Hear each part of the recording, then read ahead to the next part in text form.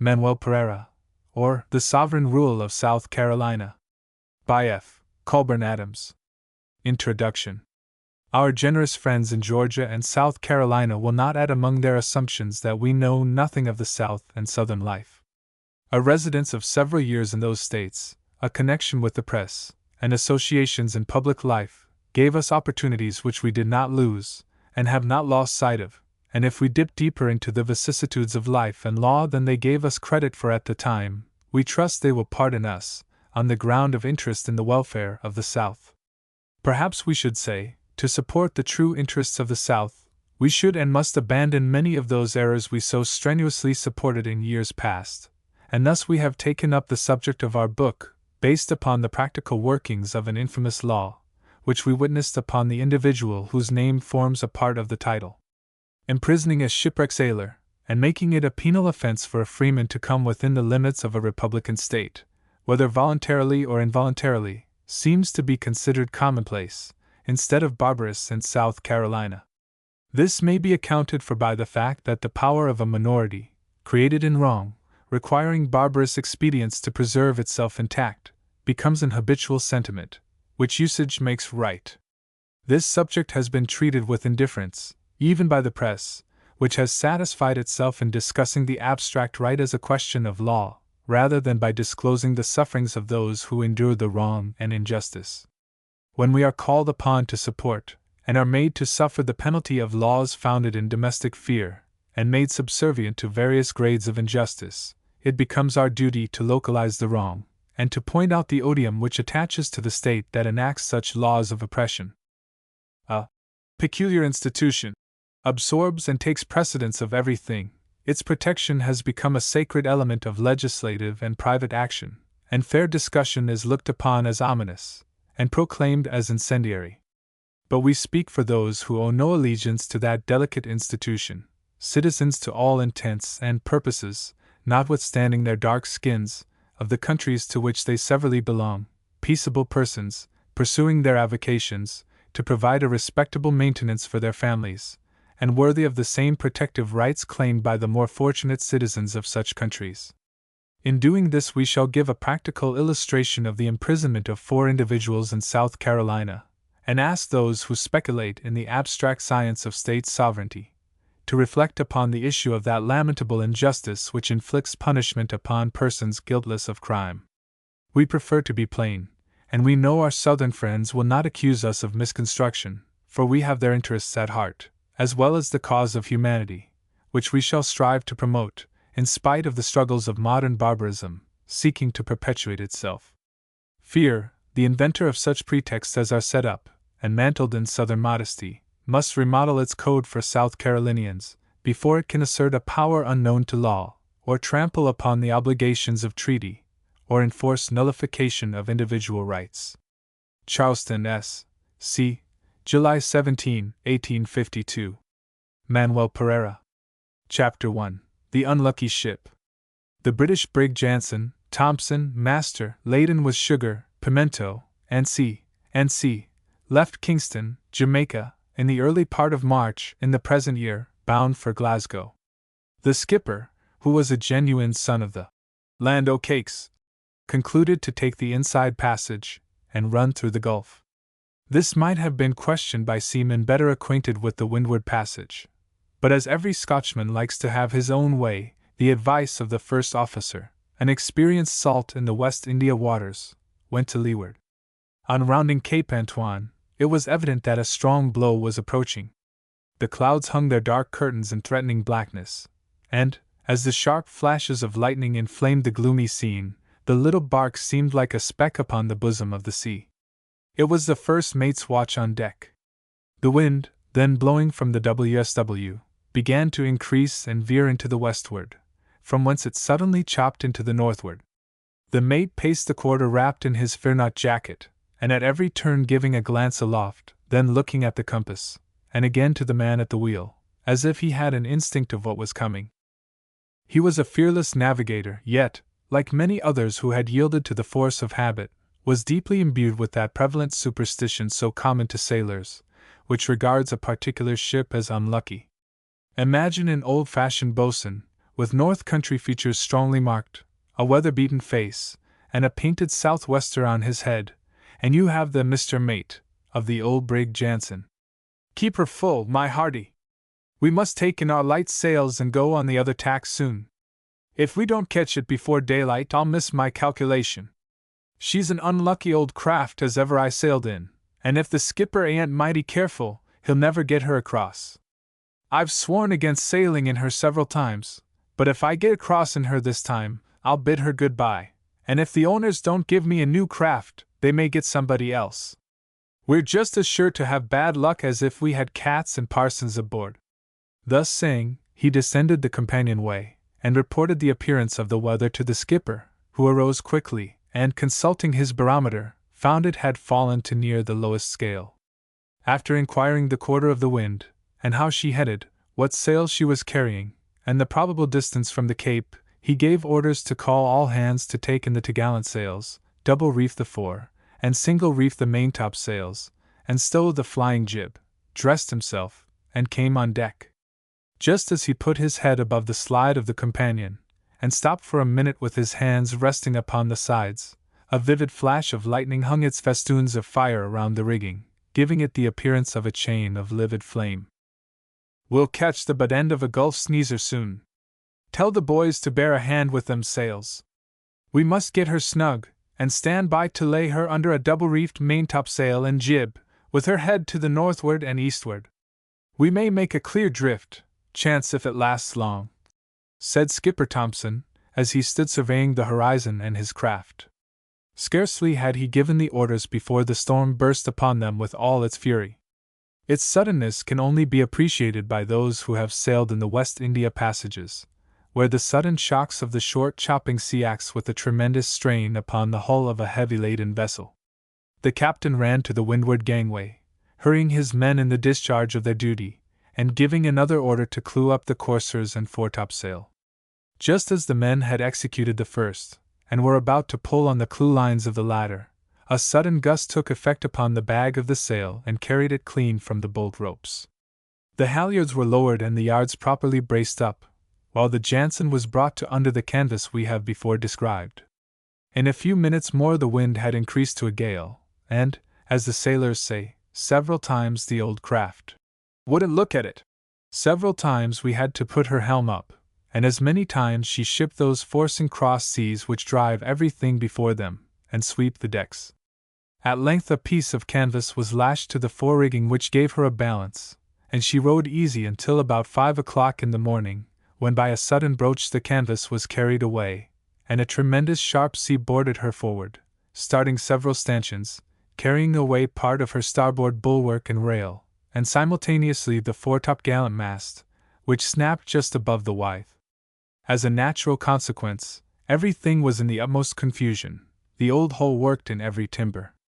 The wreck swayed to and fro, retarding the working of the vessel and endangering the lives of those who attempted to clear it from obstruction.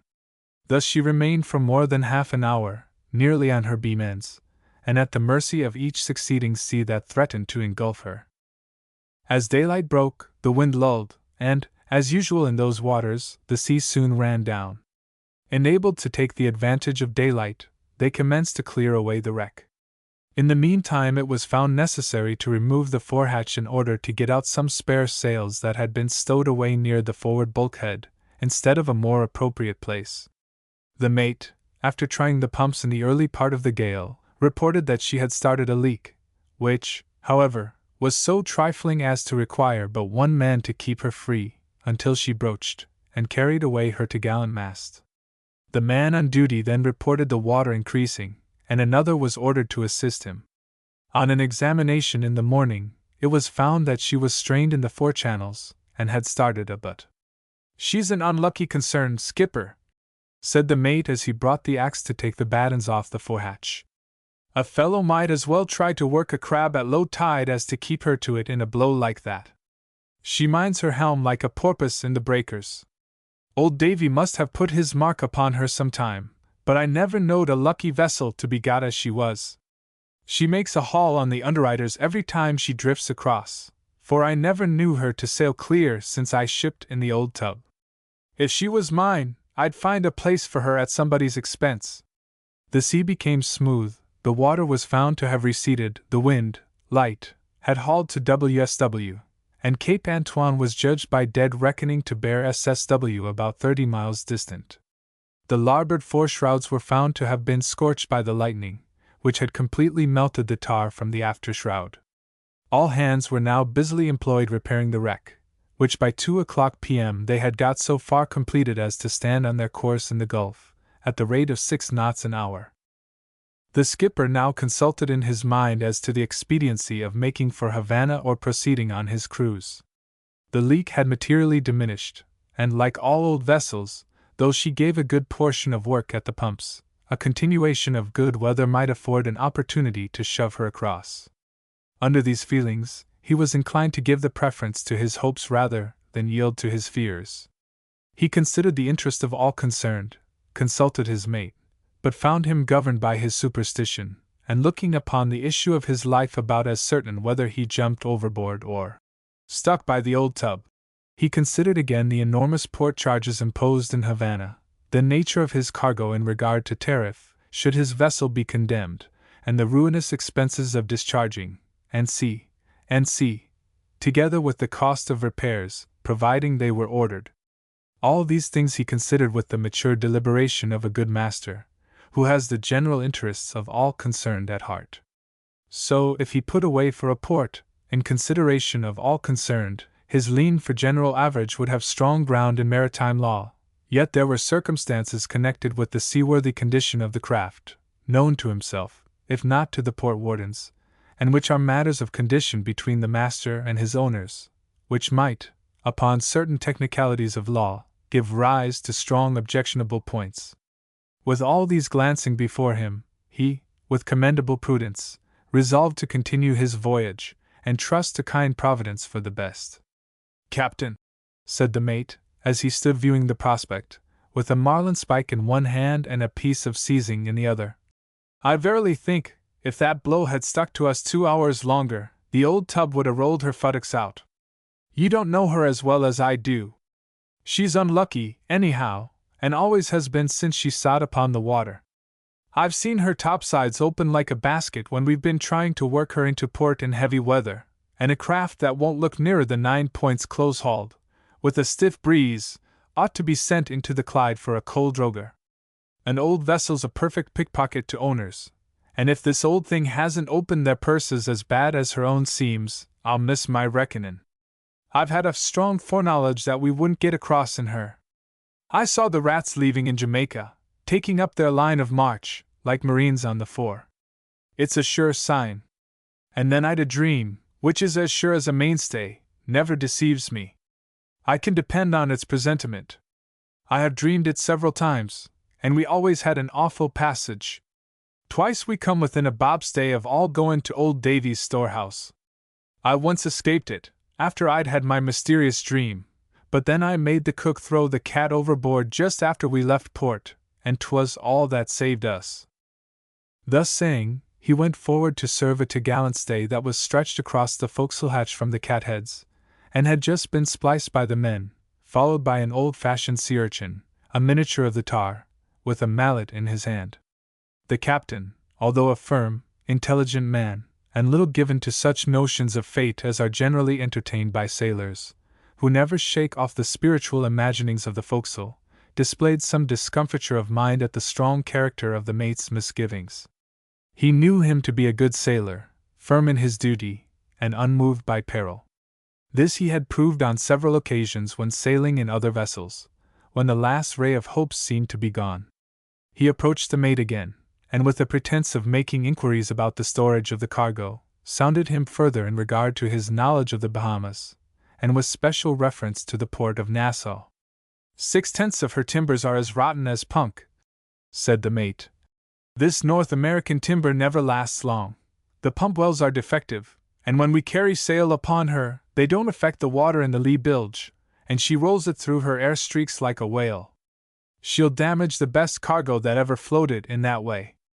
Take my word for it, skipper, she'll never go across the banks, she'll roll to splinters as soon as she gets into them long seas, and if we get dismasted again, it's gone Davy.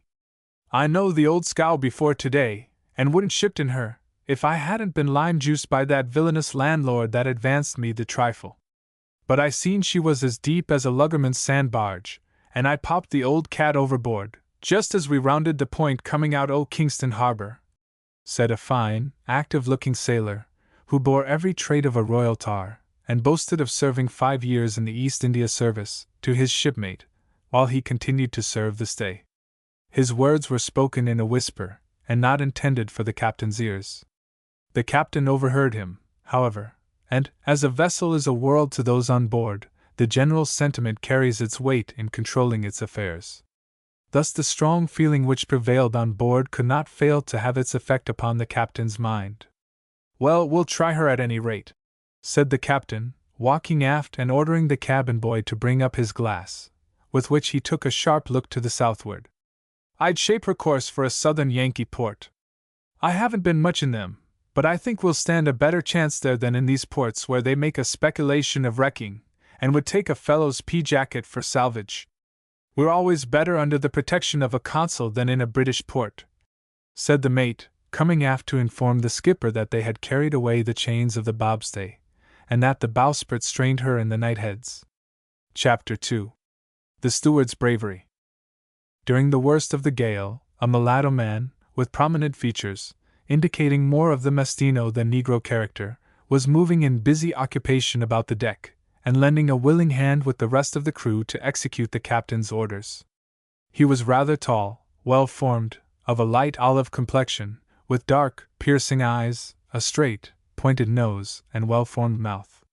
His hair, also, had none of that crimp so indicative of negro extraction, but lay in dark curls all over his head.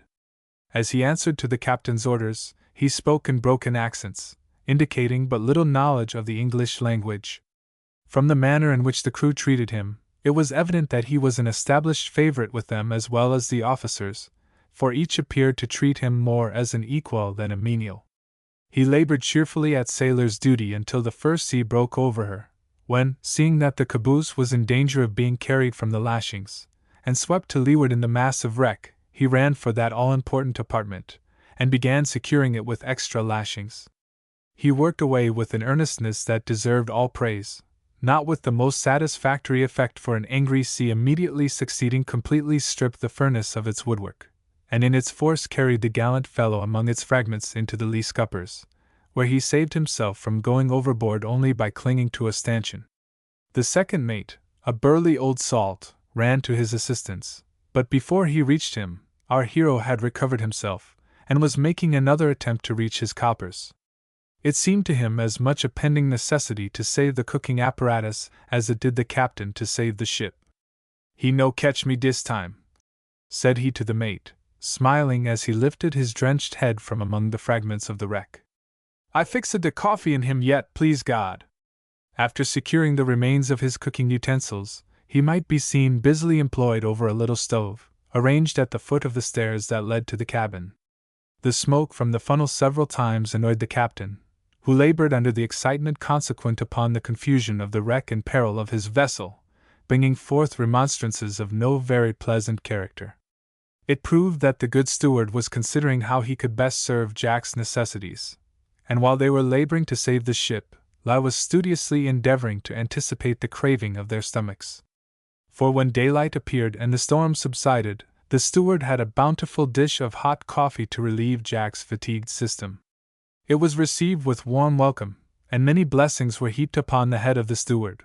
A good doctor is as essential for the interests of owners and crew as a good captain. So it proved in this instance, for while he had a careful regard for the stores, he never failed to secure the praises of the crew. "When I gib de stove fire, den me gib de cap I tan, wid de crew, some good breakfast," said he with a gleam of satisfaction. This individual, reader, was Manuel Pereira, or, as he was called by his shipmates, Pirari. Manuel was born in Brazil, an extract of the Indians and Spanish, claiming birthright of the Portuguese nation. It mattered but very little to Manuel where he was born, for he had been so long tossed about in his hardy vocation that he had almost become alienated from the affections of birthplace. He had sailed so long under the protection of the main jack of Old England that he had formed a stronger allegiance to that country than to any other. He had sailed under it with pride, had pointed to its emblem, as if he felt secure, when it was unfurled, that the register ticket which that government had given him was a covenant between it and himself, that it was a ticket to incite him to good behavior in a foreign country, and that the flag was sure to protect his rights, and ensure, from the government to which he sailed, respect and hospitality. He had sailed around the world under it, visited savage and semi-civilized nations, had received the hospitality of cannibals, had joined in the merry dance with the Otaheitan, had eaten fruits with the Hottentots, shared the coarse morsel of the Greenlander, been twice chased by the Patagonians. But what shall we say? He was imprisoned, for the olive tints of his color, in a land where not only civilization rules in its brightest conquests, but chivalry and honor sound its fame within the lanes, streets, and courtyards. Echo asks where? We will tell the reader. That flag which had waved over him so long and in so many of his wayfarings, that flag which had so long boasted its rule upon the wave, and had protected him among the savage and the civilized, found a spot upon this wonderful globe where it ceased to do so, unless he could change his skin. Chapter 3. The Second Storm. On the fourth night succeeding the perilous position of the Jansen off Cape Antoine, the brig was making about 7 knots, current of the Gulf included. The sun had set beneath heavy radiant clouds, which rolled up like masses of inflamed matter, reflecting in 1,000 mellow shades, and again spreading their gorgeous shadows upon the rippled surface of the ocean, making the picture serene and grand. As darkness quickly followed, these beautiful transparencies of a West India horizon gradually changed into murky-looking monitors, spreading gloom in the somber perspective. The moon was in its second quarter, and was rising on the earth. The mist gathered thicker and thicker as she ascended, until at length she became totally obscured. The captain sat upon the companionway, anxiously watching the sudden change that was going on overhead, and without speaking to anyone, rose, took a glance at the compass, and then went forward to the lookout, charging him to keep a sharp watch, as they were not only in a dangerous channel, but in the track of vessels bound into and out of the Gulf. After this, he returned amidship, where the little miniature salt we have described before lay, with his face downward, upon the main hatch, and ordering him to bring the lead line, he went to leeward and took a cast, and after paying out about 25 fathoms without sounding, hauled aboard again. The wind was southward and light. As soon as he had examined the lead he walked aft, and ordered the sheets eased and the vessel headed 2 points farther off.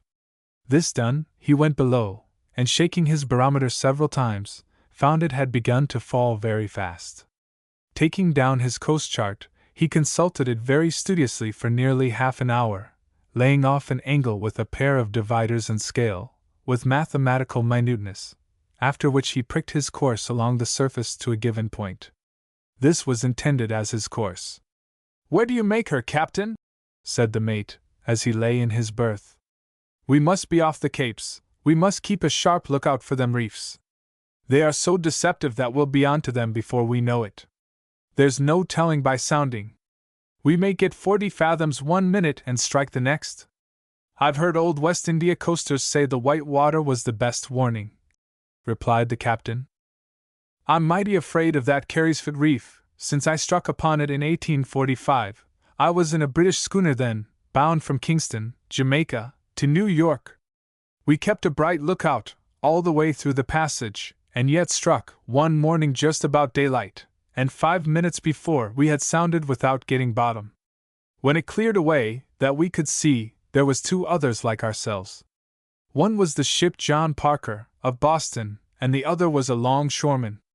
We had a valuable cargo on board, but the craft wasn't hurt a bit, and if the skipper, who was a little colonial man, not much acquainted with the judicial value of a wrecker's services, had taken my advice, he wouldn't got into the snarl he did at Key West, where they carried him, and charged him $3,600 for the job. Yes, and a nice little commission to the British consul for counting the doubloons, which, by the by, skipper, belonged to that great house of Howland and Aspinwalls. They were right clever fellows, and it went into the general average account for the relief of the underwriter's big chest. continued the mate. "We must have all hands ready at the call," said the captain. "It looks dirty overhead, and I think we're going to catch it from the northeast tonight. If we do, our position is not as good as before. I don't feel afraid of her, if we only get clear of this infernal coast," said the skipper, as he rolled up his chart and repaired on deck again. During this time Manuel, who had given the crew some very acceptable hot cakes for supper, was sitting upon the windlass, earnestly engaged, with his broken English, recounting an adventure he had on the coast of Patagonia, a few years previous, while serving on board a whaleman, to a shipmate who sat at his left. It was one of those incidents which frequently occur to the men attached to vessels which visit that coast for the purpose of providing a supply of wood and water, and which would require too much space to relate here. "Did you run, Manuel?" said the listening shipmate. "What else did me do? If I no run, I'd not be here dis night, because I'd be make slave, or I'd be killed wood club. Patagonian don't care for flag, nor notin' else, I trust, ye my leg, and he get to de boat just when Capitan come to rescue." "Was you on board an Englishman then, Manuel?" inquired the shipmate. "Yes, I'm always sail an English ship, because I can get protection from flag and consul, where I go, any part of globe," said he. "I never like this sailing among barbarous nations. They've no respect for any flag, and would just as lief imprison an Englishman or an American as they would a dog. They're a set of wild barbarians, and if they kill a fellow, there's no responsibility for it. It's like a parcel of wolves chasing a lamb, and there's no finding them after they've killed it. But they give a fellow his rights in Old England and the States. A man's a man there, rich or poor, and his feelings are just as much his own as anybody's. It's a glorious thing, this civilization, and if the world keeps on, there'll be no danger of a fellow's being imprisoned and killed among these savages.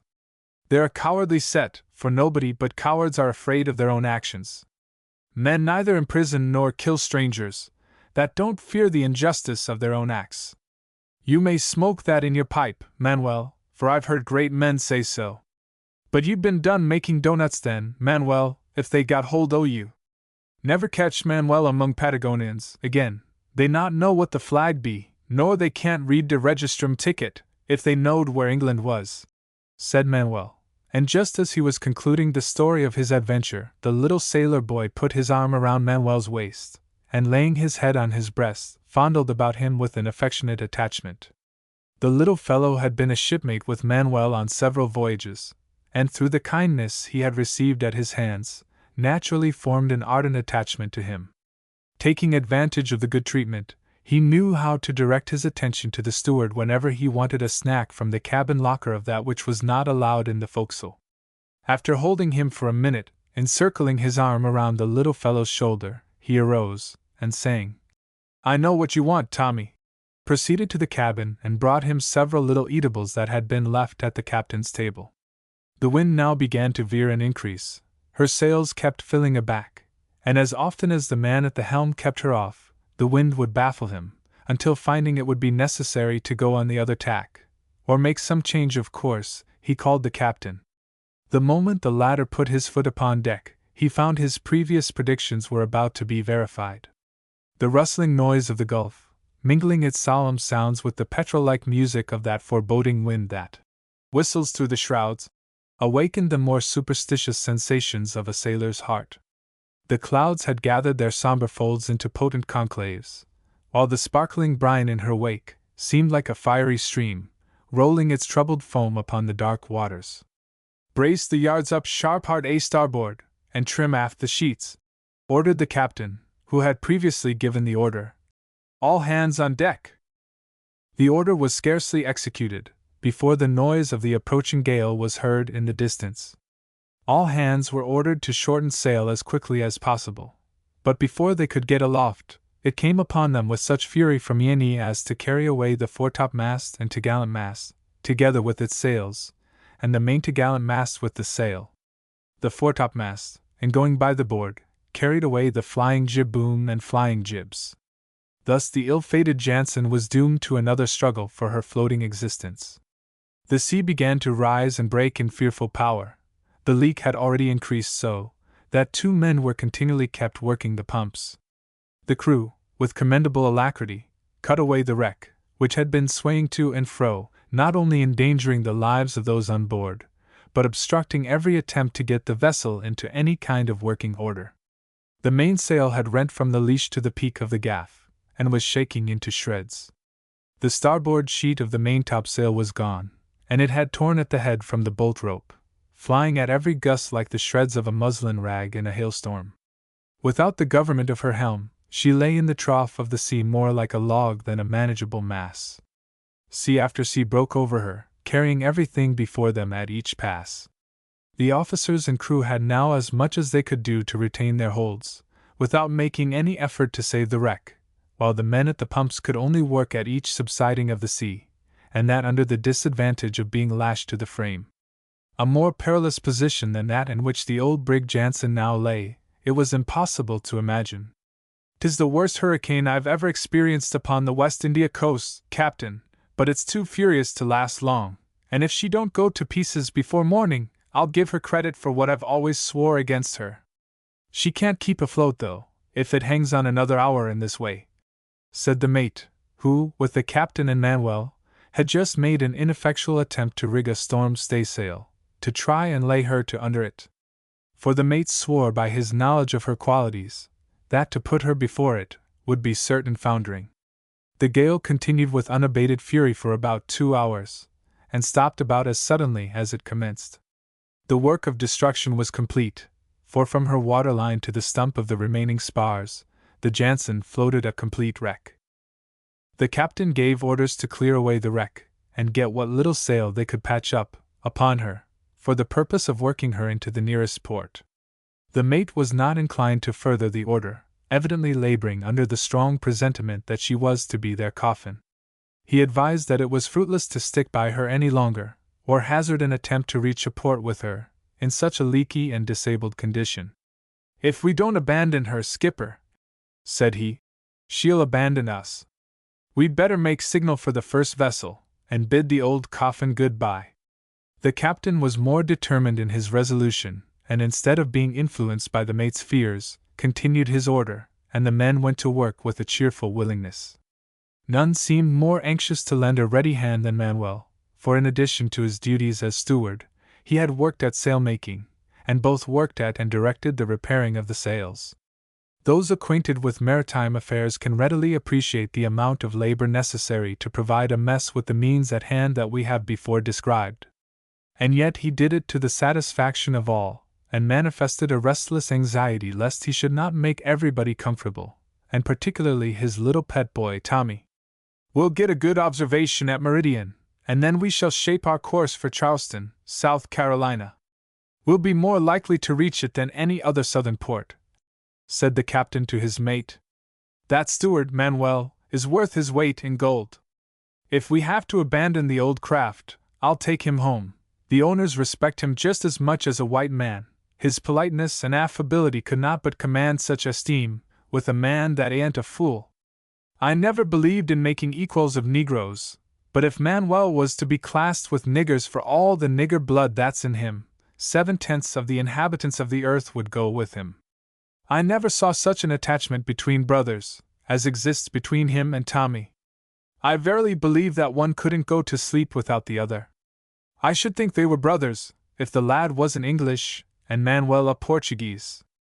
But Manuel is as much an Englishman at heart as the lad, and has sailed so long under the flag that he seems to have a reverence for the old Jack when he sees the bunting go up. He likes to tell that story about the Patagonians chasing him. I have overheard him several times, as much amused in his own recital as if he was listening to the quaint jokes of an old tar.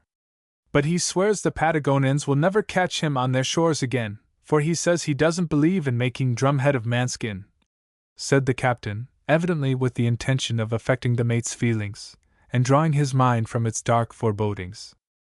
"Well, skipper, I pray for a happy deliverance," said the mate.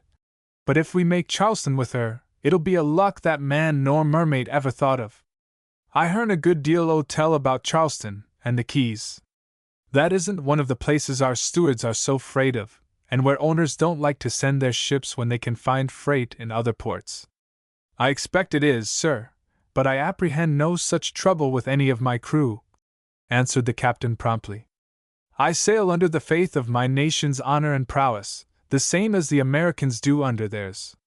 We're both respected wherever we go, and if one little state in the Union violates the responsibility of a great nation like that, I'm mistaken.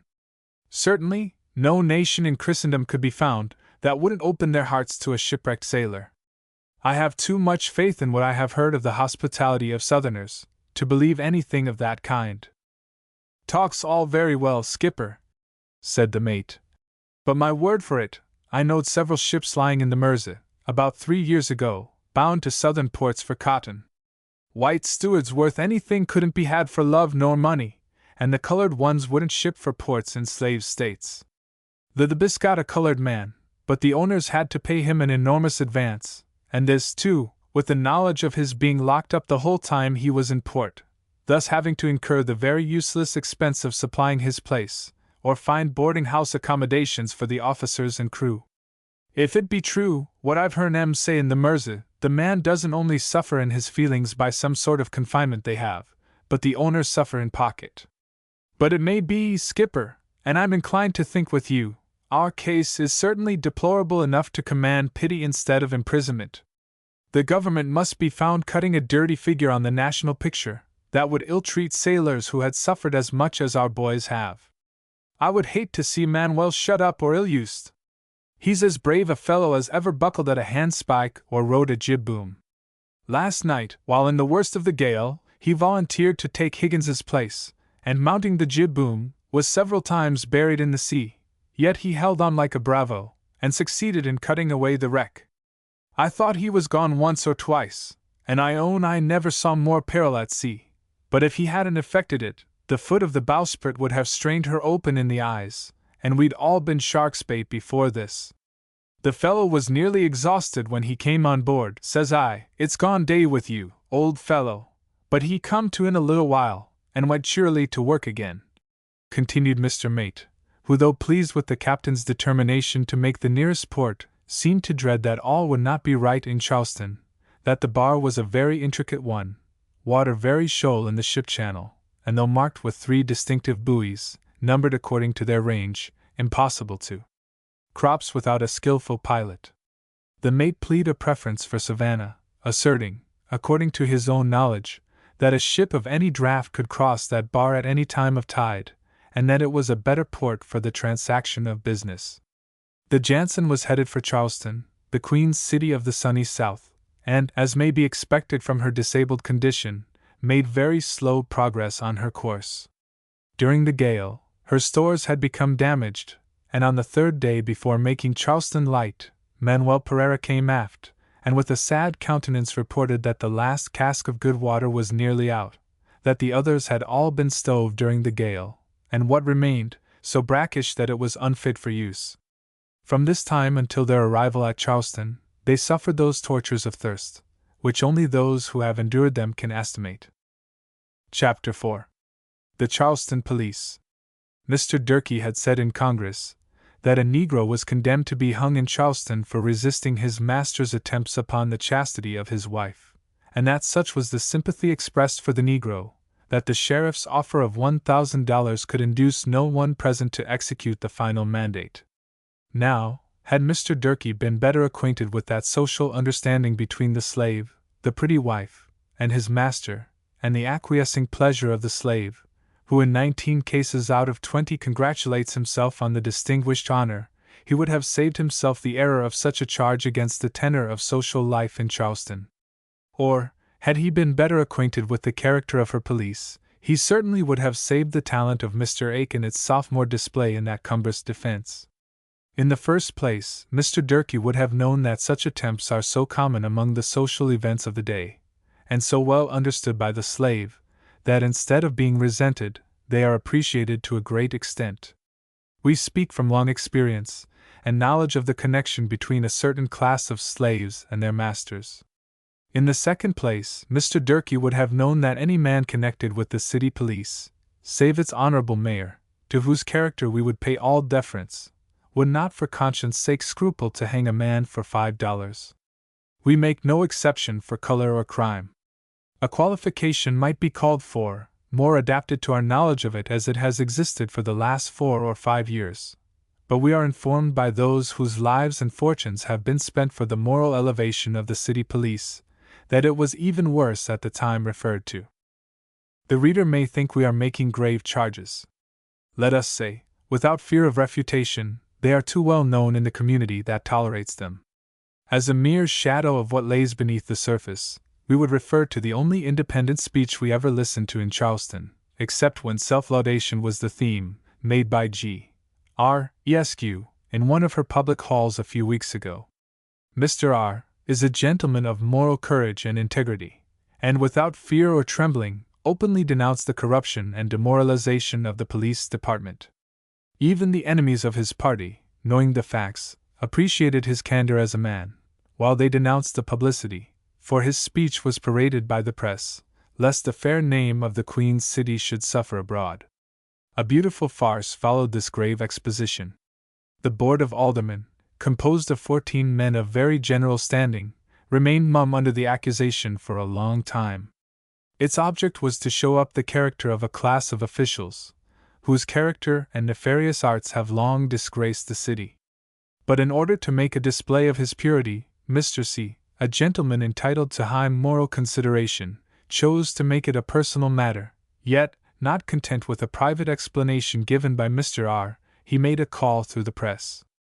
Mr. R. responded in a proper and courteous manner, acknowledging the due respect to which Mr. C.'s private character was entitled, thus increasing the ambition of the board generally, who, with the expectation of Mr. R., making a like acknowledgment to them as a body, not accepting their honorable head, made a demand in joint officio.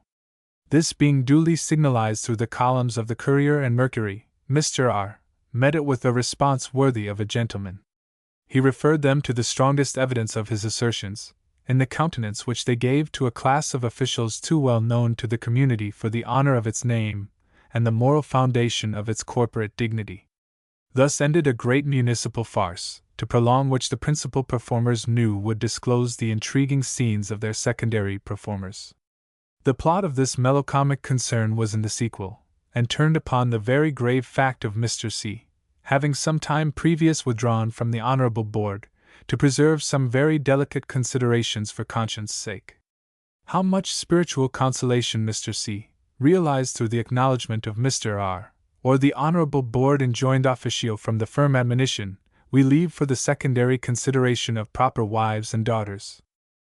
But the reader will ask, what has this to do with poor Manuel Pereira, or the imprisonment of free citizens of a friendly nation? We will show him that the complex system of official spoliation, and the misrepresentations of the police in regard to the influence of such persons upon the slave population, is a principal feature in its enforcement. To do this, we deem it essentially necessary to show the character of such men and the manner in which this law is carried out. We shall make no charges that we cannot sustain by the evidence of the whole city proper, and with the knowledge that truth is stronger than fiction. What will the reader say when we tell him that, among the leading minds of the city, we say leading minds, for we class those who are considered foremost in the mercantile sphere among them, are 3 brothers, unmarried, but with mistresses bought for the purpose, whose dark skins avert the tongue of scandal, that, twice, men were sold, because of the beauty of their wives, to distant traders, that the brothers might cast off their old mistresses, and appropriate new ones to an unholy purpose.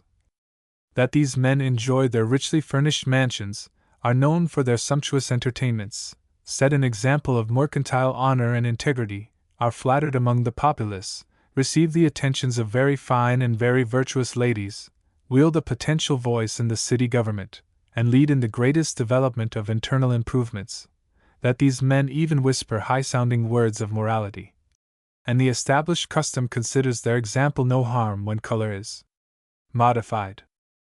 What will the reader think when we tell him that there is no city marshal in Charleston, but innumerable marshaled men, supported by an onerous tax upon the people, to quiet the fears of a few?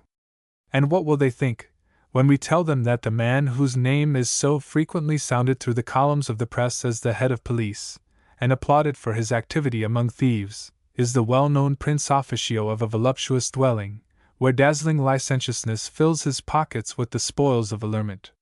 This man has several counterparts, whose acts are no secrets to the public ear, and who turn their office into a mart of intrigue, and have enriched themselves upon the bounty of espionage and hush money, and now assert the dignity of their purse. It may be asked, why are these men kept in office? Or have these offices become so disgraced that honest men will not deign to accept them? No! Such is not the case. It is that moral integrity is not considered in its proper light, and is not valued as it should be, that these men have a secret influence which is well known, and are countenanced and retained for the weight of their control among a certain class, and strange to say, that the party ex officio make these demoralizing things the basis of their complaints against the powers that be. Yet such is their feeble dependence, that no sooner are they in office than we have the repetition of the same things. Now, how far his honor is answerable for these things we must leave the reader to judge. The leading characteristics of his nature conflict with each other. His moral character is what is considered sound here, and truly he is entitled to much respect for his exemplary conduct, whether it be only exerted as an example, or the heartfelt love of Christian purity. Some people are pious from impulse, and become affected when purpose serves to make it profitable. We, however, are not so uncharitable as to charge such piety to our worthy head of the city government, but rather to a highly developed organ of the love of office, which has outgrown the better inclinations of his well-established Christianity. We must invite the reader's attention to another, and still more glaring evidence of the demoralization of social life in Charleston. A notorious woman, who has kept the worst kind of a brothel for years, where harlots of all shades and importations break the quietude of night with their polluted songs, becomes so bold in her infamy that she appeals to the gracious considerations of the City Council, Board of Aldermen. How is this? Why, we will tell the reader, she remained unmolested in her trade of demoralization, amassed a fortune which gave her boldness, while her open display was considered very fine fun for the joking propensities of officials and gallants.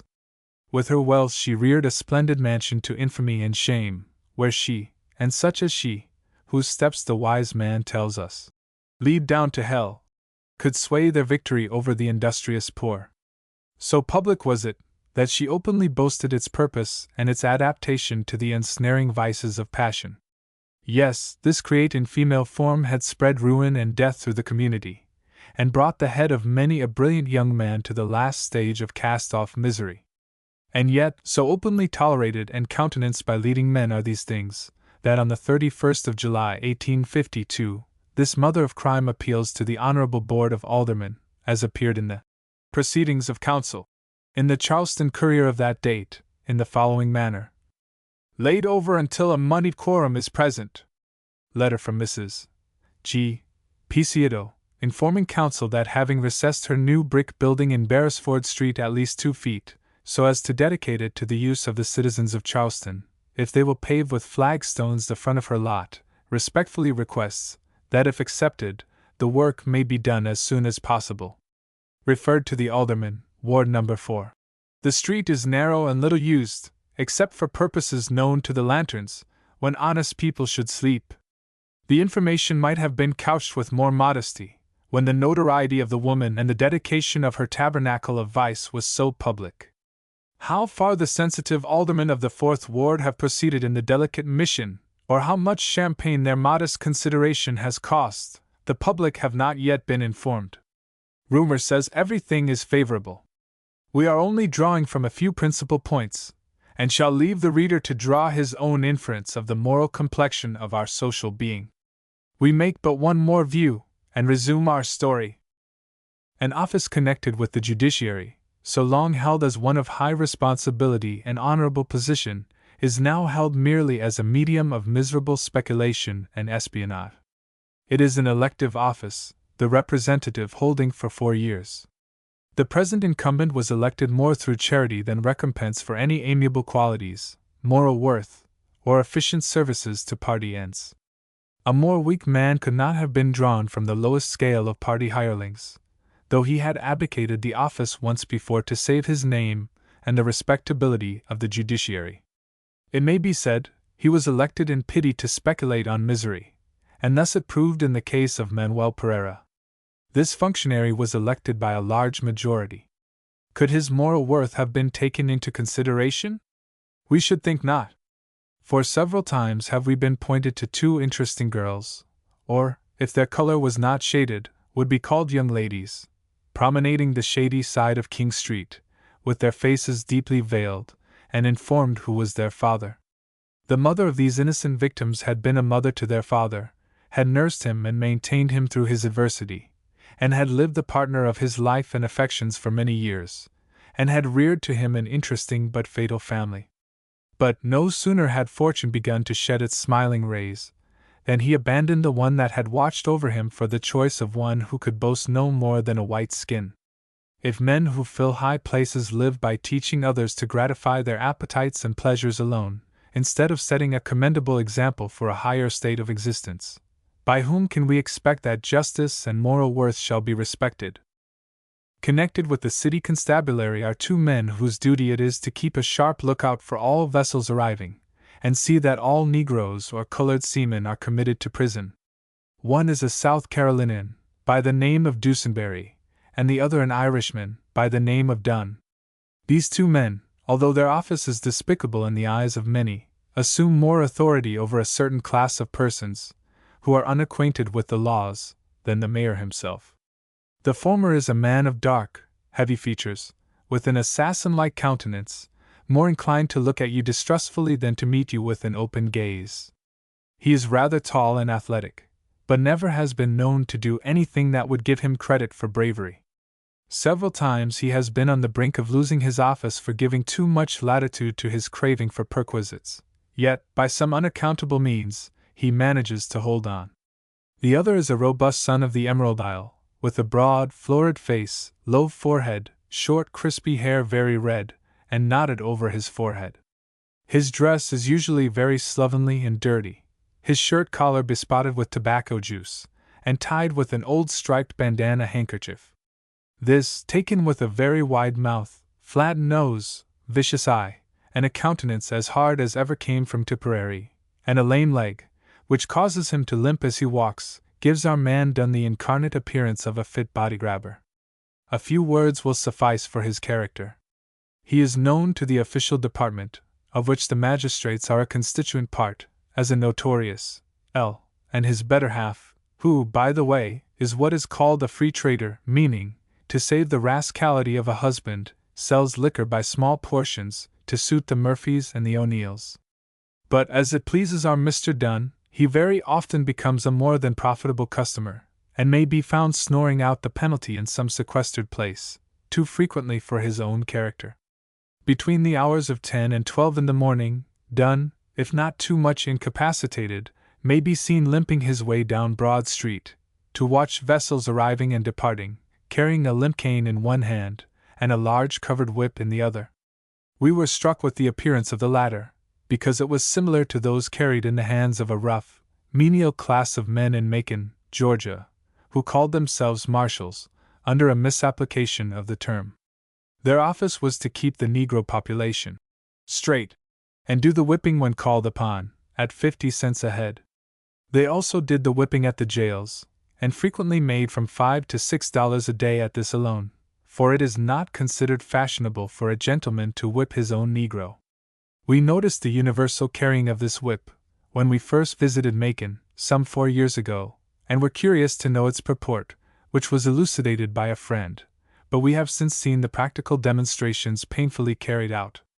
Those who visited Boston for the recovery of Crafts and Ellen, whose mode of escape is a romance in itself, were specimens of these marshals. How they passed themselves off for gentlemen, we are at a loss to comprehend. During the day, the Messrs. Dusenberry and Dunn may be seen at times watching about the wharves, and again in low grog shops, then pimping about the Dutch beer shops and corner shops, picking up, here and there, a hopeful-looking nigger, whom they drag off to limbo, or extort a bribe to let him go. Again, they act as monitors over the Dutch corner shops, the keepers of which pay them large sums to save themselves the heavy license fine and the information docket. When they are no longer able to pay over hush money, they find themselves walked up to the captain's office, to be dealt with according to the severe penalty made and provided for violating the law which prohibits the sale of liquor to Negroes without an order. The failure to observe this law is visited with fine and imprisonment, both beyond their proportionate deserts, when the law which governs the sale of liquor to white men is considered.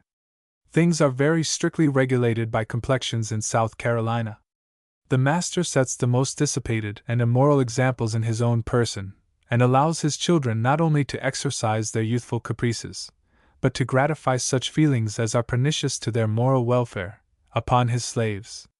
Now, the question is, that knowing the Negro's power of imitation, ought not some allowance to be made for copying the errors of his master? Yet such is not the case, for the slightest deviation from the strictest rule of discipline brings condign punishment upon the head of the offender. Chapter 5. Mr. Grimshaw, the man of the county. On the 22d of March last, about 10 o'clock in the morning, a thin, spare-looking man, dressed in a black cashmerette suit, swallowtail coat, loose-cut pants, a straight-breasted vest, with a very extravagant shirt-collar rolling over upon his coat, with a black ribbon tied at the throat, stood at the east corner of Broad and Meeting Street, holding a very excited conversation with Officers Dusenberry and Dunn. His visage was long, very dark, much more so than many of the colored population, with pointed nose and chin, standing in grim advance to each other, his face narrow, with high cheekbones, small, peering eyes, contracted forehead, reclining with a sunken arch between the perceptive and intellectual organs, or, perhaps, we might have said, where those organs should have been. His countenance was full of vacant restlessness, and as he stared at you through his glasses, with his silvery gray hair hanging about his ears and neck in shaggy points, rolling a large quid of tobacco in his mouth, and dangling a little whip in his right hand, you saw the index to his office. As he raised his voice, which he did by twisting his mouth on one side, and working his chin to adjust his enormous quid, the drawling tone in which he spoke gave a picture not easily forgotten. "You must pay more attention to the arrivals," said he in a commanding tone. "The loss of one of these fellers is a serious drawback to my pocket, and that British consul's using the infernalest means to destroy our business that ever was. He's worse than the vilest abolitionist, because he thinks he's protected by that flag of therein. If he don't take care, we'll tar and feather him, and if his government says much about it, she'll larn what and who South Carolina is. We can turn out a dozen Palmetto regiments that'd lick anything John Bull could send here, and a troop o' them D Yankee abolitionists besides. South Carolina's got to show her hand yet against these fellers, afore they'll respect the honor and standing of her institutions. They can't send their navy to hurt us. And it shows that I always predicts right, for while these commercial fellers about the wharves are telling about digging out the channel, I've allies said they didn't think how much injury they were doing, for it was our very best protection in wartime.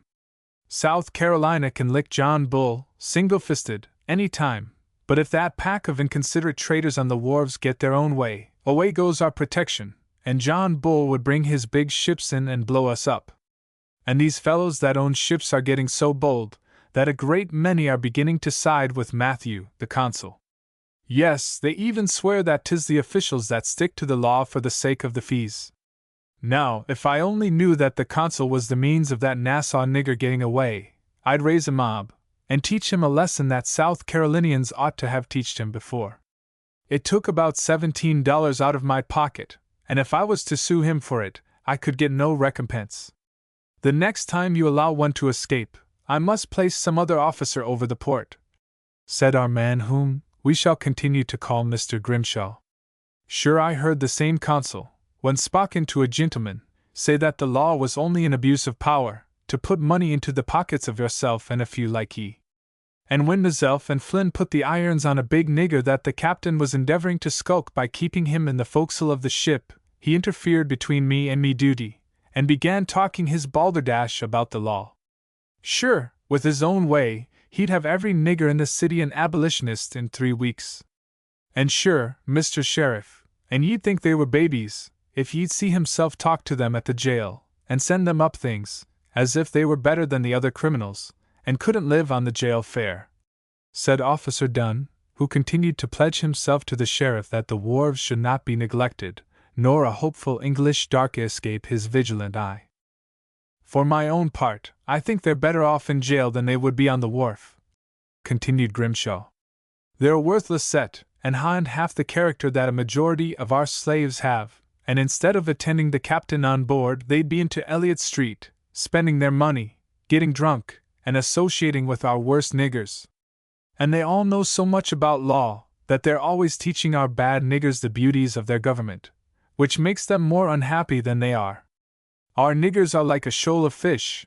When one becomes diseased, he spreads it among all the rest, and before you know where you are, they're done gone. They're not very profitable customers for us, Sheriff, said Dusenberry. We have a deal of watching, and a mighty smart lot of trouble after we get them fellows, and if we get a perquisite, it never amounts to much, for I seldom knew one that had money enough to treat as we took him up.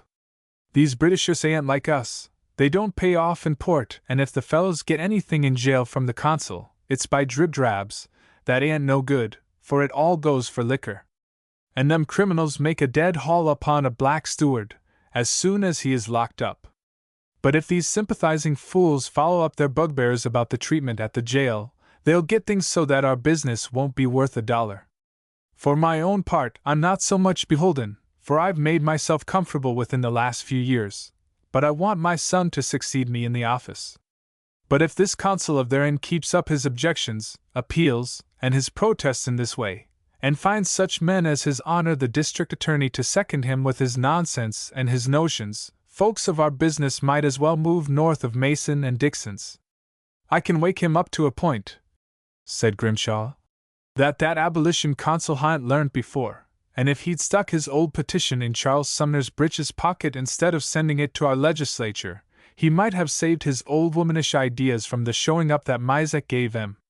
It takes Mizek to show these blueskin Yankees how to toe the mark when they come to South Carolina.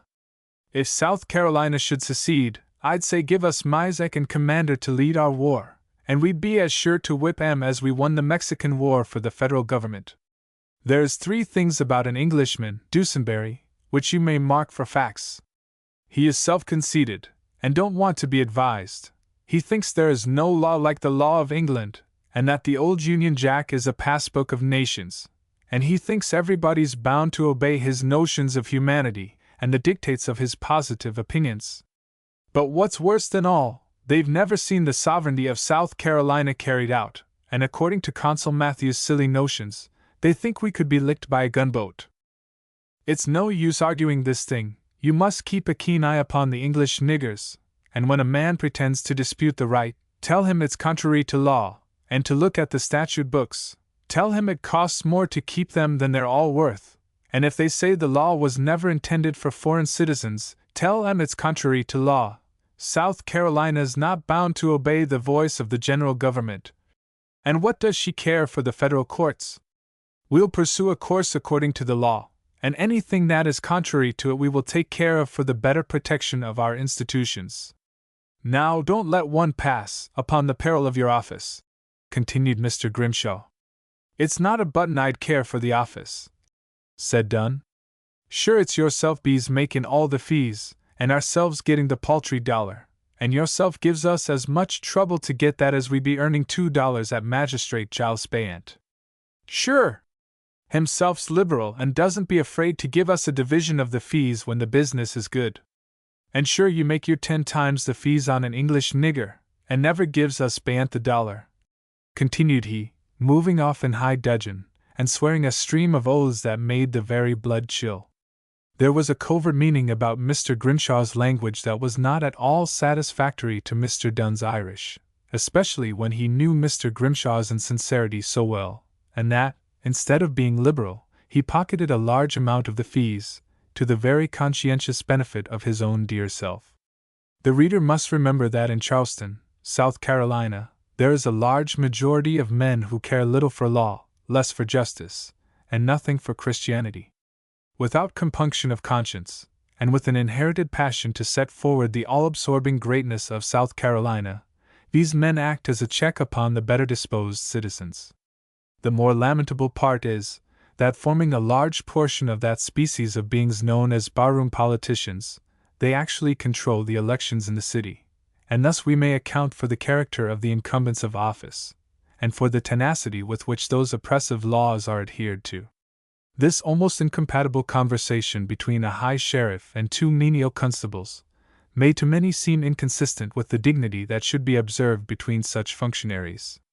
Nevertheless, all restraint is not only annihilated by consent, but so prominently is this carried out, and so well understood by that respectable class of citizens whose interests and feelings are for maintaining a good name for the city and promoting its moral integrity, that in all our conversation with them, we never heard one speak well of those functionaries or the manner in which the police regulations of the city were carried out.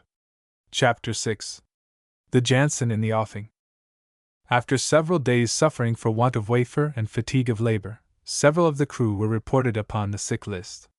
Manuel, who had borne his part nobly and cheerfully, was among the number, and his loss was more severely felt, having done a double duty, and succeeded, as far as the means were at hand, in making everybody on board comfortable.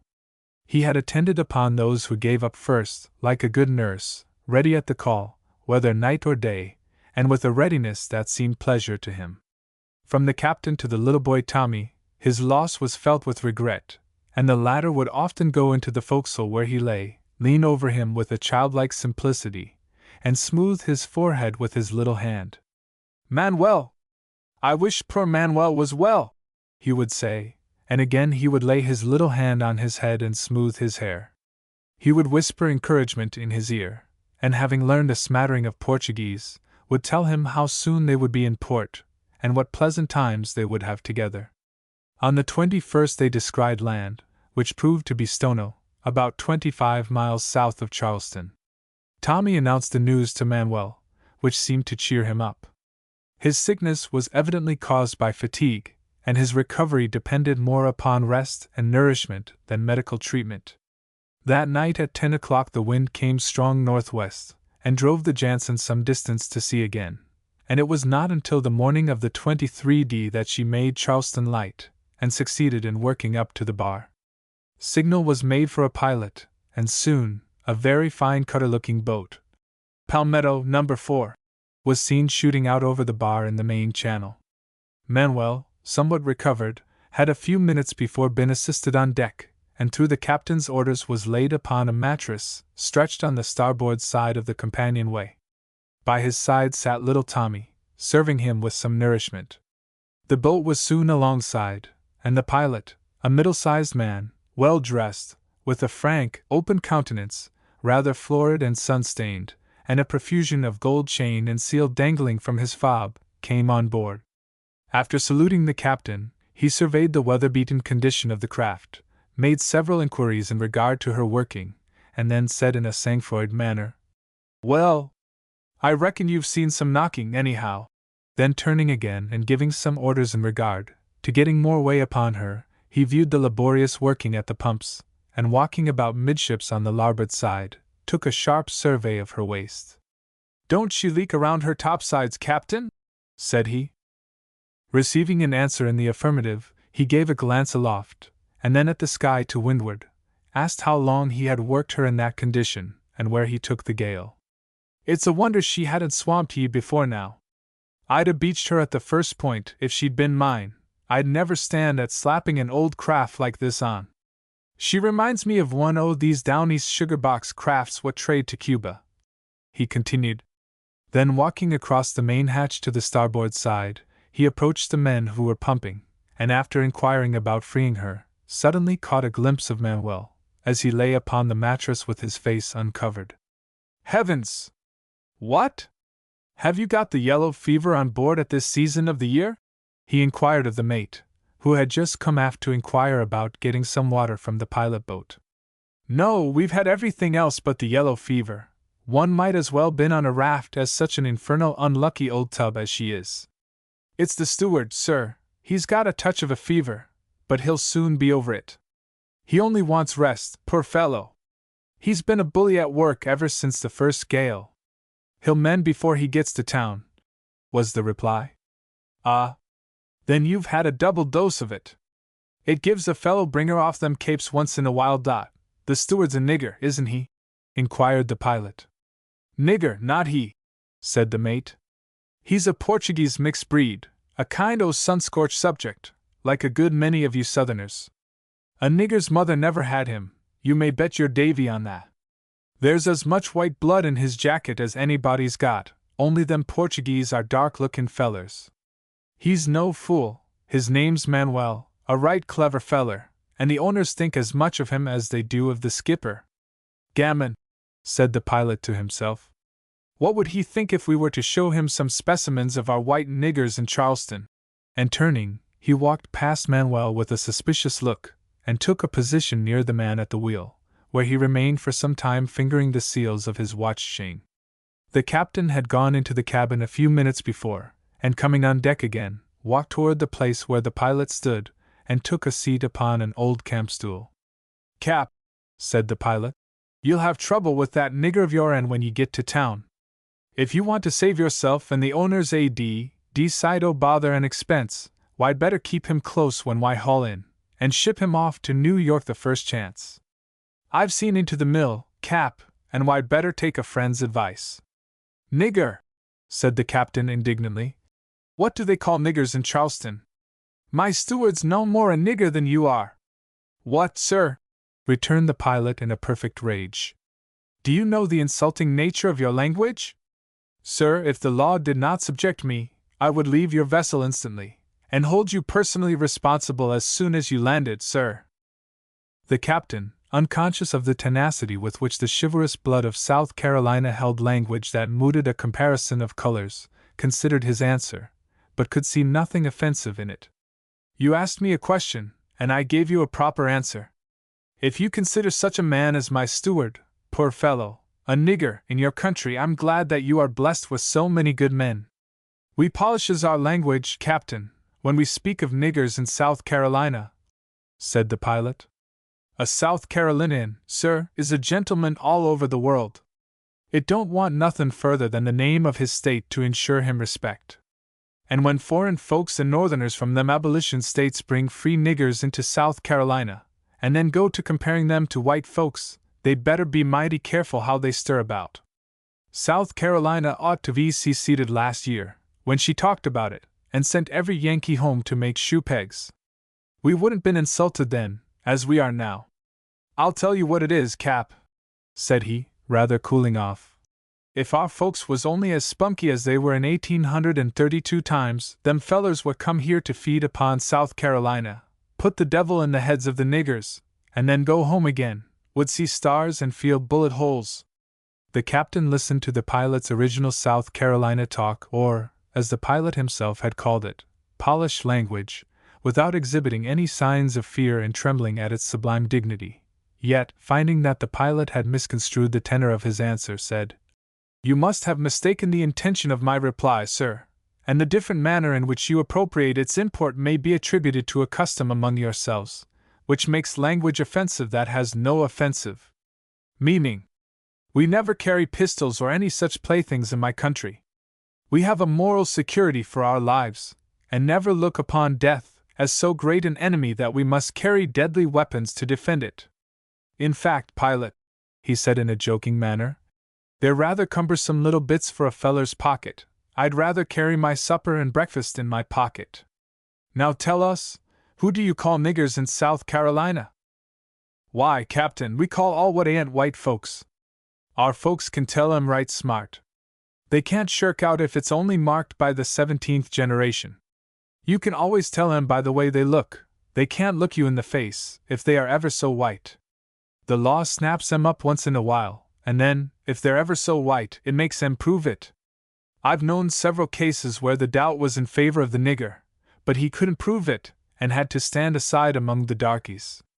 Dogs take my skin, Cap, if there ain't a Jew feller in town as white as anybody, and his father's a doctor. It got whispered round that he was a nigger, and the boarders where he stayed raised a fuss about it.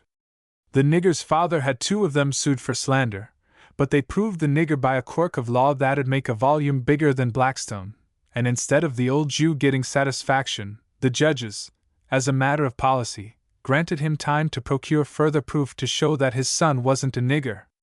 It was a very well-considered insinuation of the judge's, but the young un stands about A1 with a prime nigger feller. I should like to have them try me, to see whether I was a nigger or a white man. It must be a funny law, nigger or no nigger. If a feller's skin won't save him, what the devil will? Said the captain. Why, show your mother and her generation were white, to be sure. It's easy enough done, and our judges are all very larned in such things, can tell in the twinkling of an eye, said the pilot. I should think the distinguishing points would be to show that their mother had nothing to do with a nigger. Do your judges make this a particular branch of jurisprudence? If they do, I'd like to know what they took for their textbooks. If the intermixture is as complex as what you say, I should think some of the judges would be afraid of passing verdict upon their own kin. Not a whit, said the pilot. They know enough for that. Then you admit there's a chance. It must be an amusing affair, 'pon my soul. When a nice little female has to draw aside her veil before a court of very dignified judges, for the purpose of having her pedigree examined, said the captain. Oh, the devil, Cap, you're getting all astray. A woman nigger never has the advantage of the law. They always go with the niggers, ah. Ha! Ha! But suppose they're related to some of your big bugs. What then? Are your authorities so wise and generous that they make allowance for these things? Asked the captain, innocently. Oh! Poh! There you're again. You must live in Charleston a year or two, but you'll have to be careful at first that you don't fall in love with some of our bright gals, and think they're white, before you know it. It doesn't matter 7 coppers who they're got by, there's no distinction among niggers in Charleston. I'll put you through some of the bright houses when we get up, and show you some scions of our aristocracy, that are the very worst cases. It's a fact, Cap, these little shoots of the aristocracy invariably make bad niggers. If a fellow wants a real prime, likely nigger wench, he must get the pure African blood. As they say themselves, wherever buckram man been, make bad nigger. Well, pilot, I think we've had enough about mixed niggers for the present. Tell me, do you really think they'll give me trouble with my steward? He certainly is not a black man, and a better fellow never lived, inquired the captain earnestly. Nothing else, Cap, said the pilot. It's a hard law, I tell you, and if our merchants and business men had a say in it, told it last long, ye can't pass him off for a white man nohow, for the thing's contrary to law, and pays so well that them contemptible land sharks of officers make all the fuss about it, and never let one pass. Just take the infernal fees off, and nobody'd trouble themselves about the stewards.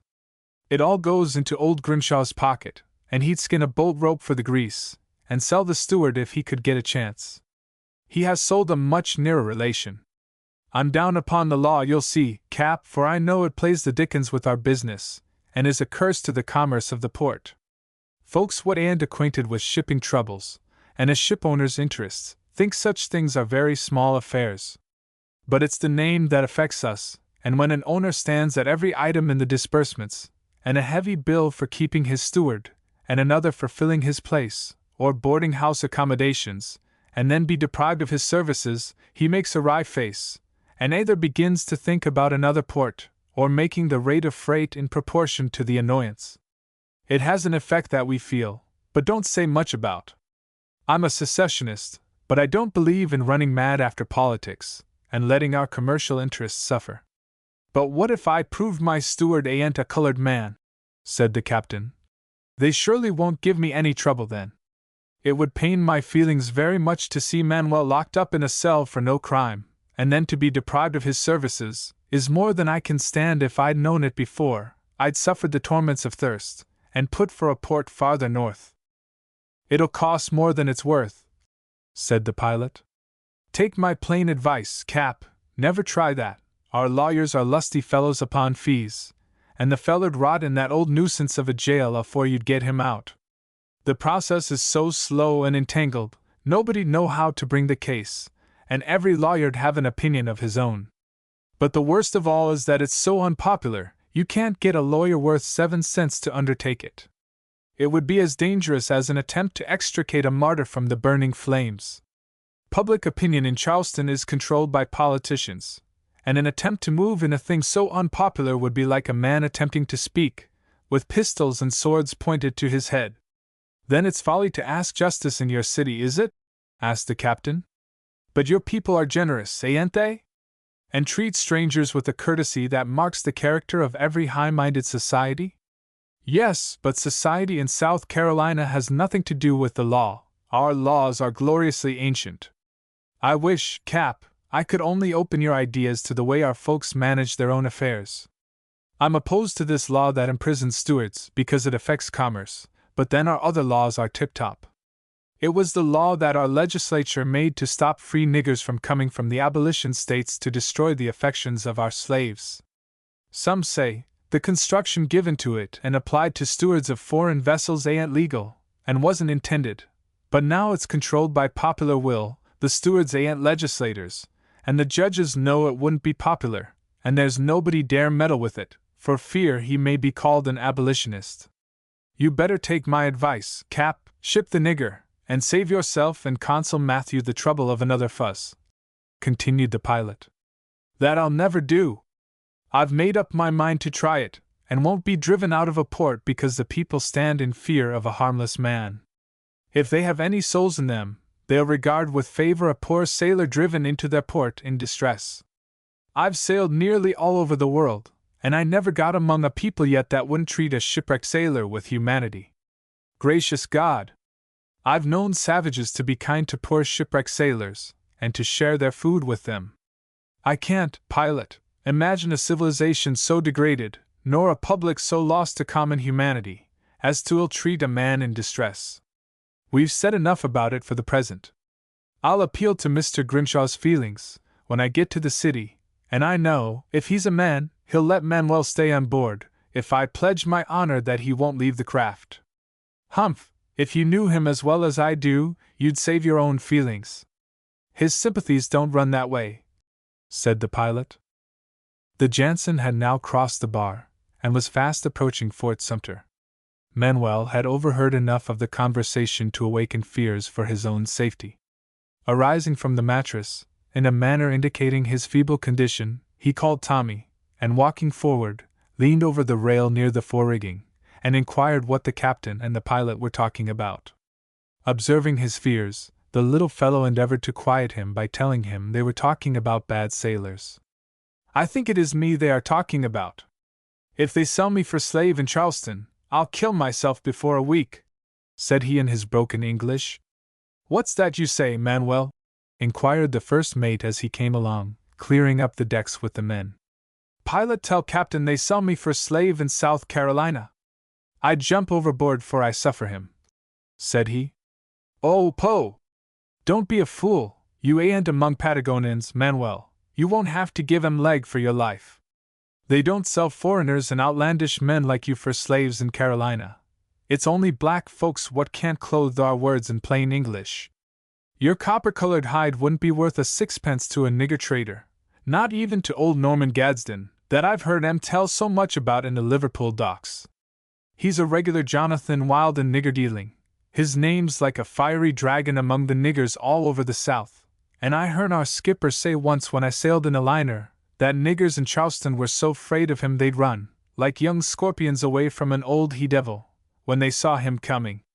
He sells white niggers, as they call 'em, and black niggers, anything that comes in his way, in the shape of saleable folks. But he won't acknowledge the corn when he goes away from home, and swears there's 2 Norman Gadsdens in Charleston, that he ain't the one. When a man's ashamed of his name abroad, his trade must be very bad at home, or I'm no sailor," said the mate.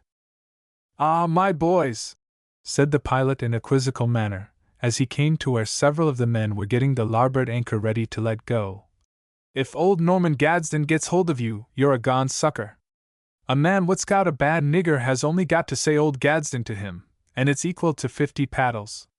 The mode of punishment most modern, and adopted in all the workhouses and places of punishment in South Carolina, is with the paddle, a wooden instrument in the shape of a baker's peel, with a blade from 3 to 5 inches wide, and from 8 to 10 long. This is laid on the posteriors, generally by constables or officers connected with the police.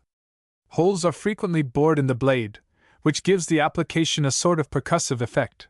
The pain is much more acute than with the cowhide, and several instances are known where a master ordered an amount of strokes beyond the endurance of the slave, and it proved fatal at the workhouse. They tell a pretty good story about the old fellow. I don't know if it's true, but the old fellow's rich now, and he does just what he pleases. It was that somebody found one of those little occasional droppings of the aristocracy, very well known among the secrets of the chivalry, and called foundlings, nicely fixed up in a basket. It's among the secrets though, and mustn't be told abroad. The finders labeled it, "Please sell to the highest bidder," and left it at his door. There was a fund of ominous meaning in the label, but Norman very coolly took the little helpless pledge under his charge, and with the good nursing of old Bina, made him tell to the tune of 230, cash, for he was 2-year-old. He went by the name of Thomas Norman, the Christian division of his foster fathers, according to custom. The old fellow laughs at the joke, as he calls it, and tells them, when they stick it to him, they don't understand the practice of making money. You must keep a bright lookout for him, Manuel. You'll know him by the niggers running when they see him coming.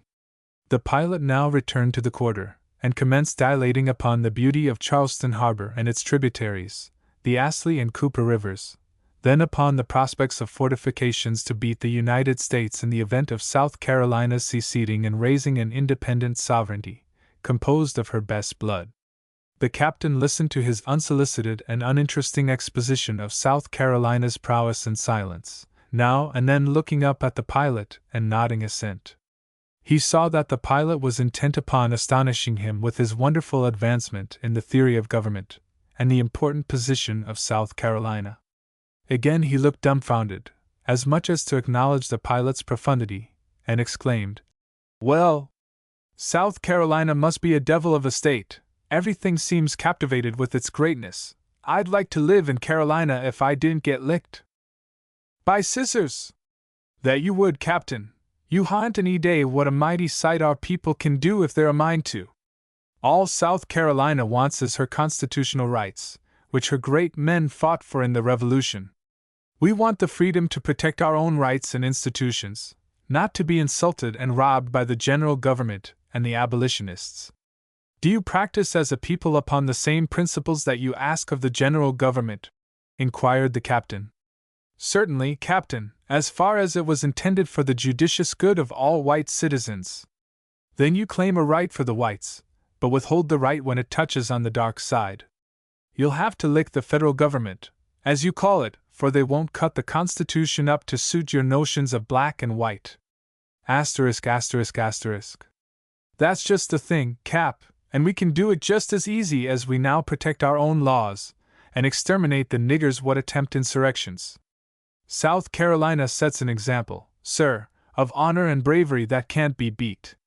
Why, just look yonder, Cap, the federal government owns this Fort Sumter, and they insulted us by building it right in our teeth, so that they could command the harbor, block out our commerce, and collect the duties down here.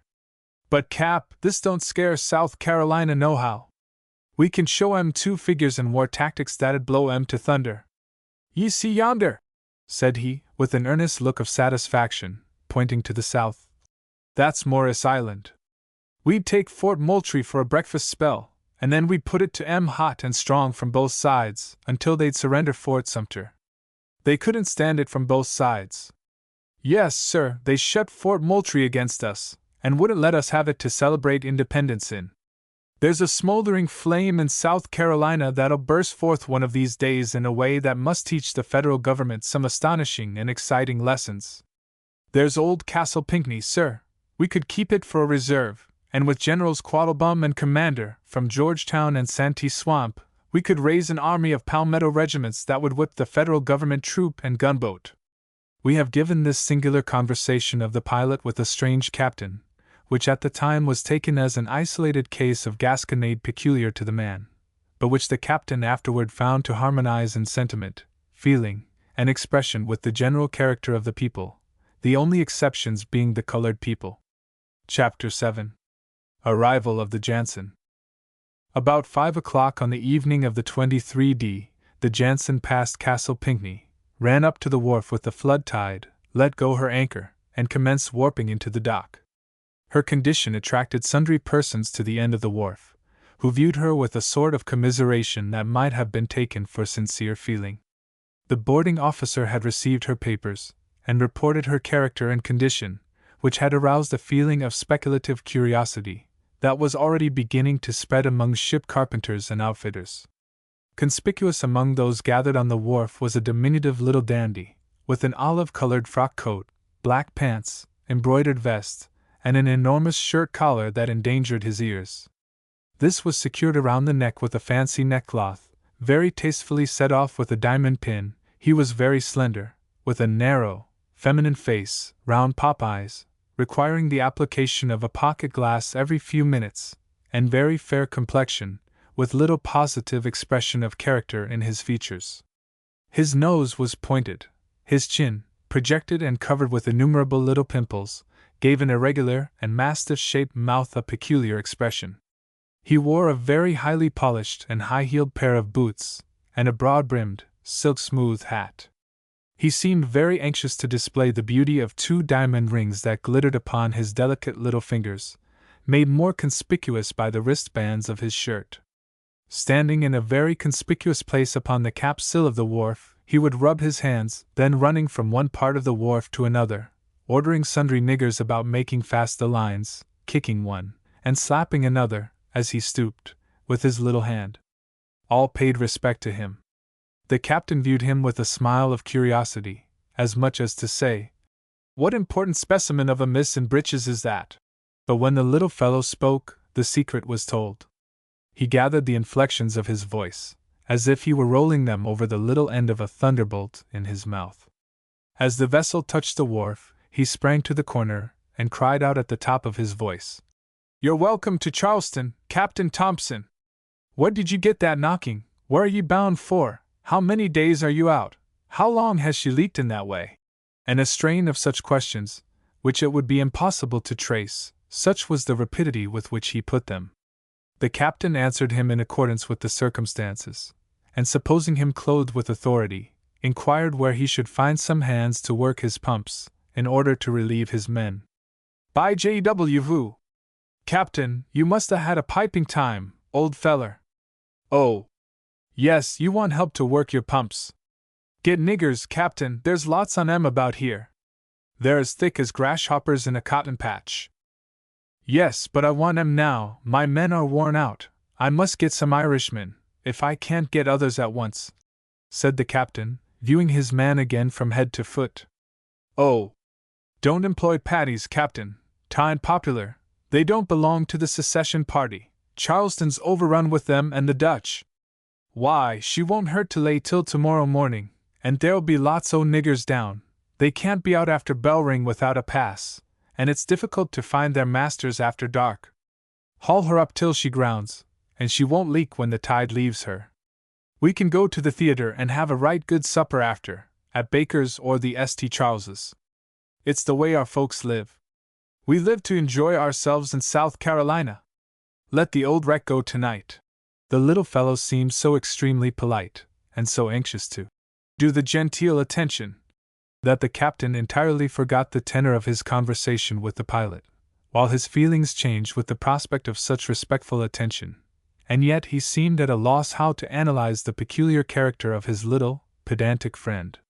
"You must not think me intrusive, Captain," said he, pulling out his cigar pouch and presenting it with that Chesterfieldian politeness. "It's a pleasure we Carolinians take in being hospitable and attentive to strangers. My name, sir, is— my niggers call me Master George." "Yes, sir." "Our family, you have heard of my father probably. He belongs to one of the best stocks in Carolina, owns a large interest in this wharf, and is an extensive cotton broker, factors, we call them here, and he owns a large plantation of niggers on PD. You must visit our plantation, Captain, certain, before you leave the city. But you mustn't pay much attention to the gossip you'll hear about the city. I pledge you my honor, sir, it don't amount to anything, nor has it any prominent place in our society." "Really, sir," replied the captain, "I shall do myself the honor to accept of your hospitable kindness, and hope it may be my good fortune to reciprocate at some future day." I'm only too sorry that our wrecked condition affords me no opportunity to invite you to my table tonight, but the circumstances which you see everywhere presenting themselves are my best apology. Oh, dear me! Don't mention it, I pray, Captain. Just imagine yourself perfectly at home. We will show you what Southern hospitality is. We don't go upon the Yankee system of Mr. So-and-so, and what do ye call 'em? Our feelings are in keeping with our state pride, which, with our extreme sensibility of honor, forbids the countenance of meanness. South Carolinians, sir, are at the very top of the social ladder, awake to every high-minded consideration of justice and right. We are not moved by those morbid excitements and notions that so often lead people away at the North. Make no unnecessary preparation, Captain, and I will do myself the honor to call upon you in an hour." Thus saying, he shook his hand and left. The pilot had delivered his charge safe, and was about to bid the captain good-bye for the night. But in order to do the thing in accordance with an English custom that appears to have lost none of its zest in South Carolina, he was invited into the captain's cabin to take a little prime old Jamaica. Manuel, who had somewhat recovered, brought out the case from a private locker, and setting it before them, they filled up, touched glasses, and drank the usual standing toast to South Carolina. "Pilot," said the captain, "who is my polite friend? He seems a right clever little fellow." "Well, Captain, he's little, but he's first-rate blood, and a genuine sprig of the chivalry. He's a devil of a secessionist, sir. If you were to hear that fellow make a stump speech on states' rights, you'd think him a Samson on government. His father is the head of a good mercantile house here. Toldn't be a bad idea to consign to him. But I must bid you good night, Captain. I'll call and see you tomorrow," said the pilot, leaving for his home. The Jansen was hauled well up the dock, and grounded on the ebb tide. Manuel prepared supper for the officers and crew, while the captain awaited the return of his new acquaintance. "Captain," said Manuel, "I should like to go ashore tonight and take a walk, for my bones are sore, and I'm full of pains. I think it will do me good. You don't think anybody will trouble me, if I walk peaceably along?" "Nobody would trouble you if they knew you, Manuel, but I am afraid they will mistake you in the night.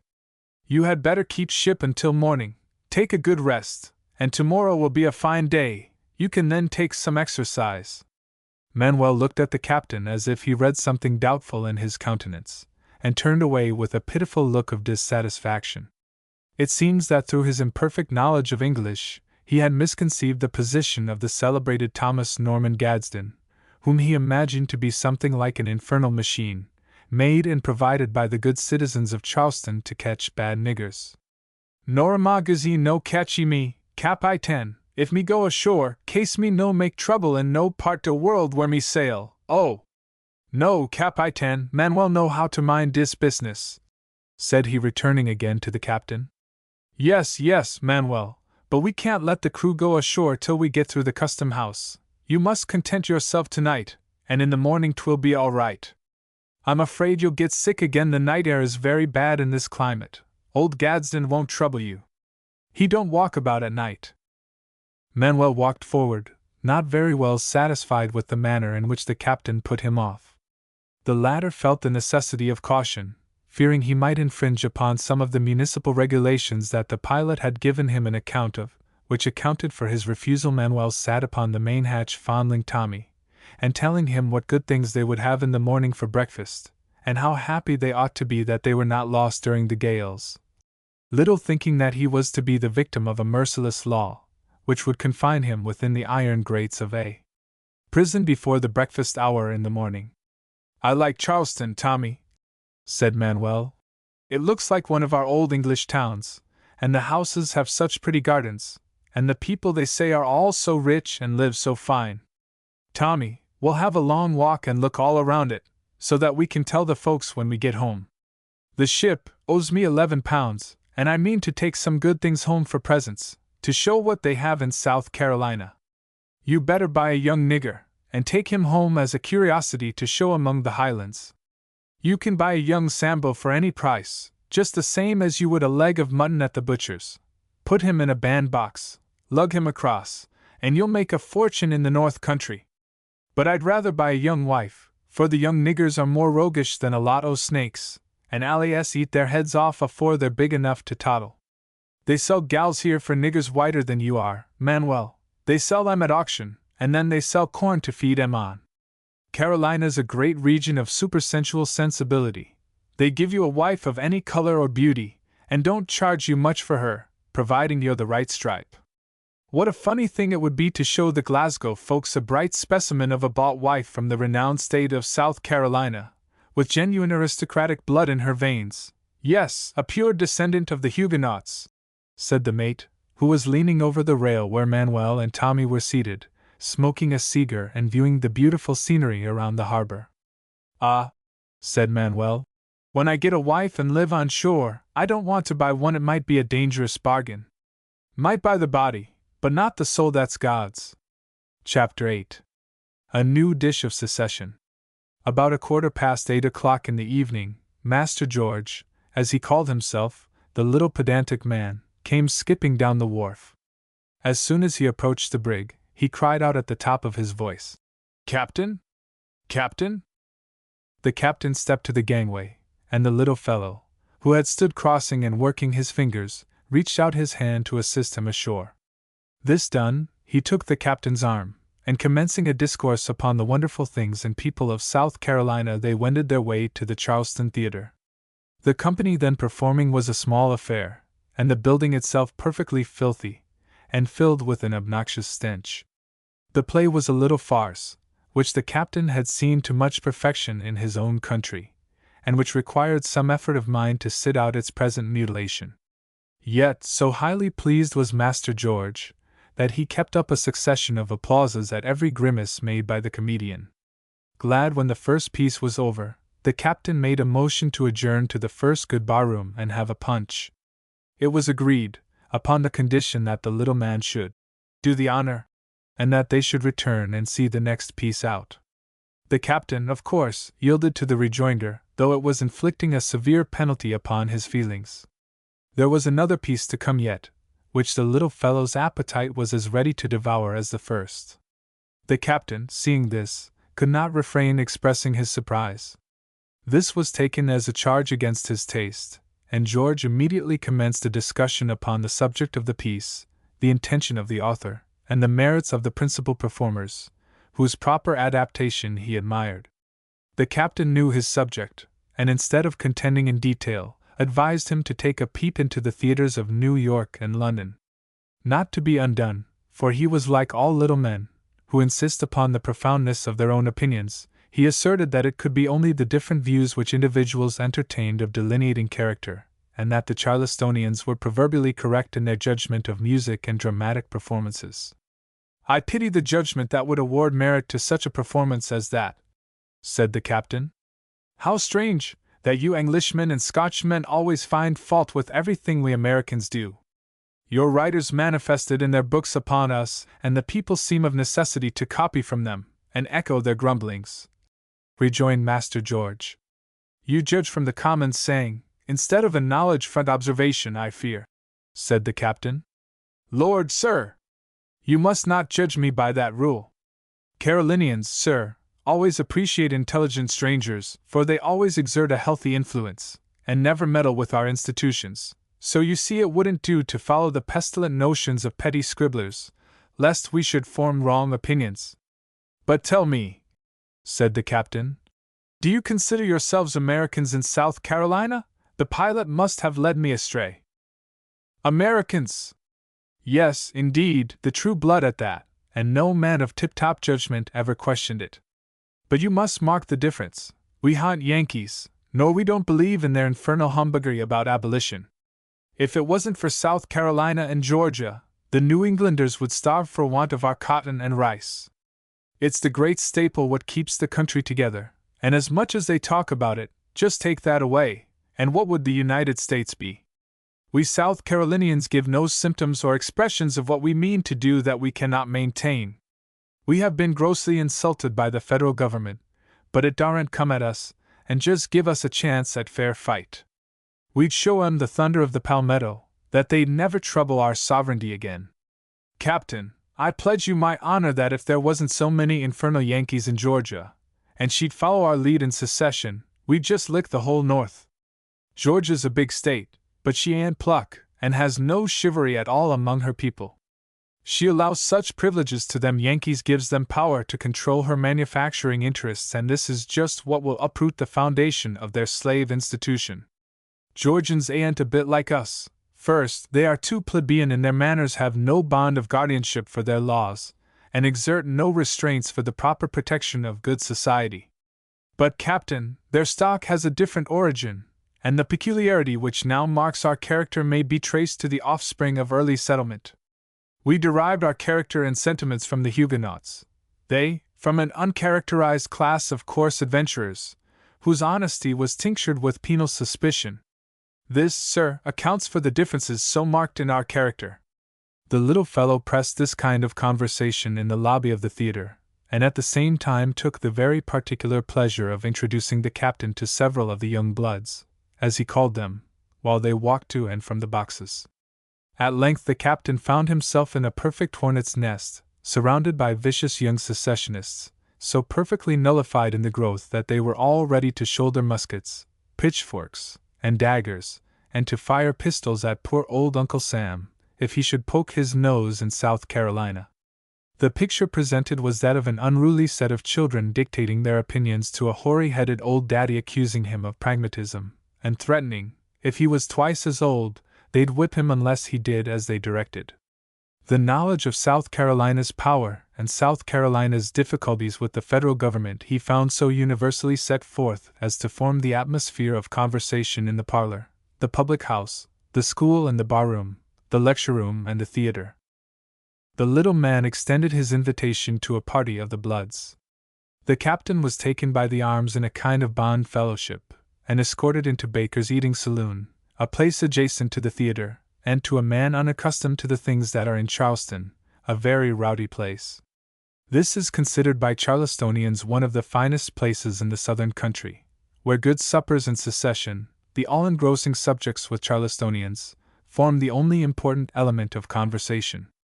It may be set down as a fact that among 7/10 of the people of Charleston, the standard of a gentleman is measured according to his knowledge of secession and his ability to settle the question of hot suppers. We say nothing of that vigorous patriotism so often manifested in a long string of fulsome toasts that disgraced the columns of the Mercury and Courier. At Baker's the place was literally crowded with all kinds and characters, graded from the honorable judge down to the potboy, a potpourri of courtesy and companionship only exhibited in England on the near approach of elections. The reader may think this strange, but we can assure him that distinctions are strangely maintained, an exclusive arrogance being observed in private life, while a too frequent and general resort to barrooms has established plebeianism in public. Voices were sounding at all parts of the counter, and for as many different voices as many different mixtures were named. The captain received a great many introductions, and almost as many invitations to drink, but the little man, Master George, claimed the exclusive honor, and keeping an eye wide awake, took the advantage of his own dimensions, and began working his way through a barricade of bodies and elbows, until he had reached the counter. His party followed close, at his heels. Altogether, they called for cocktails, smashes, toddies, cobblers, juleps, and legitimates. These disposed of, the company repaired to what is called a box upstairs. Scarcely seated, Master George rang the bell with such violence that he disjointed the cord and tassel, and gave such an alarm that 3 or 4 darkies came poking their alarmed countenances through the curtains at once. "There's nothing like making the fellows mind. They've got so infernal independent here, and old Tom thinks so much of his young wife, that his niggers have begun to imitate him." "One's enough at a time," said Master George, with all the importance of his character. A bright boy, with his hair nicely parted on the middle of his head, and frizzed for the occasion, made a polite bow, while the others retired. "What have you choice for supper tonight? We want something ripe for the palate. None of your leavings, now, you infernal nigger, and don't tell us none of your lies." "Birds, sir, grouse, woodcock, partridge, canvasbacks, and quails, meats, venison, and oysters, master did up in any shape what the gentlemen wish. Wines and sea, if they want," replied the servant, without any of the Negro dialect, at the same time making a low bow to Master George. "Name it! Name your dishes, gentlemen! Don't be backward.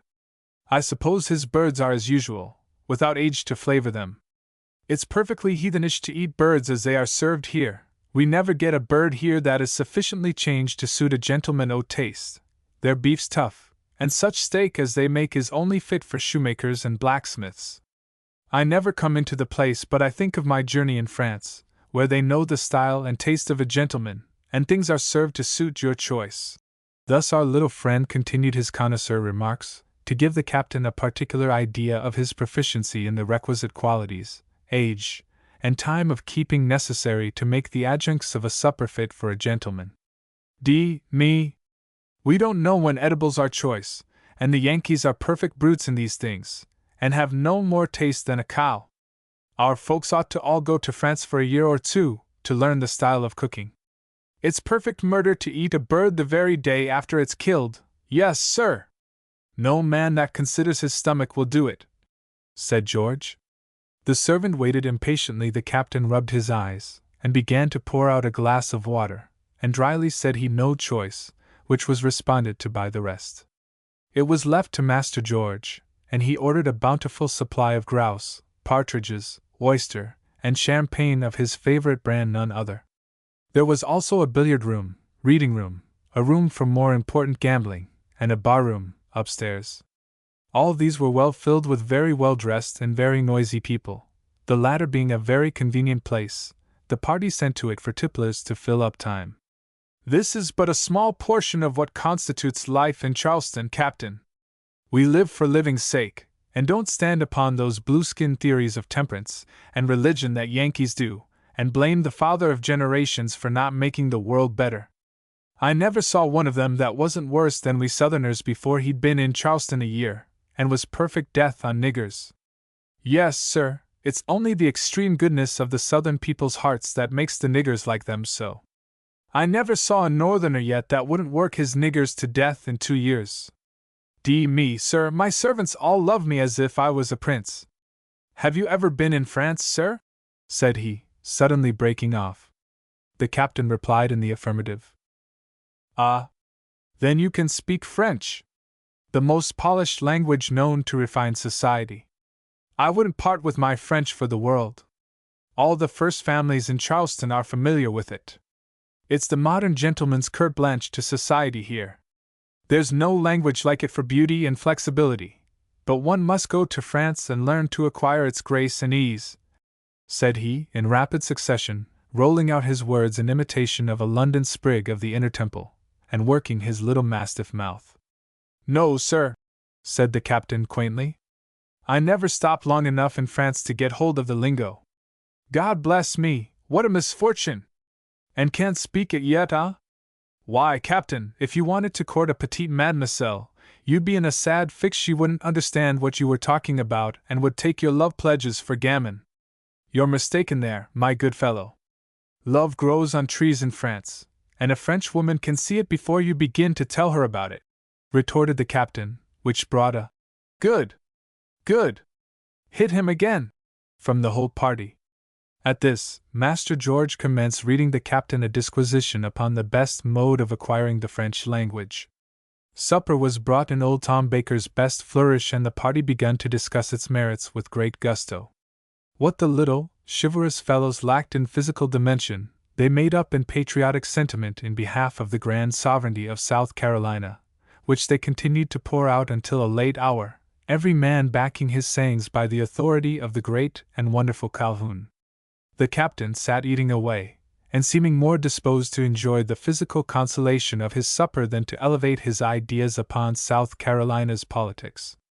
"Now, Captain," said Master George, in a very serious tone, after he had been striking his hand upon the marble table for more than an hour to confirm the points of his reasoning, "what is your opinion of the great question at issue between the federal government and South Carolina? And what do you think of the Old Dominion? How will she stand upon the test question?" The poor captain looked confounded, took another oyster, and began to get his mouth in a fix, while little George worked his fingers through his nice curly hair, and the young bloods awaited the rejoinder with anxiety. Really, sir, you have the advantage of me in your question. It is so much beyond my profession that I am entirely ignorant of the subject, therefore could not give an opinion. In truth, sir, I do not know the purport of the question. It has given me pleasure and information to listen to your conversation and the ability you displayed in argument, but, as a stranger, I could take no part, replied the captain very sincerely. Not content with this, Master George wished to be more direct. It's the right of secession, Captain, the power to maintain the right by the Constitution. Probably, but may I expose my ignorance by inquiring what is meant by secession? And to what it is applied so frequently? Inquired the captain. Oh, murder, Captain, have you never heard of nullification times? Well, sir, you must be posted on the affairs of our government. So he commenced an analysis of nearly an hour long, and in it gave some astonishing accounts of the wonderful statesmanship of Calhoun, Butler, and Rhett, tapering down with a perfect fire and thunder account of the military exploits of General Quattlebaum and Captain Blanding. The captain began to stretch and gape, for he labored under the fatigue of a perilous voyage, and repose was the only sovereign remedy. He felt that the limits of propriety were entirely overstepped, and that he would have reason to remember the first night spent with little George the secessionist. But, Captain, my dear fellow, I see you don't understand our position yet.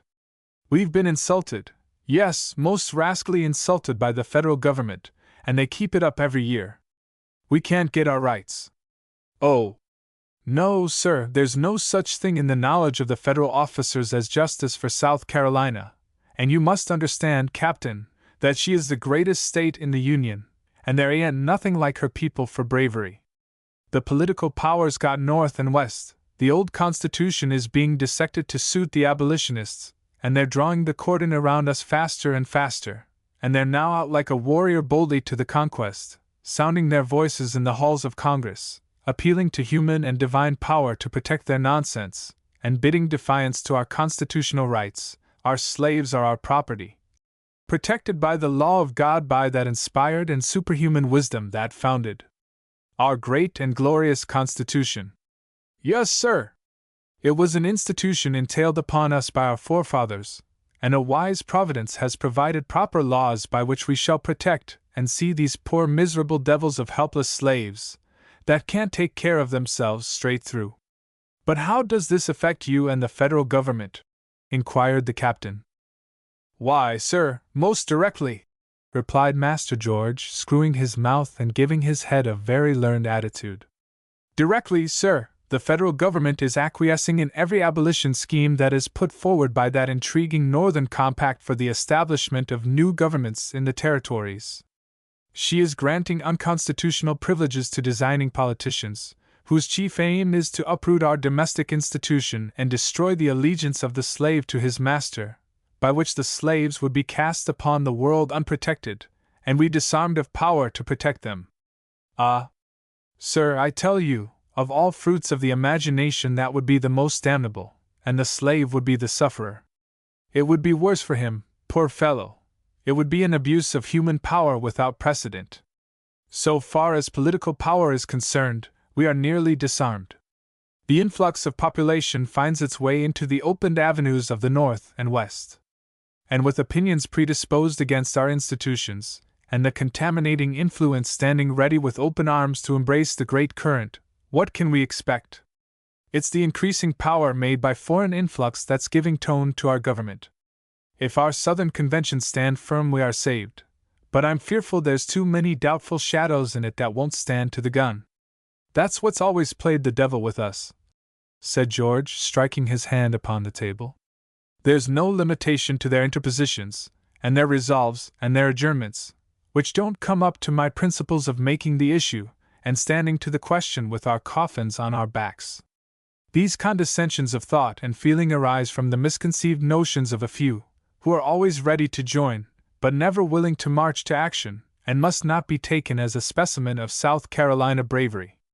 The federal government has become vicious and even puerile towards South Carolina, and since the Herculean power of the great Calhoun is gone, it treats us like a semi-barbarous and secluded people, mistaking our character.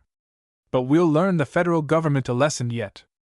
Do not your legislators make laws for your government, or how is it that you express such a restive dissatisfaction? Do not the same laws which govern you govern the whole of the slave states? Little George had previously monopolized all the conversation, but at this juncture 5 or 6 voices broke out, each fired with a reply to the captain's question, and yet the answer was of the same old stamp: what South Carolina had done, how she had fought and gained the Mexican War, how she was interested in slaves, and how she yet feared to strike the blow because a set of mere adventurers had got the power to vote in her elections, and cowards through them had got into the legislature. Why, gentlemen, listen to me in this particular. If your oysters are getting cold, George, interrupted a blood at his left, rather facetiously. I claim the respect due a gentleman, sir. A South Carolinian will transgress no rules of etiquette, said George, grasping his tumbler in a passionate manner and smashing it upon the marble slab, causing a sudden emeute in the camp. Order! Order! Order! Was sounded from every tongue. You mustn't be afeard, Captain, said one of the party. This is perfectly South Carolinian, just the oscillating of the champagne. It won't last long. The noise was more loud than ordinary, and brought a score of people around to hear the trouble. George had got in high dudgeon, and it took several persons to hold him, while the remainder, not excepting the captain, were engaged in a pacification. The scene was very extravagant in folly, and through the kind interposition of friends, the matter was settled to the honorable satisfaction of both parties. The question was called for, the captain called for a legitimate, rubbed his eyes, and little George proceeded. If my friend Thomas Y. Simmons, Jr., had been elected to the legislature, he'd altered the position of things in South Carolina. All these corruptions would have been exposed, and the disparity of party would have dwindled into obscurity. Every true Carolinian voted for him to the hilt, but how was he defeated? Gentlemen, can you answer? It will be a favor highly gratifying to me to hear your opinions, a voice answered. Because he wasn't big enough. No, sir, said George. It was because there was intrigue in the party, and the Yankee influence went to put him down. The world will hear from him yet. He's my particular friend, and will stand in the halls of Congress as great a statesman as ever lisped a political sentiment. George's account of his particular friend, Thomas Y. S. Jr., was so extravagant, and not having heard of him before, the captain's curiosity was aroused to know who he was and where he resided. We will not tax the reader with George's wonderful memoir of his friend, but merely inform him that little Tommy Simmons, as he is usually styled in Charleston, is an exact pattern of Master George, with the exception of his mouth, which is straight and regular, and if we may be allowed to condescend to the extremes, we should say that the cordwainer had done more for his heels. Otherwise, no daguerreotype could give a counterpart more correct. Tommy is a very small member of the Charleston bar, who, though he can seldom be seen when the court is crowded, makes a great deal of noise without displaying power of elucidation or legal abilities, yet always acquitting himself cleverly. Tommy was little George in 2 particulars: he had studied law, and was a great secessionist, and if George had never practiced, it was only from inclination, which he asserted arose from a humane feeling which he never could overcome, that he never wished to oppress anybody. But the greatest contrast that the reader can picture to himself between mental and physical objects existed between Tommy's aspirations and the physical man. His mind was big enough, and so was his self-confidence, to have led the Assyrian and Chaldean army against the Hebrews. To this end, and to further the formula of his statesmanship, no sooner was he 21, and the corner just turned, than he sounded his war trumpet: secession or death, mounted the rostrum and stumped it, to sound the goodness and greatness of South Carolina, and total annihilation to all unbelievers and nullification. It was like Jonah and the whale, except the swallowing, which Spunky Tommy promised should be his office, if the federal government didn't toe the mark. Yes, Tommy was a candidate for the legislature, and for the Southern Congress, which latter was exclusively chivalrous Winky Face, and the reader must not be surprised when we tell him that he lacked but a few votes of being elected to the former. Such was the voice of the Charleston district.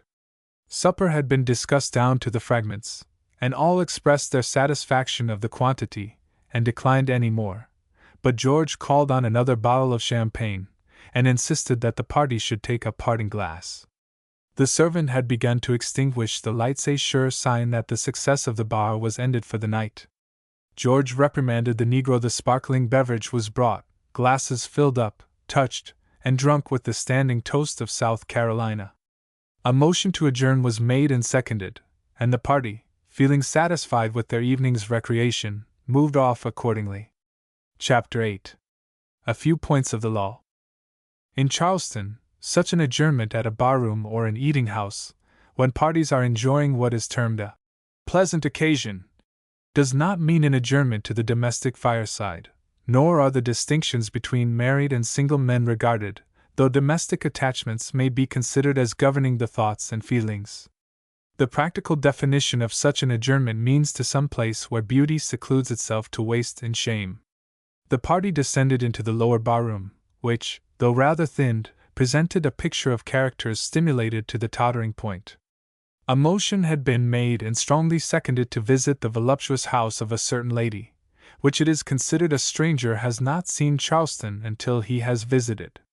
The captain remonstrated against this, assuring the party that he must go to the ship and needed rest.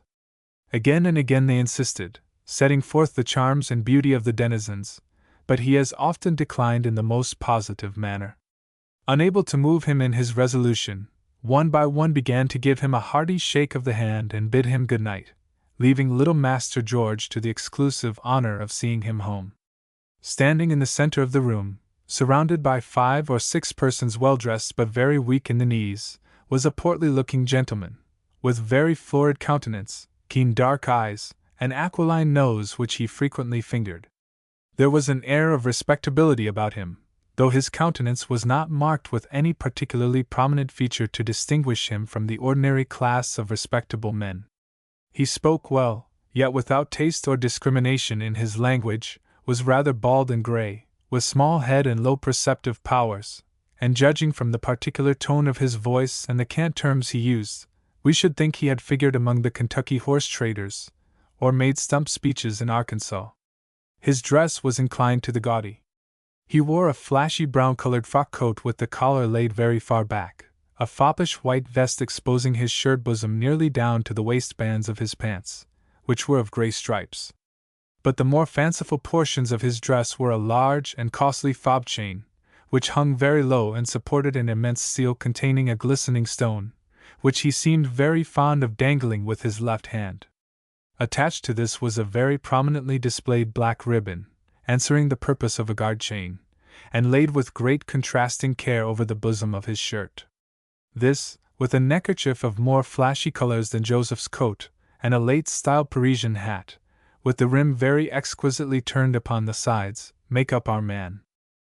He was discussing politics, with a great many sensible sayings, though nothing like close reasoning, and strange as it may seem, he was strongly opposed to the rabid views of several staggering secessionists, who surrounded him, and advocated the views set forth in convention by Mr. Butler. We remarked this more particularly, for it was about the only instance we witnessed of a public man being independent enough to denounce the fanaticism of secession. A more amusing scene than that presented by the attitudes, the questions in regard to South Carolina licking the federal government, the strange pomp-ribald gasconade, and high-sounding chivalry of the worthies, cannot be imagined. They were in a perfect ecstasy with themselves and South Carolina, and swore, let whatever come, they were ready to meet it. Little Master George seemed very anxious that the captain should become acquainted with him, and commenced giving him a monstrous account of his distinguished abilities. "And that's not all," said George. "He's not only one of the greatest characters in Charleston, or perhaps the state, but he's a right good fellow." We will interrupt, by informing the reader that he was one of the good fellows, a numerous family in Charleston who never use fine instruments when they select their company, and pay a large amount of worthy tribute to the liquor dealers. There is no discriminating latitude attached to the Goodfellow family, for its members may be found with alike gratifying inclinations, from the highest aristocracy to the Negro population. "That, sir, is Colonel S.E., belongs to one of the first families, sir. He can beat old Pettigrew all hollow. His eloquence is so thrilling that he always reminds me of Pericles. He can beat little Thomas Y., Simmons, Jr., all to pieces make the best stump speech address a public assemblage, and rivet all their minds can make a jury cry quicker than any other man can clear the worst criminal that ever committed crime, and he's good-hearted too, can draw the most astonishing comparisons to confound the minds of stupid jurors, and make them believe the d-dest nonsense that ever man invented. Yes, sir, when he makes a speech, everybody goes to hear him, for he says what he pleases, and old Judge Withers, whose will is as arbitrary as Julius Caesar's, and has got the obstinacy of Tom Boyce's mule, daren't attempt to control the tenor of his plea. And he can tell the best invented story of any man in town. He cleared the villainous Dr. Hines once upon the color of his pantaloons. George waited impatiently for the end of the political controversy, determined to introduce his friend to the Colonel. He soon had an opportunity, for the Colonel, finding himself beset by a set of unreasonable secessionists, made a sweeping declaration. "Gentlemen," said he, "let me tell you a modest fact. 7/8 of the secession fire-eaters don't know what the proper meaning of government is. I make the charge against my own people, but it is true. Traitor! Traitor! Traitor to South Carolina!" was sounded at the top of a dozen voices. "Then, if I am such in your opinions, I'm gratified to know that my feelings are my own. Good night." Thus saying, he withdrew from the party, and making his way for the door, was saluted by George, who introduced him to his friend, the captain. The Colonel was a very sociable, communicative man, and taking the captain's arm, as they walked along, entered into an interesting conversation about his voyage and first visit to the city, at the same time displaying his good sense in not trying to force the great things of South Carolina into his mind. We, a few weeks afterward, had the good fortune to hear the legal abilities of this gentleman displayed in a plea at the bar. There were many good points in it, which, if not legally pointed, were said well, yet we should class him as belonging to the loud school. The captain, thinking it a good opportunity to make some inquiries about his steward, as they proceeded, commenced in the following manner. "Your laws are very stringent in South Carolina, I believe, sir?" "Well, no, sir," said the Colonel. "If we accept those which govern the niggers, they of necessity must be so. We have had so many emeutes with them, that no law can be made too strict in its bearings. We have so many bad niggers poured in upon us, that the whole class is becoming corrupted." "Your laws, of course, make a distinction between good and bad niggers and free Negroes?" interposed the captain. "We make no distinction between the colors. Some are as white as you are, but the grades are so complex that it would be impossible to make a sliding scale law for any fixed complexions. The law which governs them is distinctive and comprehensive, made in order to shield the white population from their ignorance of law and evidence. We never could govern them in their respective spheres, unless the laws were made stringent in their effect. As for the free niggers, they're the greatest nuisance we have. It is our policy to get rid of them, and to that end we tax them severely. The riddance of this class of niggers would be an essential benefit to our slaves, as upon account of their influence our Negro laws are made more stringent. And the worst of it is that they increase faster. But we make it a principal point to get all the free men we can marry to slaves, and the free women run off. You, that are accustomed to the free institutions of your country, may think some of these things singular at first, but you would soon become accustomed to them, and would really admire them when you saw how beautifully they worked." "Is there no discretionary power left?" inquired the captain. "It must be oppressive, if carried out. Good men, whether they be white or black, are entitled to the advantages due them. But where laws such as you describe are carried out, a good man's evidence being black, the intention could not be made white. Now, according to my idea of the law of nature, a man's merits are in his moral integrity and behavior. Therefore I should establish the rule that a good black man was better than a bad white man, and was as much entitled to the respect and government of law." "Hi-oh! Captain, it won't do to talk so in South Carolina. Just let a nigger imagine himself as good as a white man, and all the 7 codes in Christendom wouldn't keep him under." "Ah, you've got to learn a thing or two about niggers yet," interrupted Master George, before the Colonel had time to speak. "I only speak from my observation of human nature, but I may become better acquainted with your laws, if I remain among you," said the captain.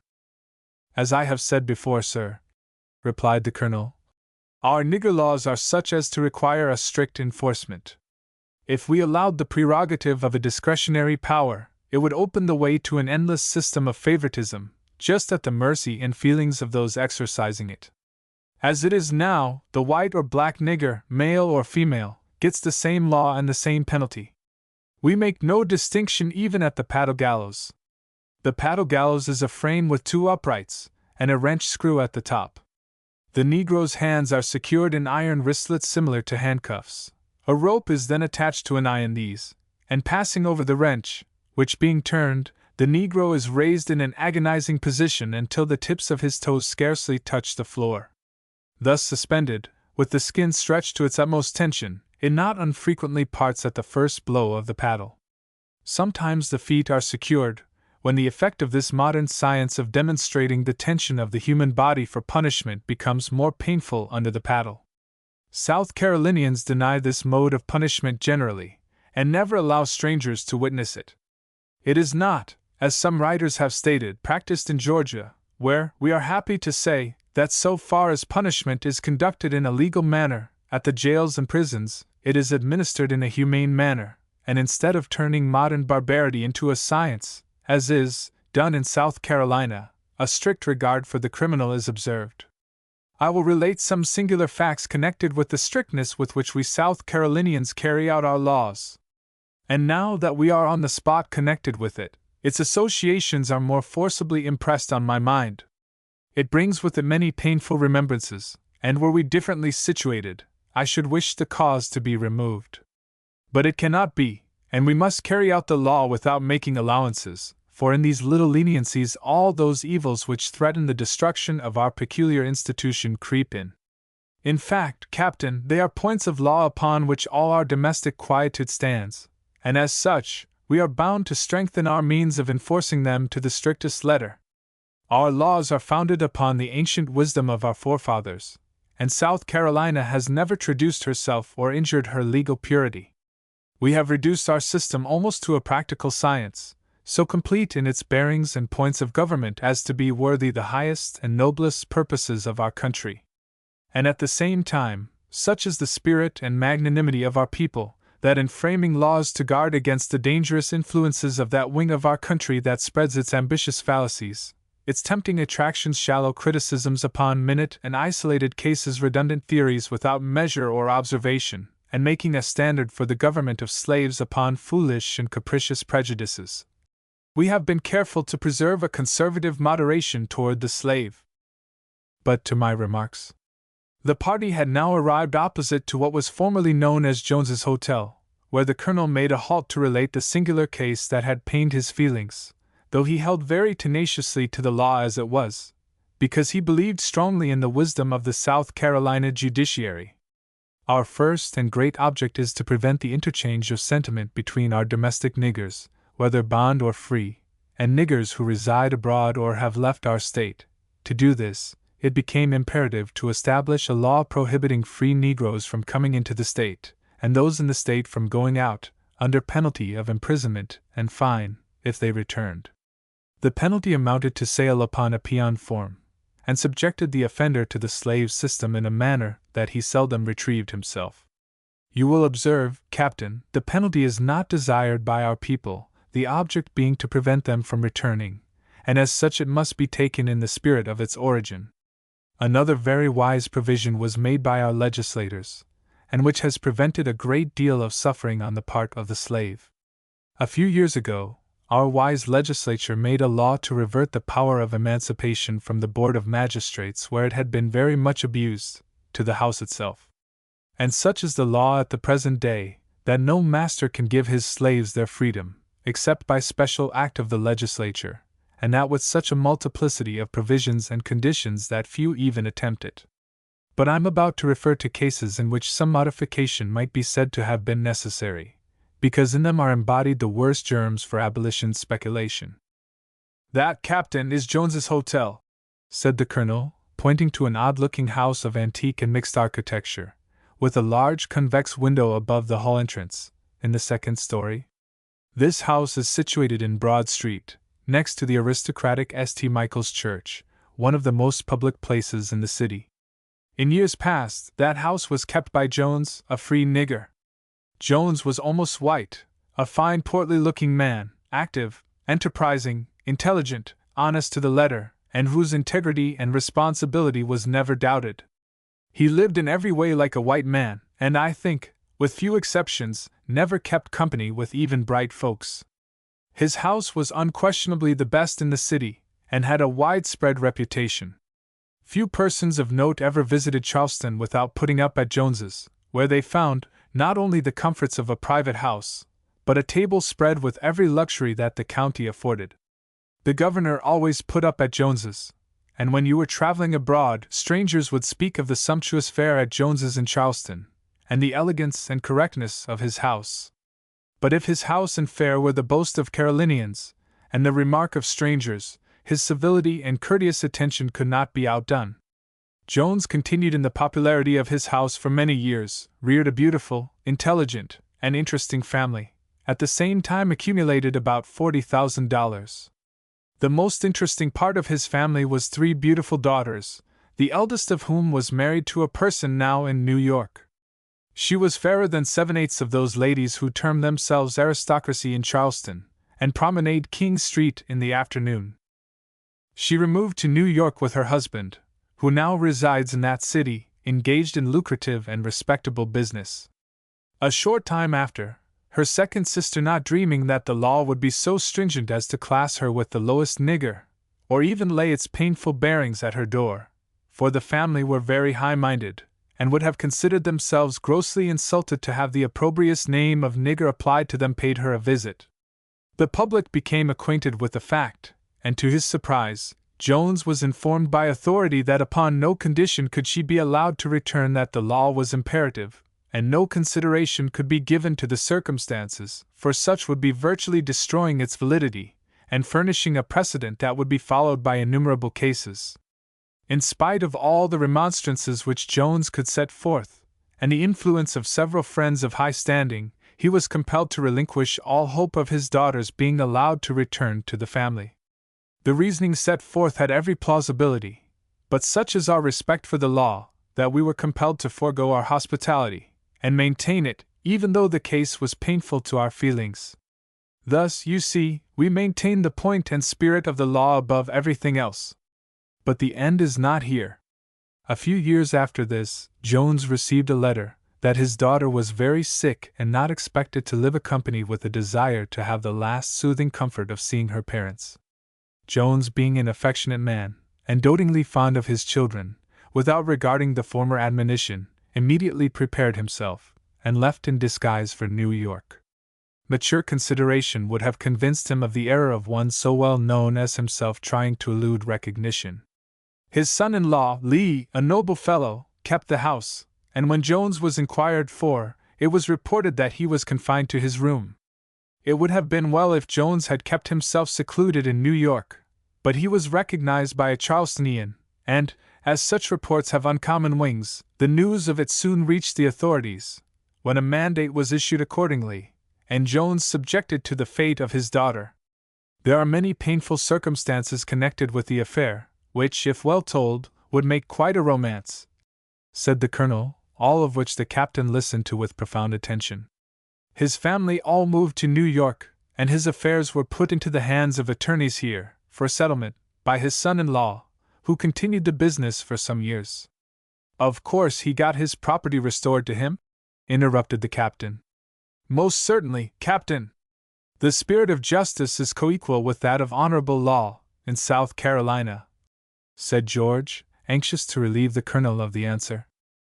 It is somewhat difficult to settle a man's business by legal process when the principal is not present. The law's delay and lawyers' spoils make time hallowed and costly, said the captain.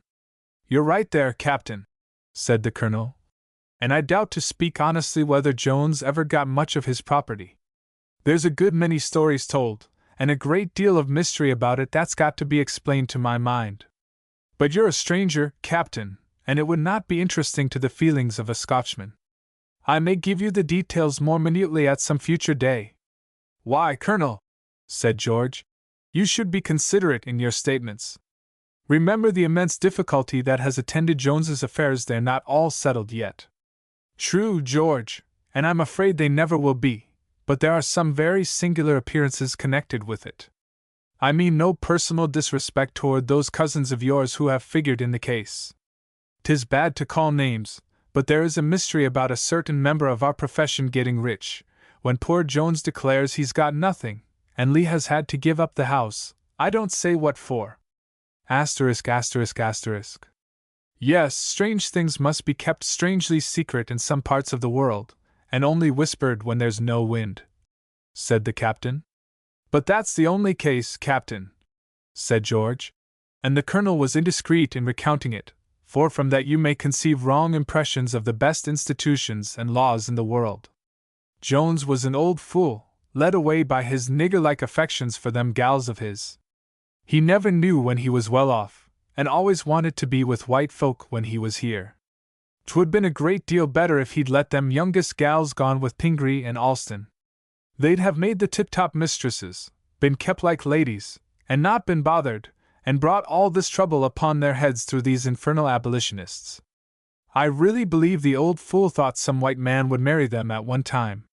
What harm would there have been in that, providing they're as white as anybody, and got plenty of money, and were handsome? There must be a singular sensibility, that I don't understand, exerting itself in your society, said the captain laconically. Harm? You'd find out the harm. Just live in South Carolina a year or two. 'Tisn't the fair complexion we don't dispute that, but it's the blood. Oh.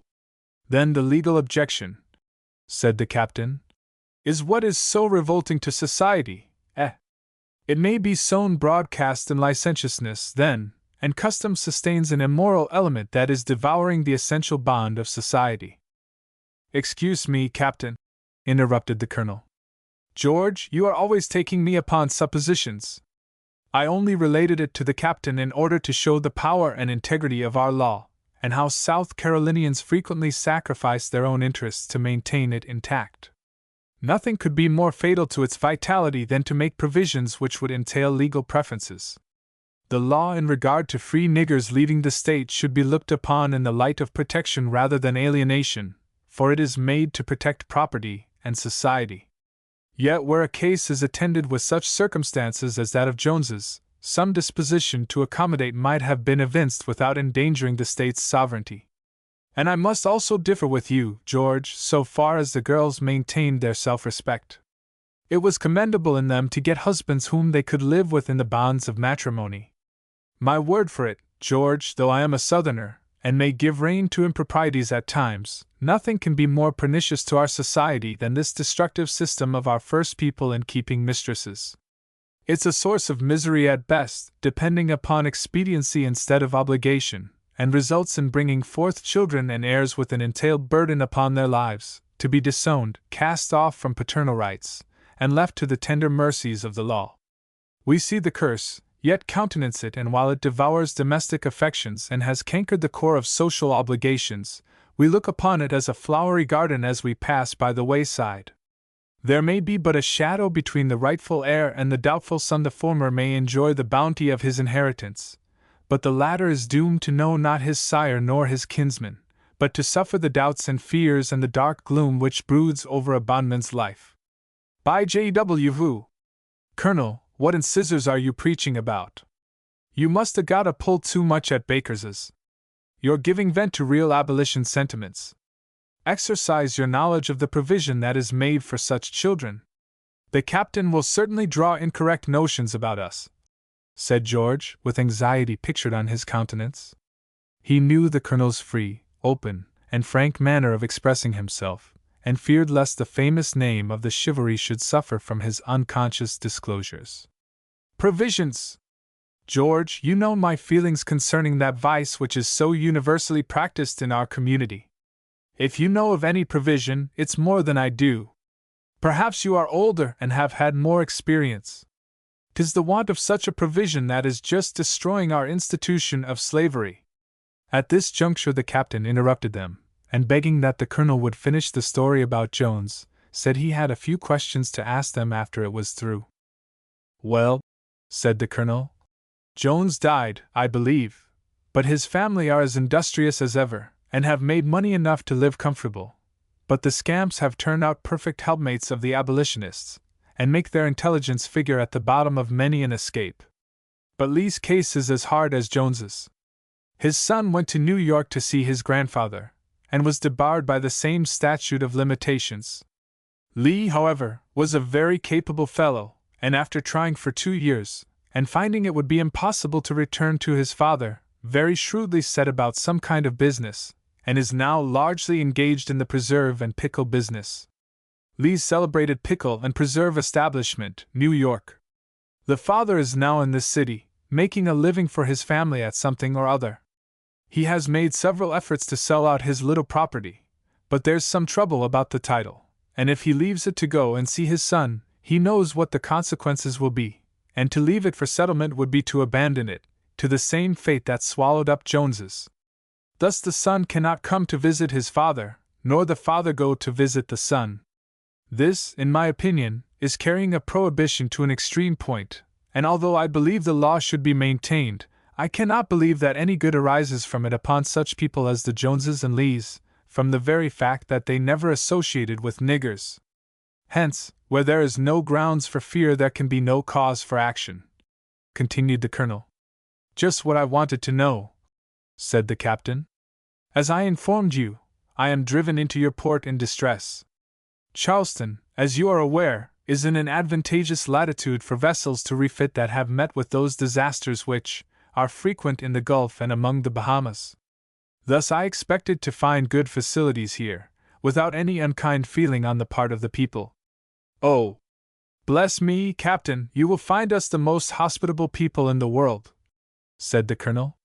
"But your pilot told me I would have trouble with my steward, and that the law would make no distinction between his being cast upon your shores in distress and subject to your sympathy, and his coming involuntarily." "What?" said little George. "Is he a nigger, Captain? Old Grimshaw's just as sure to nab him as you're a white man. He'll buy and sell a saint for the fees, and give such an extended construction to the terms of the act that you need expect no special favor at his hands. The law's no fiction with him. I'm sorry, Captain, you may judge his conduct as an index of that of our people, and I know him so well that I fear the consequences." "No," said the captain. "My steward is a Portuguese, a sort of mestino, and one of the best men that ever stepped foot aboard a vessel. He is willing, intelligent, always ready to do his duty, and is a great favorite with his shipmates, and saves his wages like a good man, but he is olive complexion, like a Spaniard. He has sailed under the British flag for a great many years, has been most all over the world, and is as much attached to the service as if he was a Londoner, and has got a register ticket. Nothing would pain my feelings more than to see him in a prison, for I think he has as proud a notion of honesty as any man I've seen, and I know he wouldn't commit a crime that would subject him to imprisonment for the world. The boys have been pestering the poor fellow, and telling him about some old fellow they heard the pilot speak about, called Norman Gadsden. They tell him if he catches him they'll sell him for a slave. The question is one about which you need give yourself no concern. Our people are not so inhuman but that they will shelter a castaway sailor, and extend those comforts which are due from all humane people. The act under which seamen are imprisoned is the law provided to prohibit free niggers from entering our port, and, in my opinion, was brought into life for the sake of the fees. It's no more nor less than a tax and restriction upon commerce, and I doubt whether it was ever the intention of the framers that it should be construed in this manner. However, so far as your steward is concerned, the question of how far his color will make him amenable to the law will never be raised. The mere circumstance of his being a seaman in distress, thrown upon our sympathies, will be all you need among our hospitable people. I'm not aware of a precedent, but I will guarantee his safety from a knowledge of the feelings of our people. Our merchants are, with few exceptions, opposed to the law in this sense, but such is the power and control of a class of inexperienced legislators, prompted by a most trifling clique of office holders, that their voice has no weight. I am opposed to this system of dragging people into courts of law upon every pretext. It is practiced too much in our city for the good of its name."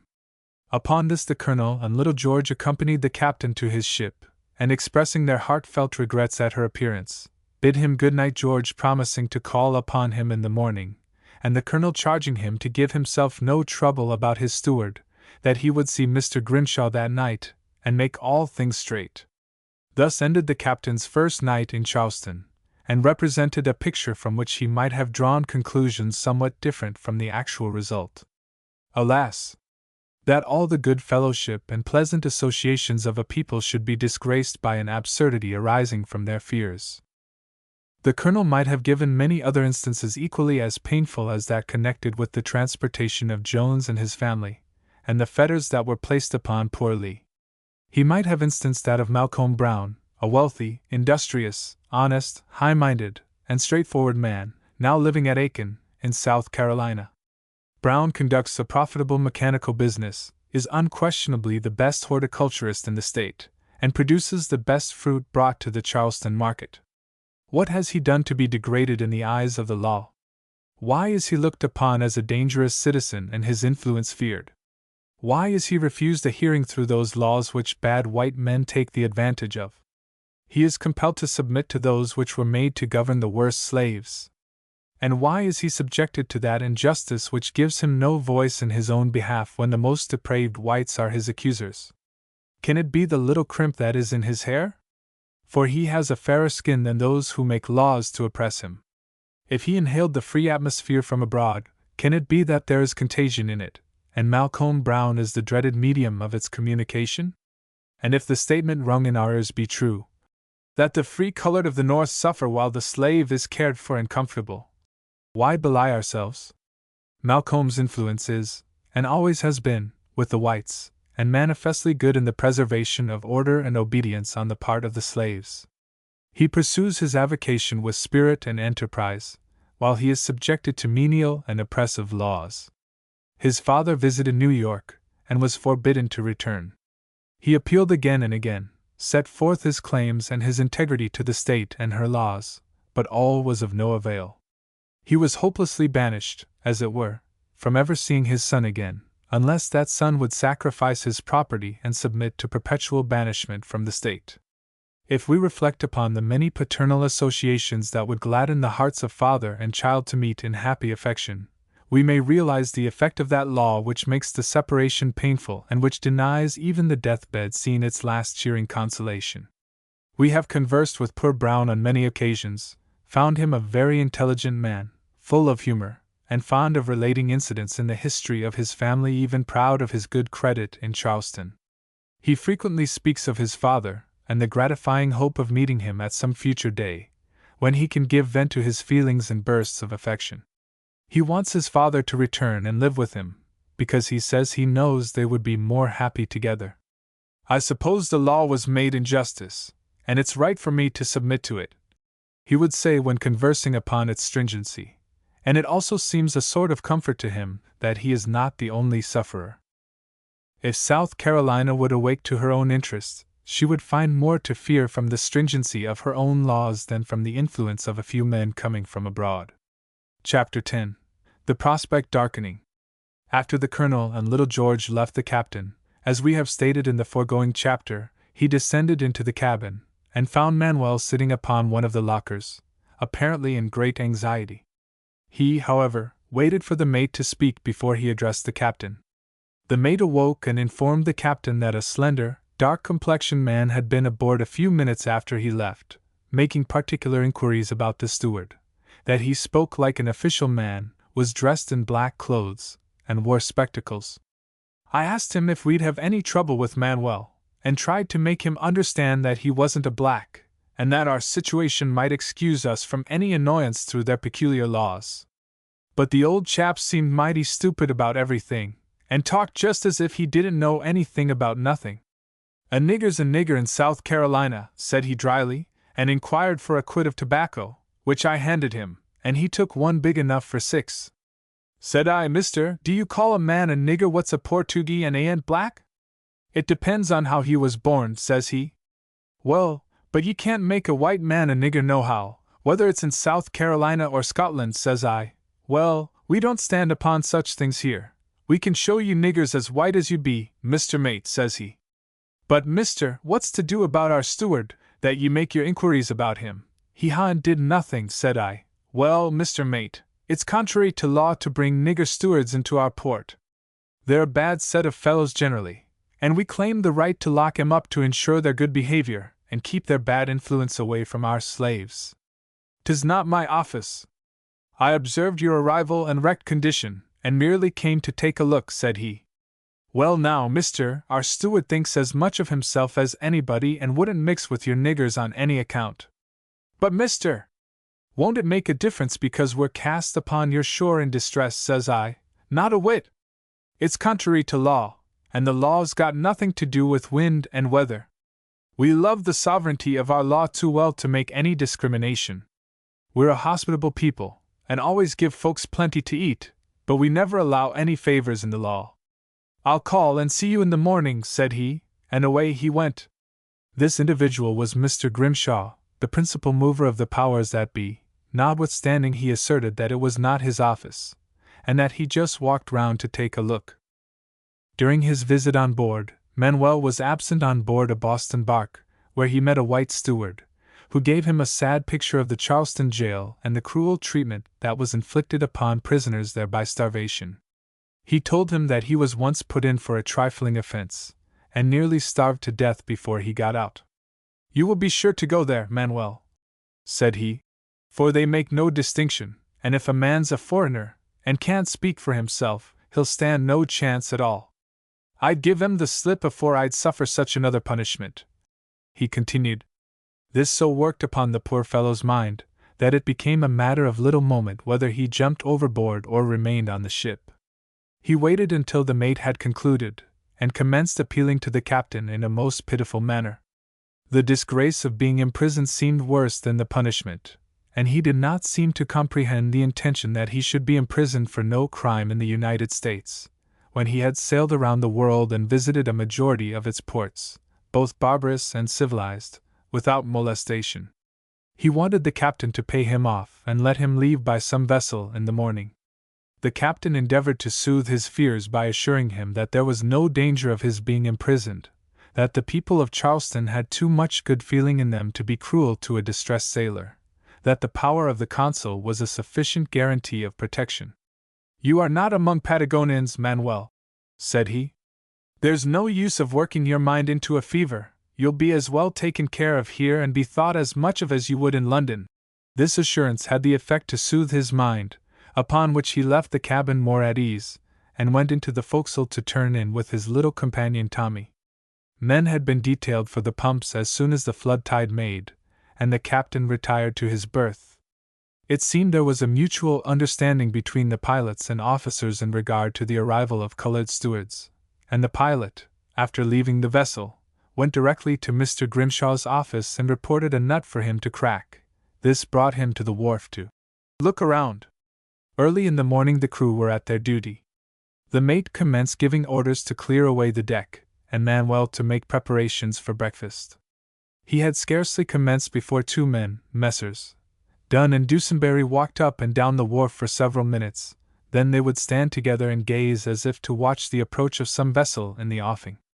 At length, Dusenberry, seeing Manuel come to the gangway with a bucket in his hand, walked to her side, and stepping on board, seized him by the collar, and drawing a paper from his pocket, said, "You're my prisoner. You must go to jail. Come, be quick, sir. You must not stop to get your things. You must send for them after you're committed." The mate and several of the crew being near, at once gathered around him.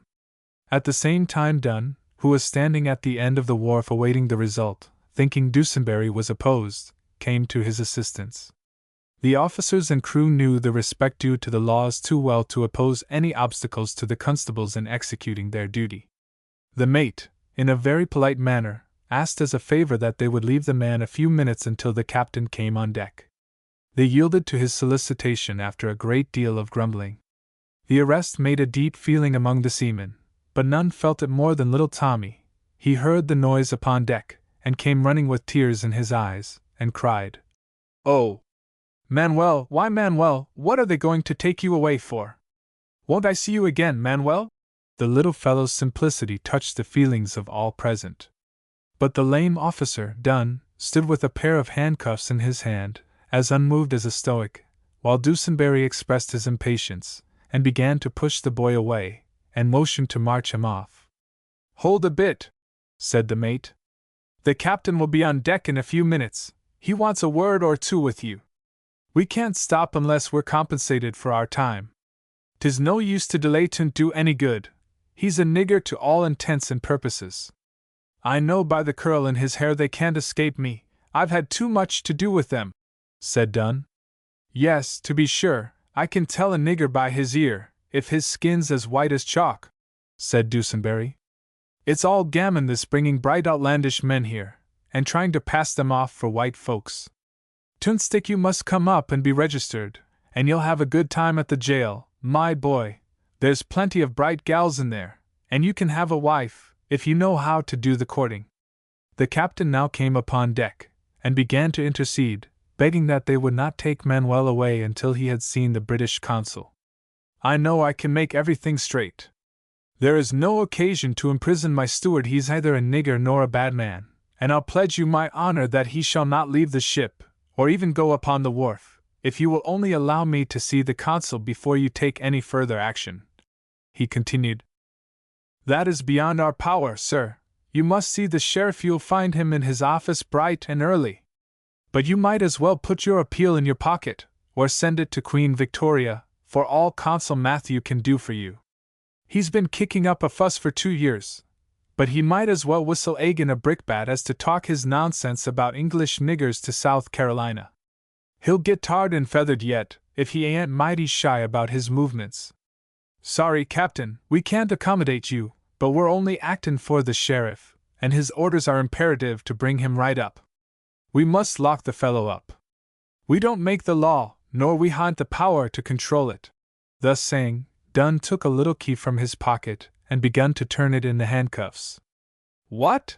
said the captain. "Don't attempt to put them things on my man, upon your peril. Is that the way you treat a poor shipwrecked sailor in South Carolina, the state of boasted hospitality? No, sir! I will sacrifice my life before my man shall submit to such a thing," said the captain, with his Scotch energy aroused. "Captain," said Dunn, "we'd not be talking the advantage of ye because ye're a stranger, but 'tis the law, and if we accommodates ye, sure it'll be at our own risk. But anyhow, Captain, ye be keepin' meself and this gentleman a long time waiting. 'Twouldn't be amiss to be giving us the usual perquisite. You won't miss it, and we've a great deal to do for small fees, that niver compensate for the accommodation we bees to give everybody in the loss of time's the loss of money. Give you a perquisite? No, indeed. I never pay for such favors. Wait a few moments. I will accompany you myself, if you will not take my honor for his good conduct on the way to prison," continued the captain. "Captain, sure ye needn't trouble yourself anyhow. We'll take your honor that he don't run away, and if he does ye'll stand the odds at the sheriff's. Sure a case would niver pass Mr. Grimshaw's observation, but to plaze ye, and considerin' the wreck, meself and Dusenberry LL put him up without," said Dunn. During the conversation, Manuel pleaded hard to be heard before the consul, having a mistaken idea that the consul could protect him from all danger, and that if he could get a hearing before him, he was sure to be released. The captain shook his hand and told him to be contented until the consul's office opened, when he would come to the jail and see him. Manuel then turned to the crew, and shaking the hands of each, took his little bundle in one hand, and holding little Tommy by the other, who accompanied him to the head of the wharf, was soon out of sight. But will the reader believe what was the practice of these petty officers? We can assure them that such instances as the one we shall relate are not only practiced in Charleston to an unlimited extent, but the fact is well known to both magistrates and the public. The former treat it as moonshine, and the latter rail against it, but never take proper action.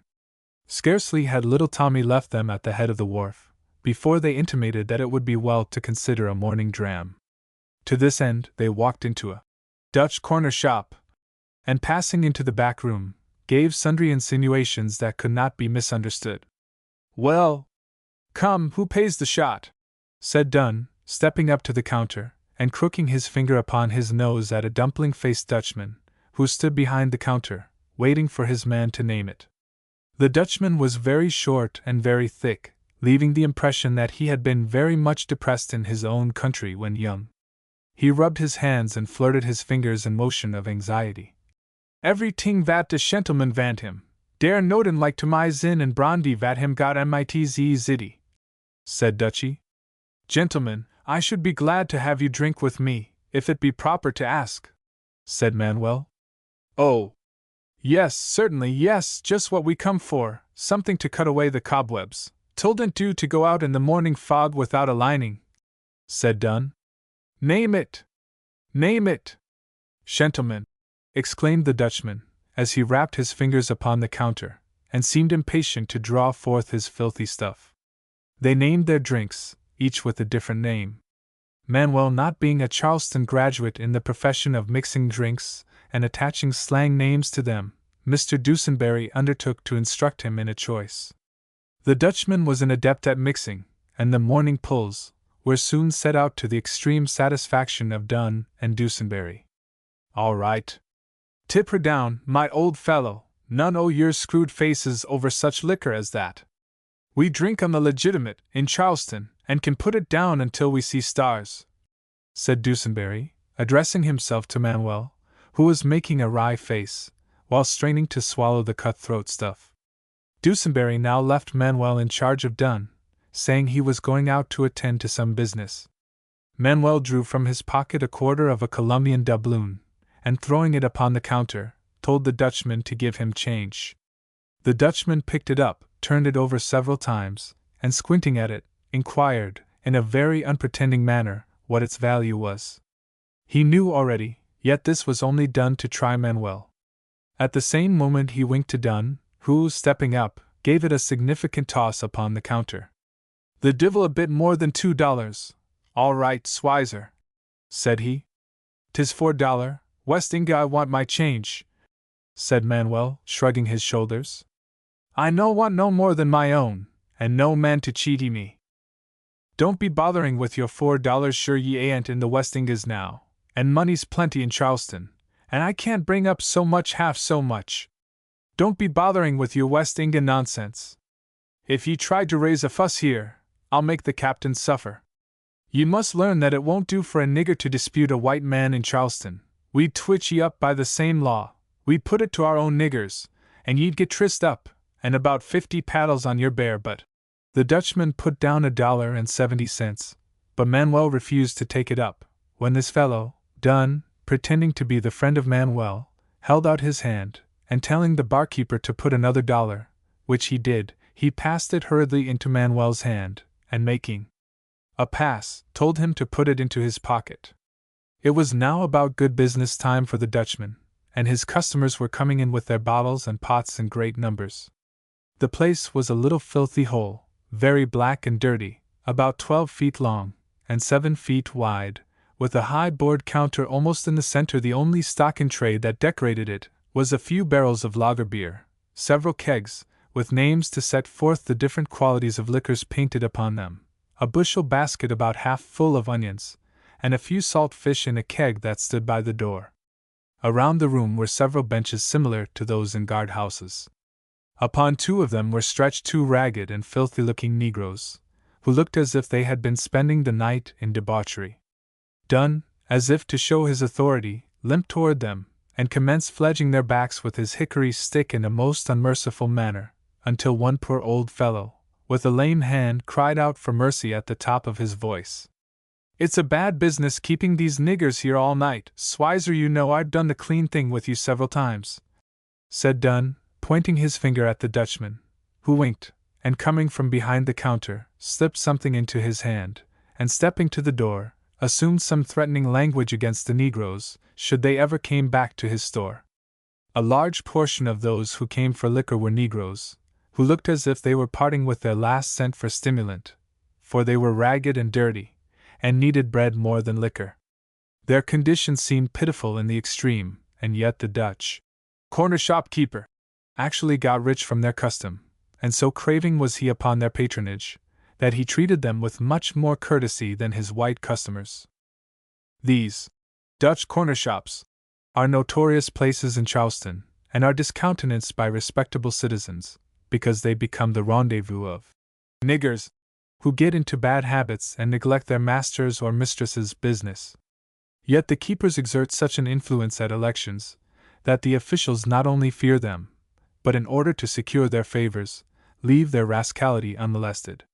Well might a writer in the Charleston Courier of August 31, 1852 say, "We were astonished, with many others, at the sweeping charges made in the resolutions passed at the Hutchinson meeting at Hatch's Hall, and were ready to enlist at once to lend our voice to turn out an administration that for 2 years permitted moral sentiment to be abandoned, truthfulness disregarded, reverence for religion obliterated, protection to religious freedom refused, licentiousness allowed, and a due administration for vice neglected. These charges stand unrefuted. And with but 1 or 2 exceptions, we have never known one of those unlawful corner shops prosecuted by the present administration. And those single instances only where they were driven to notice the most flagrant abuses. It is strictly contrary to law in Charleston to sell liquor to a Negro without an order from a white man, the penalty being fine and imprisonment. Yet, so flagrant has become the abuse, that it is notorious that hush money is paid by a certain class of Dutch liquor sellers to the officers. In nearly all the streets of Charleston, where there is a shanty or nook large enough to hold a counter and some tumblers, these wretches may be found dealing out their poisonous drugs to a poor, half-starved class of Negroes, who resort to all kinds of dishonest means to get money to spend at their counters. These places are nearly all kept by foreigners, whose merciless avarice scruples at nothing, however mean. They soon become possessed of considerable means, and through their courtesy and subserviency to the Negro, for they are the only class of whites that will beg his pardon, if they have offended him, carry on a sort of active rivalry with each other for his custom. It is from these miserable hells that 7/10 of the crimes arise for which the poor Negro is dragged to the workhouse and made to suffer under the paddle. And yet these very men, whose connivance at vice and crime is disregarded by the law, rise and take position in society, not only entering into more respectable business but joining in that phalanx who are seeking the life-blood of the old Southerner, and like a silent moth, working upon his decay. There is a deep significance in the answer so frequently given in Charleston to the interrogatory. Who lives in that splendid dwelling it seems to have been the mansion of a prince, but is somewhat decayed? Oh, bless me, yes. It was once the mansion of the So-and-sos, one of the first families, but they're very poor now. Mr. What you may call 'em owns it now. They say he didn't get it honestly. He kept a little grog shop on the bay, or sold bacon and whiskey on the bay, and made awful charges against poor so-and-so, and after a long trial in Chancery he got his house. He's a big fellow, now, I tell you, and is going to fit the house up for himself. Dunn told Manuel to be seated, that there was no occasion for hurrying. It would be all right if he got to the sheriff's office at 9 o'clock, and then commenced descanting upon the fine time he would have at the jail. There's a right good lot of comrades there, me boy. You'll have fiddling and dancing, plenty of gals, and a jolly time. And ye ain't a criminal, ye know, so it won't be anything at all, only keep up a stiff underlip. Come, let us take another drink. I feel mighty husky this morning, said he. Just at this time Dusenberry re-entered, puffing and blowing as if he had been engaged in a foot race. Another bird for old Grimshaw, at Commercial Wharf. I knowed she had one aboard, 'cause I seed him from the wharf, said he, in perfect ecstasy, pulling out a pencil and making a note in a little book. Don't be a child, said Dunn. Come, we have just proposed another drink. You join, of course. Ye niver says no, does? They stepped to the counter, and Dunn, again, pointing his finger upon his nose at the Dutchman, who stood with his hands spread upon the counter, called for gin and bitters stoughton light.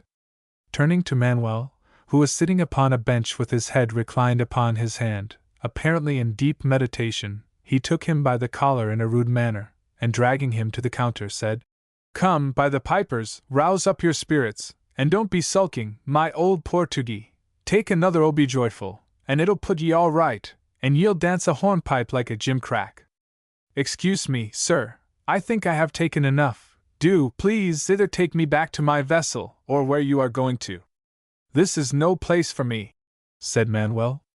Sure, what signifies? Don't be talking your botheration here. A nigger mustn't sauce a white man.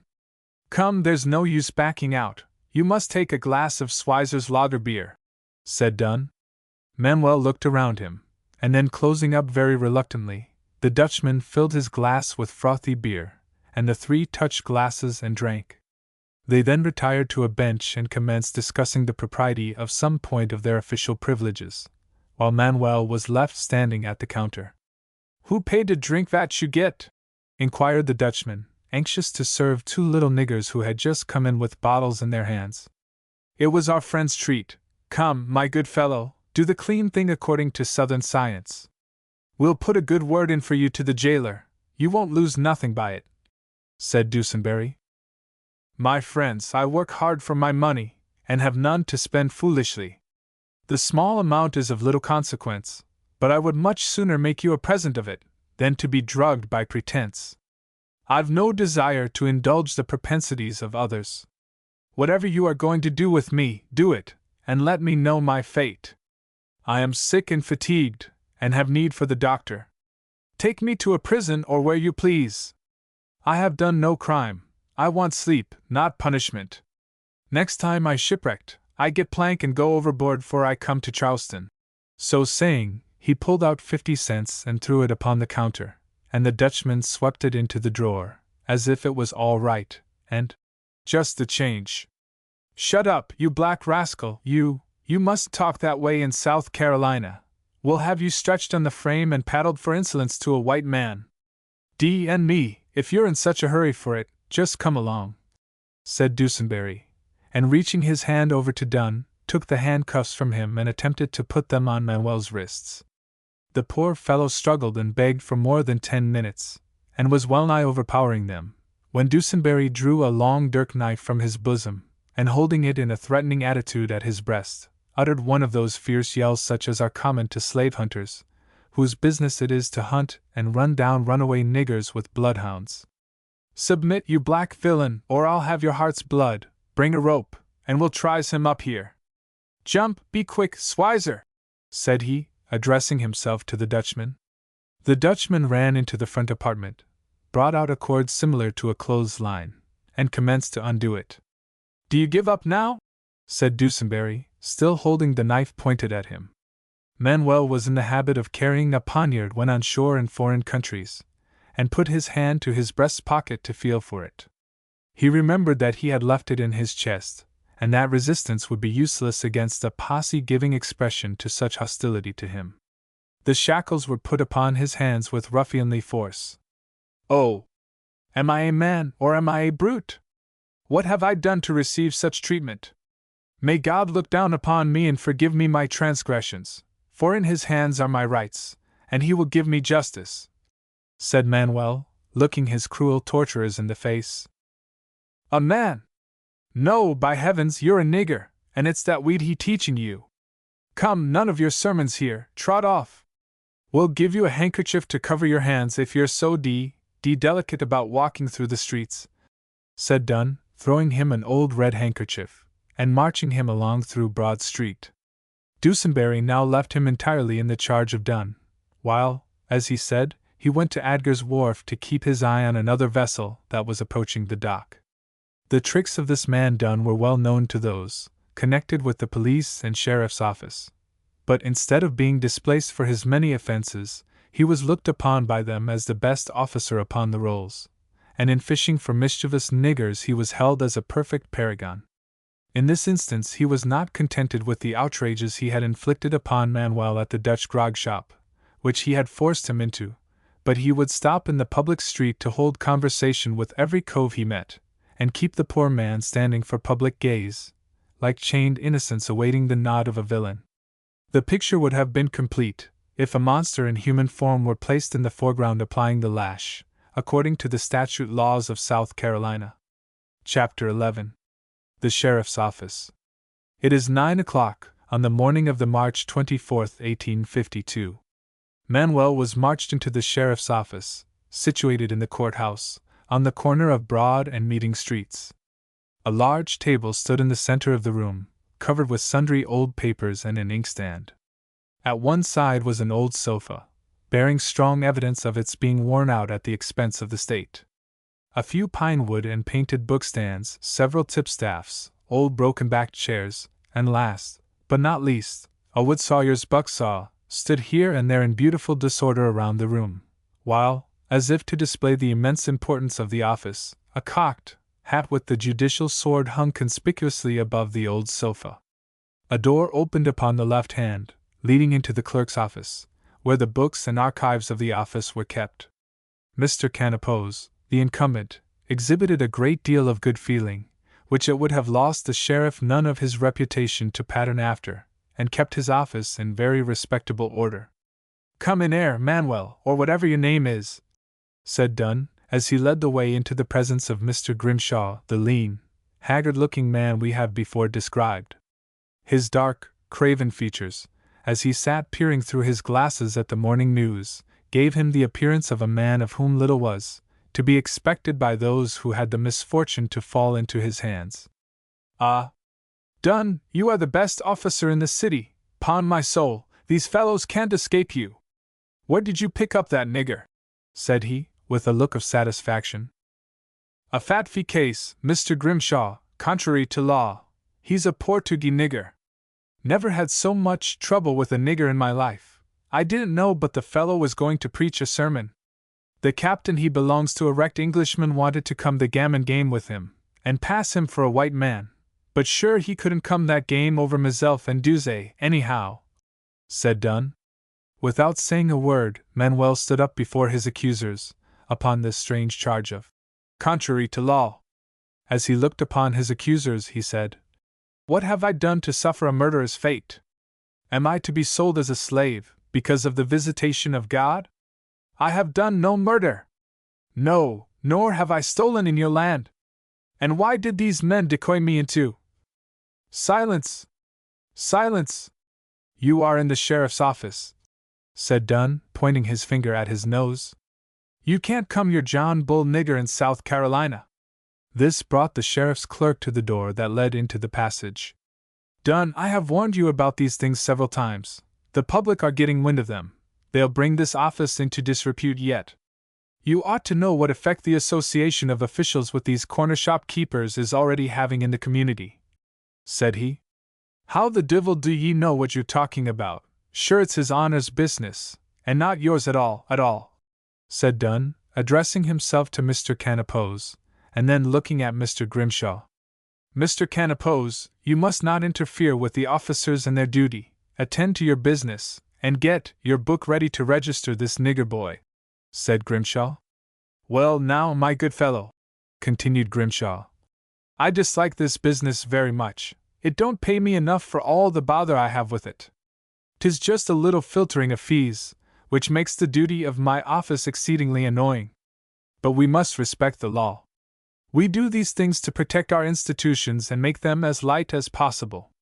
I might give you a great deal of trouble. I have the power, but I make it a point to consider men in your case, and will make you so comfortable that you won't think of being imprisoned.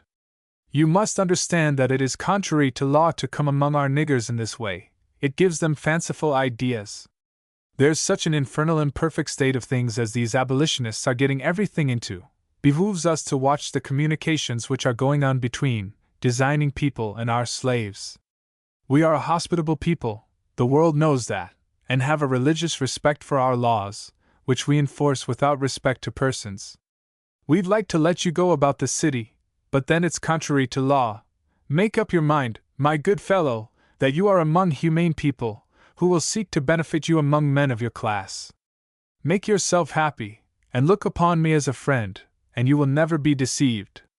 I control the jail, and my prisoners are as much attached to me as they would be to a father. It must be humanity that puts these symbols of ignominy upon my hands," said Manuel.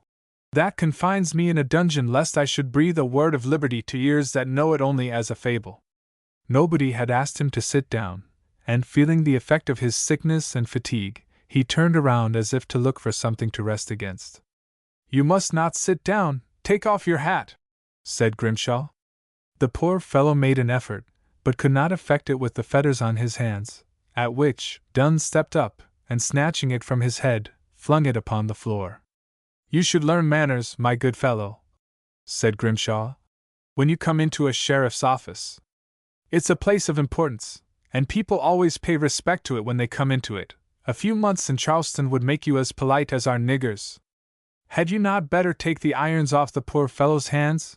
He looks as if he was tired out," said Mr. Canapose, the clerk, who again came to the door and looked upon Manuel with an air of pity. The words of sympathy touched his feelings deeply. It was a simple word in his favor, so different from what he had met since he left the vessel, that he felt a kind friend had spoken in his behalf, and he gave way to his feeling in a gush of tears. "Good suggestion, Mr. Canapose," said Grimshaw. "Better take him off, Mr. Dunn. I don't think he'll give you any more difficulty. He seems like a likely fellow, and knows, if he cuts up any nigger rascality in Charleston, he'll be snapped up. Now, my good fellow, put on your best-natured countenance, and stand as straight as a ramrod. Mr. Canapose, get your book ready to register him," continued Grimshaw. Manuel now stood up under a slide, and his height and general features were noted in the following manner, in order to appease that sovereign dignity of South Carolina law, which has so many strange devices to show its importance. Contrary to law. Violation of the Act of 1821, as amended, and C. Manuel Pereira vs. State of South Carolina, steward on board British brig Jansen, Captain Thompson. Entered March 24, 1852. Height, 5 feet 8 inches. Complexion, light olive bright. Features, sharp and aquiline. Hair and eyes dark and straight, the former inclined to curl. General remarks: age, 29, Portuguese by birth, speaks rather broken, but politely, is intelligent, well-formed, and good-looking. Fees to sheriff: to arrest $2, registry, $2 to $4.00 to recog. $1.31, constable. $1 to $2.31 to commitment and discharge, $1.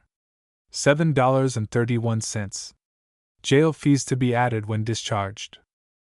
After these remarks were duly entered, and Mr. Grimshaw read another lecture to him on the importance of South Carolina law, and the kindness he would receive at his hands if he made himself contented, he was told that he could go and be committed. The poor fellow had stood up until he was nearly exhausted, yet it was not enough to gratify the feelings of that miserable miscreant, Dunn. Scarcely had he left the sheriff's office, or passed 2 squares from the courthouse, before he entered another Dutch grog shop, a little more respectable in appearance but not in character. They entered by a side door, which led into a back apartment provided with a table and 2 wooden settees. As Dunn entered, he was recognized by 2 Negro fellows, who were playing dominoes at the table. They arose and ran through the front store, into the street, as if some evil spirit had descended among them. The Dutchman sprang for the dominoes, and quickly thrust them into a tin measure which he secreted under the counter. "Ah, Drydes," said Dunn. "You vagabond, you, up to the old tricks again? Ye Dutchmen are worse than the divil. It's meself'll make ye put a 5 for that. Come, fork it over straight, and don't be muttering your Dutch lingo. That zoo drink mit me dis morning? Mr. Dunn's tea best fellow vat come as in my shop," said Drydes. "Ah, stop your botheration, and don't be comin' your Dutch lager over an Irishman. Put down the $5, and we'll take the drinks presently. Meself and me friend here'll drink your health," said Dunn, pointing to Manuel, who shook his head as much as to decline. The Dutchman now opened his drawer, and rolling a bill up in his fingers, passed it as if unobserved into the hands of Dunn. "Now, Drydes," said Dunn, "if you want to do the clean thing, put a couple of brandy smashes, none of your D Dutch cutthroat brandy, the best old stuff. Come, me old chuck," turning to Manuel and pulling him by the whiskers, "cheer up, another good stiffener will put you on your taps again. South Carolina's a great state, and a man what can't be happy in Charleston ought to be put through by daylight by the abolitionists." The Dutchman soon prepared the smashes, and supplying them with straws, put them upon the table, and seated chairs close at hand. "Excuse me," said Manuel. "I've drunk enough already, and should like to lie down. I am unwell, and feel the effect of what I have already taken. I am too feeble." Pray tell me how far the prison is from here, and I will go myself. Go, is it? The divil a go ye'll go from this until ye drink the smash. None of your Portuguese independence here. We larn niggers the politeness of gentlemen in Charleston, me buck! And seizing him by the collar, dragged him to the table, then grasping the tumbler with the other hand, he held it before his face. Do you see that? And bedad, you'll drink it, and not be foolin', or I'd put the contents in your fizz, said he. Manuel took the glass, while the Dutchman stood chuckling over the very nice piece of fun, and the spice of Mr. Dunn's wit, as he called it. That zoo make him vatty no vance too? You doesn't make me laugh so ven zoo comes air, I likes to kilt myself, said Drydes. A bright mulatto fellow was now seen in the front store, making quizzical signs to the Dutchman, who, understanding its signification, lost no time in slipping into his pocket a tumbler nearly half full of brandy and water, and stepping behind the division door, passed it slyly to the mulatto, who equally as slyly passed it down his throat, and putting a piece of money into the Dutchman's hand, stepped up to the counter, as if to wait for his change. All right, said the Dutchman, looking around at his shelves, and then again under the counter. No so, said the mulatto. I want 4 pence. You done dat before several times. I wants my money. Get out of my store, or I'll kick you out, said the Dutchman, and catching up a big club, ran from behind the counter and commenced belaboring the negro over the head in a most unmerciful manner. At this, the mulatto retreated into the lane, and with a volley of the vilest epithets, dared the Dutchman to come out, and he would whip him. Dunn ran to the scene, and ordered the negro to be off, and not use such language to a white man, that it was contrary to law, and he would take him to the workhouse.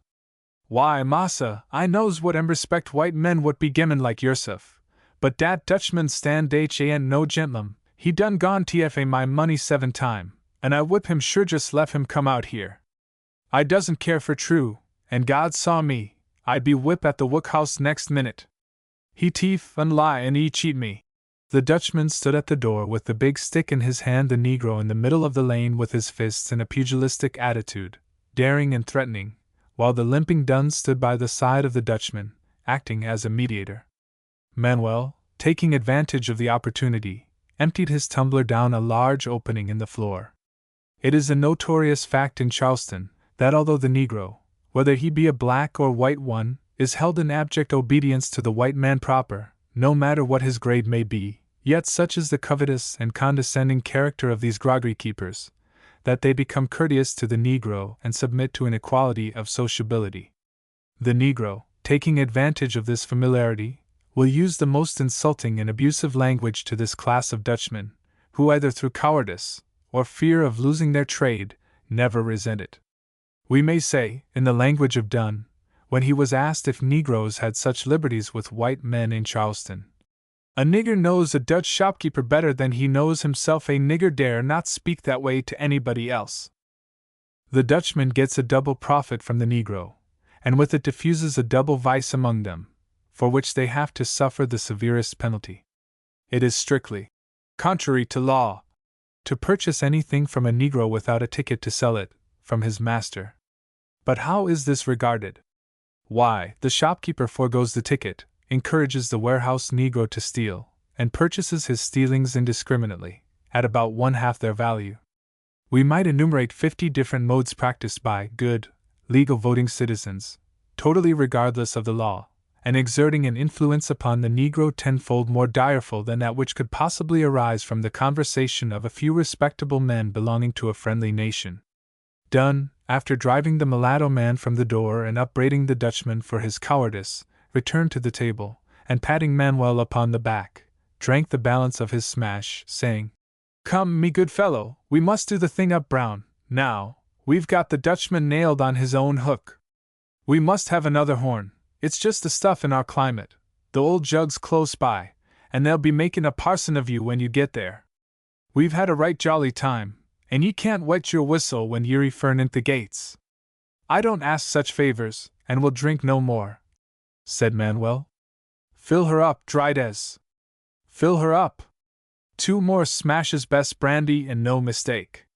You must drink another, my old Chuck will bring the pious notions out o' ye in Charleston, said Dunn, turning around to Manuel. The Dutchman filled the glasses, and Dunn, laying his big hickory stick upon the counter, took one in each hand, and going directly to Manuel.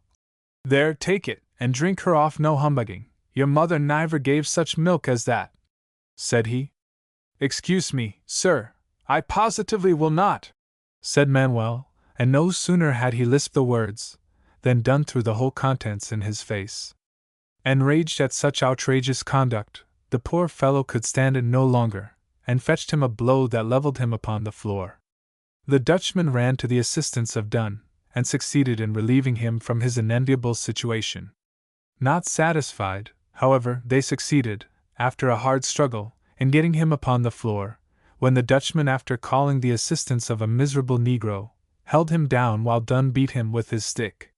His cries of murder and help resounded throughout the neighborhood, and notwithstanding they attempted to gag him, brought several persons to the spot. Among them was a well-known master builder, in Charleston, a very muscular and a very humane man. The rascality of Dunn was no new thing to him, for he had had practical demonstrations of it upon his own negroes, who had been enticed into the corner shops, for the double purpose of the Dutchmen getting their money, and the officers getting hush money from the owner. The moment he saw Dunn, he exclaimed, "Ah, you vagabond!"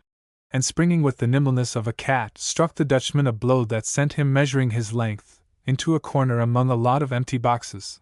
Then seizing Dunn by the collar, he shook him like a puppy, and brought him a slap with his open hand that double-dyed his red face, and brought a stream of claret from his nose, while the miserable nigger, who had been struggling to hold Manuel down, let go his hold, and ran as if his life was in danger. The scene was disgusting in the extreme. Manuel arose, with his face cut in several places, his clothes bedaubed with filth from the floor, and his neck and shirt bosom covered with blood, while the aghast features of Dunn, with his red, matted hair, and his glaring, vicious eyes bespattered with the combined blood of his victim and his own nasal organ, gave him the most fiendish look imaginable. The gentleman, after reprimanding the Dutchman for keeping up these miserable practices, which were disgracing the community, and bringing suffering, starvation, and death upon the slaves, turned to Dunn, and addressed him. "You are a pretty officer of the law! A villain upon the highway, a disgrace to your color, and a stain upon those who retain you in office. A man who has violated the peace and every principle of honest duty, a man who every day merits the worst criminal punishment, kept in the favor of the municipal department, to pollute its very name. If there's a spark of honesty left in the police department, I will use my influence to stop your conduct.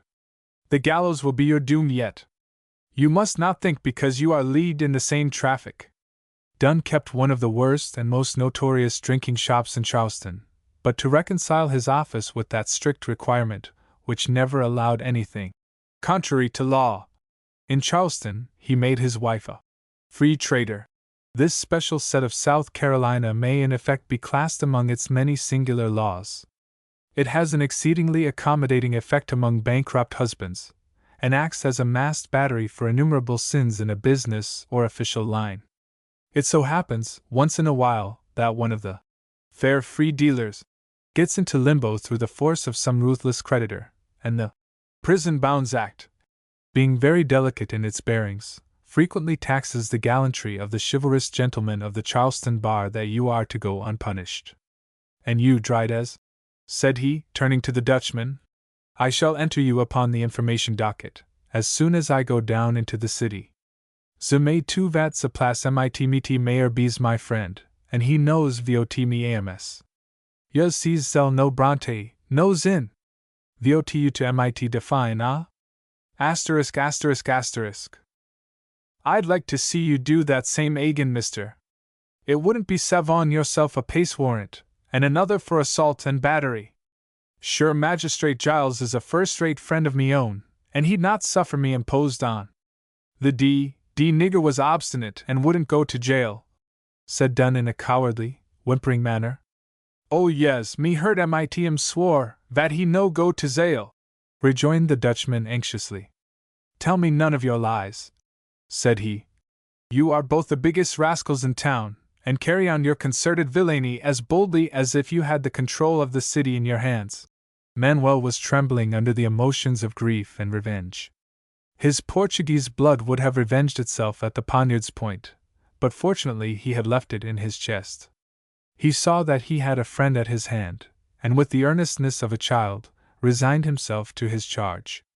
In a few minutes quiet was produced, and the gentleman, expressing a desire to know how the trouble originated, inquired of Manuel how it was brought about. But no sooner had he commenced his story than he was interrupted by Dunn asserting his right, according to the laws of South Carolina, to make his declaration, which could not be refuted by the Negro's statement, or even testimony at law, and in another moment jumped up, and taking Manuel by the collar, commanded him to come along to jail, and turning to the gentleman, dared him to interfere with his duty. "I know how you take people to jail, very well. I'll now see that you perform that duty properly, and not torture prisoners from place to place before you get there. You inflict a worse punishment in taking poor, helpless people to jail than they suffer after they get there," said he, and immediately joined Manuel and walked to the jail with him. Chapter 12. The Old Jail. There are 3 institutions in Charleston, either of which would be a stain upon the name of civilization, standing as emblems of the time-established notions of a people, and their cherished love for the ancestral relics of a gone-by age. Nothing could point with more unerring aim than these somber monuments do to the distance behind the age that marks the thoughts and actions of the Charlestonians. They are the poorhouse, hospital, and jail, but as the latter only pertains to our present subject, we prefer to speak of it alone, and leave the others for another occasion. The workhouse may be said to form an exception, that being a new building, recently erected upon a European plan. It is very spacious, with an extravagant exterior, surmounted by lofty semi-Gothic watchtowers, similar to the old castles upon the Rhine. So great was the opposition to building this magnificent temple of a workhouse, and so inconsistent, beyond the progress of the age, was it viewed by the manifest ancestry, that it caused the mayor his defeat at the following hustings. Young Charleston was rebuked for its daring progress, and the building is marked by the singular cognomen of Hutchinson's Folly. What is somewhat singular, this magnificent building is exclusively for Negroes. One fact will show how progressive has been the science of law to govern the Negro, while those to which the white man is subjected are such as good old England conferred upon them some centuries ago. For felonious and burglarious offenses, a white man is confined in the common jail, then dragged to the marketplace, stripped, and whipped, that the Negroes may laugh and go see Buckra catch it, while a Negro is sent to the workhouse, confined in his cell for a length of time, and then whipped according to modern science, but nobody sees it except by special permission. Thus the Negro has the advantage of science and privacy. The jail is a somber-looking building, with every mark of antiquity standing boldly outlined upon its exterior. It is surrounded by a high brick wall, and its windows are grated with double rows of bars, sufficiently strong for a modern penitentiary. Altogether, its dark, gloomy appearance strikes those who approach it with the thought and association of some ancient cruelty. You enter through an iron-barred door, and on both sides of a narrow portal leading to the right are 4 small cells and a filthy-looking kitchen, resembling an old-fashioned smoke-house. These cells are the debtors', and as we were passing out, after visiting a friend, a lame, mulatto fellow, with scarcely rags to cover his nakedness, and filthy beyond description, stood at what was called the kitchen door. "That poor dejected object," said our friend, "is the cook. He is in for misdemeanor, one of the peculiar shades of it, for which a nigger is honored with the jail. It seems, then, that cooking is a punishment in Charleston, and the Negro is undergoing the penalty," said we. "Yes," said our friend, "but the poor fellow has a sovereign consolation, which few niggers in Charleston can boast of, and none of the prisoners here have. He can get enough to eat." The poor fellow held out his hand as we passed him, and said, "Massa, gin pureba piece o' bacca?" We freely gave him all in our possession. On the left side, after passing the main iron door, are the jailer's apartments. Passing through another iron door, you ascend a narrow, crooked stairs and reach the 2nd story, Here are some 8 or 9 miserable cells, some large and some small, badly ventilated, and entirely destitute of any kind of furniture, and if they are badly ventilated for summer, they are equally badly provided with means to warm them in winter. In one of these rooms were 9 or 10 persons, when we visited it, and such was the morbid stench escaping from it, that we were compelled to put our handkerchiefs to our faces. This floor is appropriated for such crimes as assault and battery, with intent to kill, refractory seamen, deserters, violating the statutes, suspicion of arson and murder, witnesses, all sorts of crimes, varying from the debtor to the positive murderer, burglar, and felon. We should have enumerated, among the rest, all stewards, colored, whether foreign or domestic, who are committed on that singular charge, contrary to law, and it should have been added, even though cast away upon our hospitable shores. Among all these different shades of criminals, there must be some very bad men. And we could recount 3 who were pointed out to us as very dangerous men, yet were allowed the favor of this floor and its associations. One was an Irish sailor, who was sentenced to 3 years and 9 months' imprisonment by the United States Court, for revolt and a desperate attempt to murder the captain of a ship. The next was a German, a soldier in the United States Army, sentenced to 1 year and 8 months' imprisonment for killing his comrade, and the third was an English sailor, who killed a woman but as she happened to be of doubtful character, the presiding judge of the sessions sentenced him to a light imprisonment, which the governor very condescendingly pardoned after a few weeks. The 2 former acted as attendants, or deputy jailers, with the exception of turning the key, which privilege the jailer reserved for himself exclusively. The principle may seem a strange one, that places men confined upon such grave charges in a superior position over prisoners, and may be questionable with regard to the discipline itself. From this floor, another iron door opened, and a winding passage led into the 3rd and upper story, where a 3rd iron door opened into a vestibule, on the right and left of which were grated doors secured with heavy bolts and bars. These opened into narrow portals with dark, gloomy cells on each side. In the floor of each of these cells was a large iron ring bolt, doubtless intended to chain refractory prisoners to, but we were informed that such prisoners were kept in close stone cells, in the yard, which were commonly occupied by Negroes and those condemned to capital punishment. The ominous name of this 3rd story was Mount Rascal, intended, no doubt, as significant of the class of prisoners it contained. It is said that genius is never idle. The floor of these cells bore some evidence of the fact in a variety of very fine specimens of carving and flourish work, done with a knife. Among them was a well-executed crucifix, with the Redeemer, on Calvarian emblem of hope, showing how the man marked the weary moments of his durance. We spoke with many of the prisoners, and heard their different stories, some of which were really painful. Their crimes were variously stated, from that of murder, arson, and picking pockets, down to the felon who had stolen a pair of shoes to cover his feet. One had stolen a pair of pantaloons, and a little boy had stolen a few door keys. 3 boys were undergoing their sentence for murder. A man of genteel appearance, who had been sentenced to 3 years' imprisonment, and to receive 220 lashes in the market, at different periods, complained bitterly of the injustice of his case. Some had been flogged in the market, and were awaiting their time to be flogged again and discharged, and others were confined on suspicion, and had been kept in this close durance for more than 6 months, awaiting trial. We noticed that this worst of injustice, the law's delay, was felt worse by those confined on the suspicion of some paltry theft, who, even were they found guilty by a jury, would not have been subjected to more than 1 week imprisonment. Yet such was the adherence to that ancient system of English criminal jurisprudence, that it was almost impossible for the most innocent person to get a hearing, except at the regular sessions, which sit seldom, and with large intervals between. There is indeed a city court in Charleston, somewhat more modern in its jurisprudence than the sessions. It has its city sheriff, and its city officers, and holds its terms more frequently. Thus is Charleston doubly provided with sheriffs and officials. Both aspire to a distinct jurisdiction in civil and criminal cases.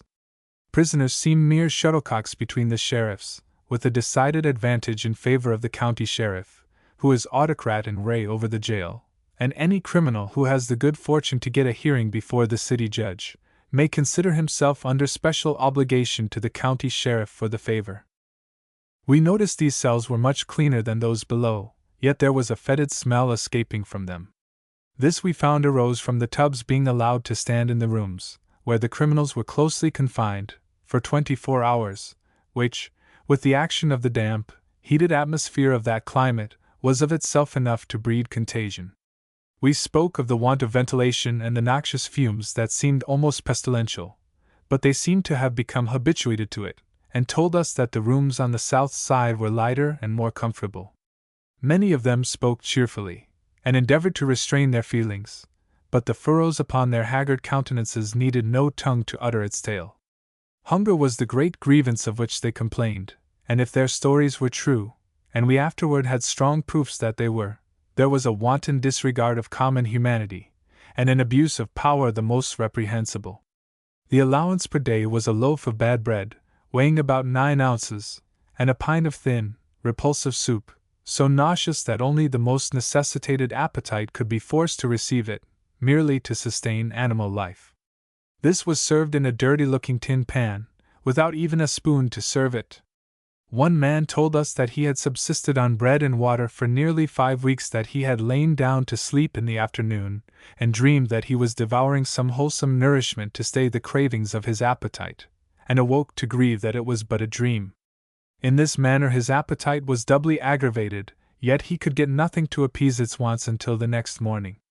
To add to this cruelty, we found 2 men in close confinement, the most emaciated and abject specimens of humanity we have ever beheld.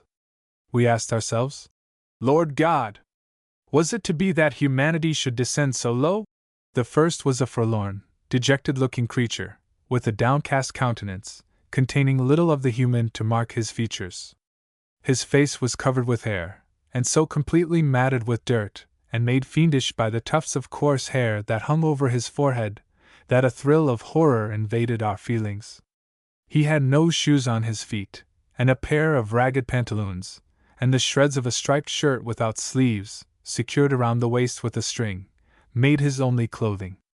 In truth, he had scarce enough on to cover his nakedness, and that so filthy and swarming with vermin, that he kept his shoulders and hands busily employed, while his skin was so encrusted with dirt as to leave no trace of its original complexion. In this manner he was kept closely confined, and was more like a wild beast who saw none but his keepers when they came to throw him his feed. Whether he was kept in this manner for his dark deeds or to cover the shame of those who speculated upon his misery, we leave to the judgment of the reader. We asked this poor mortal what he had done to merit such a punishment. He held his head down, and motioned his fevered lips. "Speak out," said we. "Perhaps we can get you out." "I had no shoes, and I took a pair of boots from the gentleman I worked with," said he in a low, murmuring tone. "Gracious man," said we, "a pair of boots! And is that all you are here for?" "Yes, sir." "He lives on the wharf, is very wealthy, and is a good man.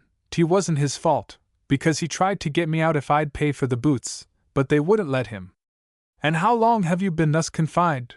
said we. "Better than 5 months, but it's because there ain't room upstairs. They've been promising me some clothes for a long time, but they don't come," he continued. "And how much longer have you to stop in this condition?" "Well, they say at court sets in October. It's something like 2 months off. The grand jury'll visit the jail then, and maybe they'll find a bill against me, and I'll be tried. I don't care if they only don't flog me in that fish market." "Then you have not been tried yet? Well, may God give that man peace to enjoy his bounty, who would consign a poor object like thee to such cruelty," said we. "I was raised in Charleston, can neither read nor write, I have no father, and my mother is crazy in the poorhouse, and I work about the city for a living, when I'm out," said he. There was food for reflection in this poor fellow's simple story, which we found to be correct, as corroborated by the jailer. "Do you get enough to eat?" we asked. "Oh no, indeed. I could eat twice as much, that's the worst on't. Tea wouldn't be bad only for that. I get me loaf in the mornin', and me soup at 12, but I don't get nothin' to eat at night, and a feller's mighty hungry afore it's time to lay down," said he. We looked around the room, and not seeing anything to sleep upon, curiosity led us to ask him where he slept. "The jail allows us a blanket that's mine in the corner. I spread it at night when I wants to go to bed," he answered, quite contentedly. We left the poor wretch, for our feelings could withstand it no longer. The state of society that would thus reduce a human being needed more pity than the callous bones reduced to such a bed. His name was Bergen. The other was a young Irishman, who had been dragged to jail in his shirt, pantaloons, and hat, on suspicion of having stolen $7 from a comrade. He had been in jail very near 4 months, and in regard to filth and vermin was a counterpart of the other. A death-like smell, so offensive that we stopped upon the threshold, escaped from the room as soon as the door opened, enough to destroy a common constitution, which his emaciated limbs bore the strongest evidence of. The prisoners upon the second story were allowed the privilege of the yard during certain hours in the day, and the debtors at all hours in the day, yet all were subjected to the same fare. In the yard were a number of very close cells, which, as we have said before, were kept for Negroes, refractory criminals, and those condemned to capital punishment. These cells seemed to be held as a terror over the criminals, and well they might, for we never witnessed anything more dismal for the tenement of man. Chapter 13. How it is. It is our object to show the reader how many gross abuses of power exist in Charleston, and to point him to the source. In doing this, the task becomes a delicate one, for there are so many things we could wish were not so, because we know there are many good men in the community whose feelings are enlisted in the right, but their power is not coequal, and if it were, it is checked by an opposite influence. The more intelligent of the lower classes look upon the subject of politics in its proper light. They see the crashing effect the doctrine of nullification has upon their interests, yet, though their numbers are not few, their voice is small, and cannot sound through the channels that make popular influence. Thus all castes of society are governed by impracticable abstractions. The jail belongs to the county, the municipal authorities have no voice in it, and the state, in its legislative benevolence, has provided 30 cents a day for the maintenance of each prisoner. This small sum, in the state of South Carolina, where provision is extremely high, may be considered as a paltry pittance, but more especially so when the magnificent pretensions of South Carolina are taken into consideration, and a comparison is made between this meager allowance and that of other states. Even Georgia, her sister state, and one whose plain modesty is really worthy of her enterprising citizens, takes a more enlightened view of a criminal's circumstances, allows 44 cents a day for his maintenance, and treats him as if he was really a human being.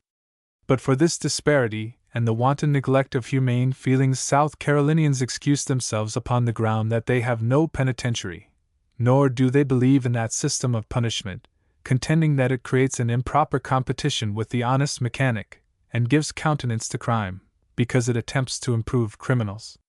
The common jail is made the place of confinement, while the whipping post and starvation supply the correctives. The sheriff being created an absolute functionary, with unlimited powers to control the jail and all its varied functions, without either commissioners or jail committee, what state of management may be expected? The court gives no specific direction as to the apartment or mode of confinement when sentencing a criminal.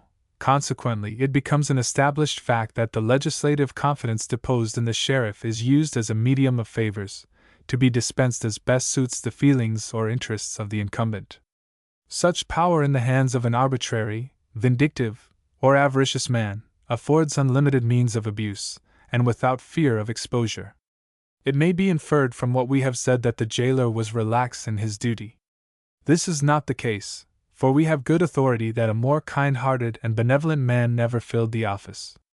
But his power was so restricted by those in absolute control, that his office became a mere turnkey's duty, for which he was paid the pittance of $500 a year or thereabouts. Thus he discharged his duty according to the instructions of the sheriff, who, it was well known, looked upon the jail as a means of speculation, and in carrying out his purposes, he would give very benevolent instructions in words, and at the same time withhold the means of carrying them out, like the very good man who always preached but never practiced. Now, how is it? What is the regimen of this jail prison, and how is it provided? We will say nothing of that arduous duty which the jailer performs for his small sum, nor the report that the sheriff's office is worth $14,000 a year. These things are too well established. But the law provides 30 cents a day for the prisoner's maintenance, which shall be received by the sheriff, who is to procure 1 pound of good bread, and 1 pound of good beef per day for each man. Now this provision is capable of a very elastic construction.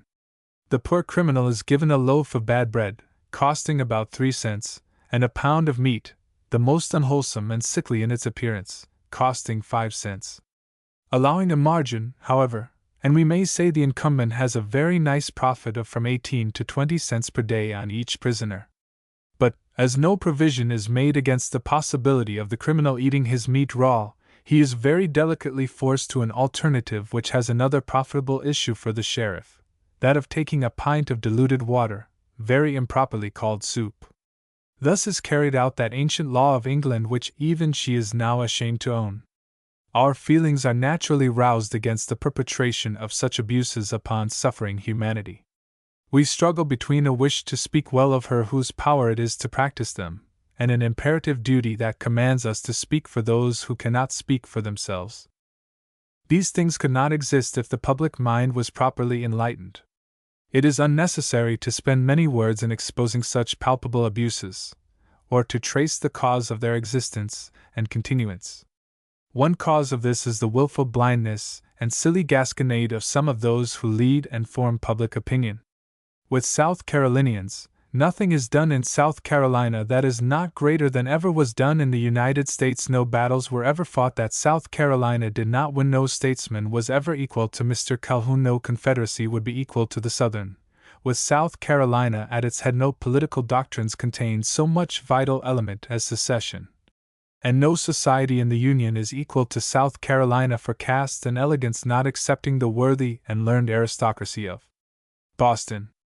A will to do as it pleases and act as it pleases, without national restraint, is the great drawback under which South Carolina sends forth her groaning tale of political distress. Let her look upon her dubious glory in its proper light, let her observe the rights of others, and found her acts injustice, annihilate her grasping spirit, and she will find a power adequate to her own preservation. She can then show to the world that she gives encouragement to the masses, and is determined to persevere in that moderate and forbearing policy which creates its own protection, merits admiration abroad, instead of rebuke, and which needs no gorgeous military display to marshal peace at the point of the bayonet. Chapter 14. Manuel Pereira committed. It was nearly 11 o'clock as they ascended the jail steps and rang the bell for admittance. The jailer, a stout, rough-looking man, opened the iron door, and as Manuel was about to step over the stone sill, Dunn gave him a sudden push that sent him headlong upon the floor. "Heavens! What now?" inquired the jailer with a look of astonishment, and at the next moment Dunn raised his foot to kick Manuel in the face. "You infernal beast!" said the jailer. "You are more like a savage than a man. You are drunk now, you vagabond!" and jumped in between them to save him from the effect of the blow. As he did this, the gentleman who accompanied them from the corner shop, as a protection against Dunn's cruelty, fetched Dunn a blow on the back of the neck that made him stagger against the door, and created such confusion as to arouse the whole jail. Turning to Manuel, he, with the assistance of the jailer, raised him from the ground and led him into the jail office. "Mr. Jailer," said Dunn, "the prisoner is mine until such times as you receipt the commitment, and I demand protection from you against this man. He has committed 2 violent assaults upon me, when I'd be doing me duty. You have violated all duty, and are more like an incarnate fiend. You first decoy men into rum shops, and then you plunder and abuse them, because you think they are black and can get no redress. You abused that man unmercifully, because you knew his evidence was not valid against you," said the gentleman, turning to the jailer, and giving him the particulars of what he saw in the corner shop, and what cruelties he had seen practiced by Dunn on former occasions. The jailer looked upon Manuel with commiseration, and handed him a chair to sit down on. The poor fellow was excited and fatigued, for he had eaten nothing that day, and been treated more like a brute than a human being from the time he left the ship until he arrived at the jail. He readily accepted the kind offer, and commenced to tell the story of his treatment. "You need not tell me, I know too much of that man already. It has long been a mystery to me why he is retained in office." Here Dunn interrupted. "Sure it's your master I'd obey and not yourself, and I'd do what I'd please with prisoners, and it's his business and not yours. If ye had your way, sure you'd be making white men of every nigger that ye turn the key upon." "Give me none of your insolence," said the jailer. "You have no authority beyond my door. Your brutal treatment to prisoners has caused me an immense deal of trouble, more than my paltry pay would induce me to stay for. Suppose you were indicted for these outrages? What would be the result?" asked the jailer. "Sure it's meself could answer for the sheriff, without your bothering yourself. I'd not work for yer, but for him, and he's your master anyhow, and knows all about it. Give me the receipt, and that's all I'd ax yer. When a nigger don't mind me, I just makes him feel the delight of a hickory stick. Yes, if you had the shame of a man in you, you'd not make a beast of yourself with liquor, and treat these poor stewards as if they were dogs," said the jailer. "Indeed, ye might learn a thing or two if ye was a politician like meself, and belonged to the secession party. And if his honor the sheriff, for he's a dacent man, knew ye'd be preachin' in that shape, you wouldn't keep the jail nent the morning. Be letting me out, and make much of the nigger, ye have him there." The jailer unlocked the door and allowed him to pass out, with a pertinent rebuke. This was but a trifling affair in Dunn's ear, for he knew his master's feelings too well, and was backed by him in his most intolerable proceedings. Returning to the office, he looked at the commitment, and then again at Manuel. "This is a contrary to law case, I see, Mr. Manuel. You are a likely fellow, too, to come within that," said he. "Yes. If I understand him right, he's a shipwrecked sailor, belonging to a foreign vessel that was driven in here in distress," said the man. "It's a hard law that imprisons a colored seaman who comes here voluntarily, but it seems beyond all manner of precedent to imprison a shipwrecked man like this, especially when he seems so respectable. There are no circumstances to warrant the enforcement of such a law." Thus saying, he left the jail. Be it said of the jailer, to his honor, so far as personal kindness went, he did his utmost, brought him water to wash himself, and gave him some clean clothes. After which, he was registered upon the criminal calendar as follows: March 24, 1852. Manuel Pereira. Committed by Sheriff. Crime contrary to law. Now the jailer had done his duty, so far as his feelings were concerned, but such were the stern requirements of the law, and his functions so restricted by Mr. Grimshaw, that he dare not make distinctions. He called Daly, one of the criminal assistants, and ordered him to show the prisoner his room. "Here, my boy, take your blanket," said Daly, and throwing him a coarse, filthy-looking blanket, told him to roll it up and follow him. "It's on the second floor we'll put ye, among the stewards. There's a nice lot on 'em to keep your company, and ye'll have a jolly time, my boy." Manuel followed through the second iron door until he came to a large door secured with heavy bolts and bars, which Daly began to withdraw and unlock. "Don't be talking it amiss. It's a right good crib, salve on the bed, and that's the worst of it. Bad luck to old Grimshaw, and himself thinks everybody's bones be's as tough as his own," said Daly, and threw open the heavy doors, sending forth those ominous prison sounds. "All here? Ah, you're a pretty set of lambs, as the British consul calls yees. Have ye ever a drop to spare?" At this, 3 or 4 respectable-looking black men came to the door and greeted Manuel. "Come, talk her out, for old man'll be on the scent." At this, one of the confined stewards, a tall, good-looking mulatto man, ran his hand into a large opening in the wall, and drew forth a little soda bottle filled with Monongahela whiskey. Without giving reasonable time for politeness, Daly seized the bottle, and putting it to his mouth, gauged about half its contents into his hominy department, smacked his lips, wiped his mouth with his cuff, and passing the balance back, shut and rebolted the door, after saying, "Good luck till ye's, and I wish ye's a merry time." The reader may imagine what provision the state, or the sheriff, had made for the comfort of these poor men, one of whom was imprisoned because it was contrary to law to be driven into the port of Charleston in distress, and the rest, peaceable, unoffending citizens belonging to distant states and countries, and guilty of no crime, when we described the room and regimen to which they were subjected. The room was about 26 feet long and 10 feet wide. The brick walls were plastered and colored with some kind of blue wash, which, however, was so nearly obliterated with dirt and the damp of a southern climate, as to leave but little to show what its original color was. The walls were covered with the condensed moisture of the atmosphere, spiders hung their festooned network overhead, and cockroaches and ants, those domesticated pests of South Carolina, were running about the floor in swarms, and holding all legal rights to rations in superlative contempt. 2 small apertures in the wall, about 14 inches square, and double-barred with heavy flat iron, served to admit light and air. The reader may thus judge of its gloomy appearance, and what a miserable, unhealthy cell it must have been in which to place men just arrived from sea. There was not the first vestige of furniture in the room, not even a bench to sit upon, for the state, with its gracious hospitality, forgot that men in jail ever sit down, but it was in keeping with all other things that the state left to the control of its officials. Am I to be punished in this miserable place?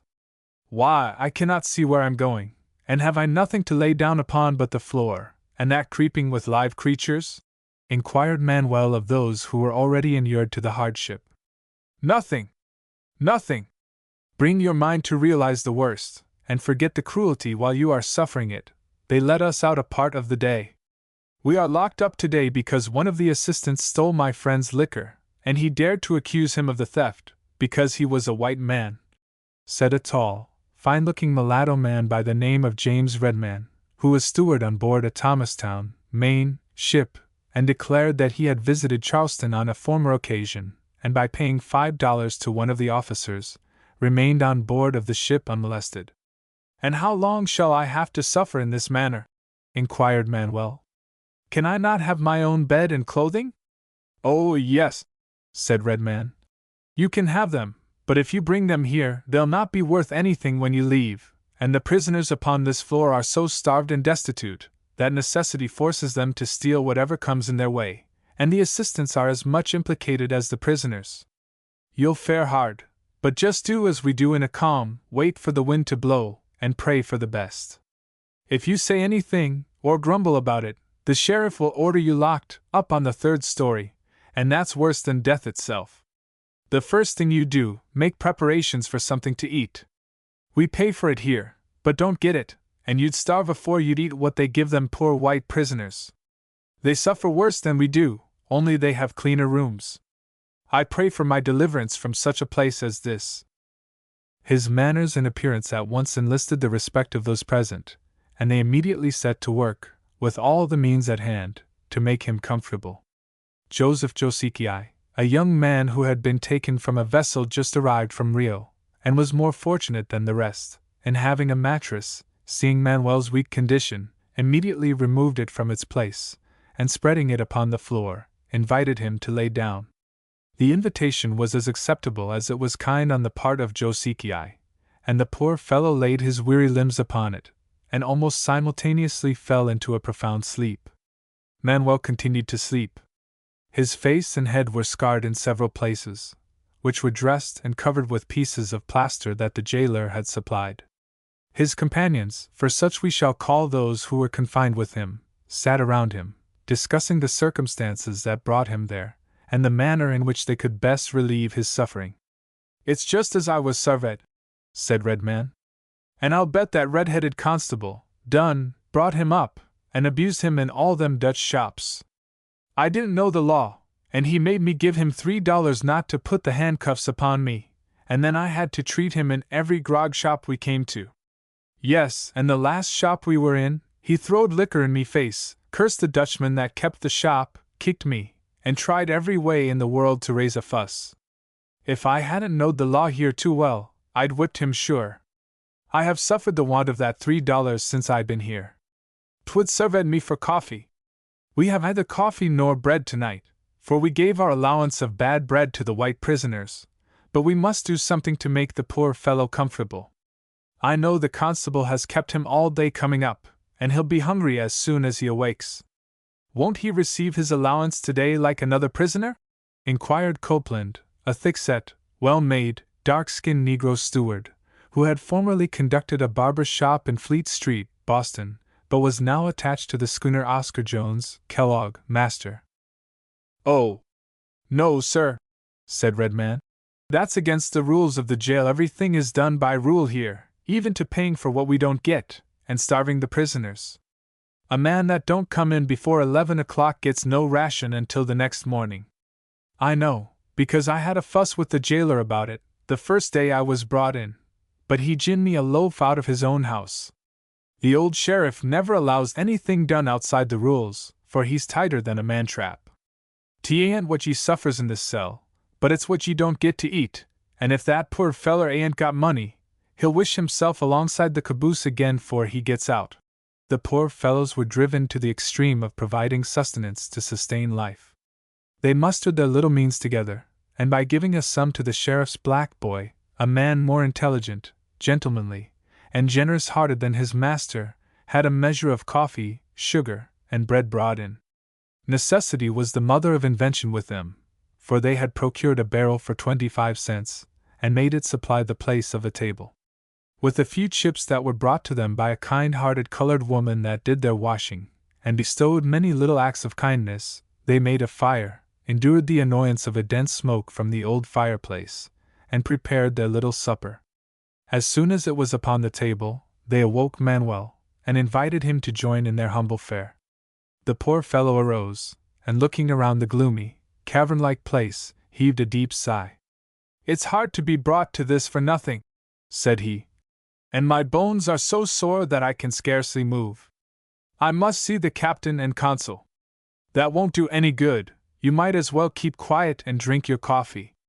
A prisoner that says the least in this jail is best off," returned Redman. Manuel took his bowl of coffee and a piece of bread, eating it with a good appetite, and asking what time they got breakfast. "It's the first time I was abused in a foreign country. I'm Portuguese, but a citizen of Great Britain, and got my protection. When it won't save me, I'll never come to South Carolina again, nor sail where a flag won't protect me. When I go among Patagonians I know what they do, but when I sail to United States or be cast away on them, I don't know what they do, because I expect good people. Asterisk asterisk asterisk. Never mind, my good fellow, said Redman.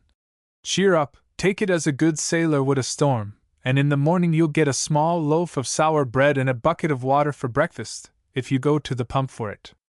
Be careful to moderate your appetite when you breakfast according to the state's rules, for you must save enough to last you during the day, and if you can keep Banyan Day, as the Bluenose calls it, you're just the man for this institution, and no mistake.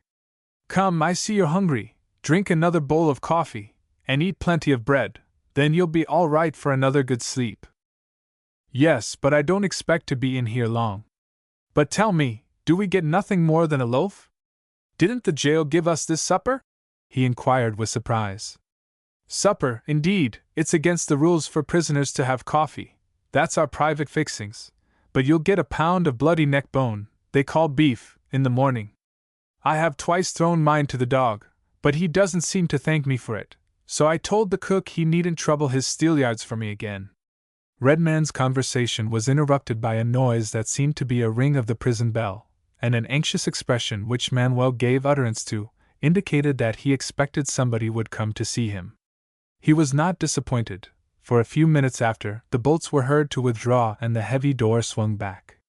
There, true to his charge, was little Tommy, in his nicest blue rig, tipped off a la man-o'-war touch, with his palmetto braid hat, a long black ribbon displayed over the rim, his hair combed so slick, and his little round face and red cheeks so plump and full of the sailor boy pertness, with his blue, braided shirt collar laid over his jacket, and set off around the neck, with a black India handkerchief, secured at the throat with the joint of a shark's backbone.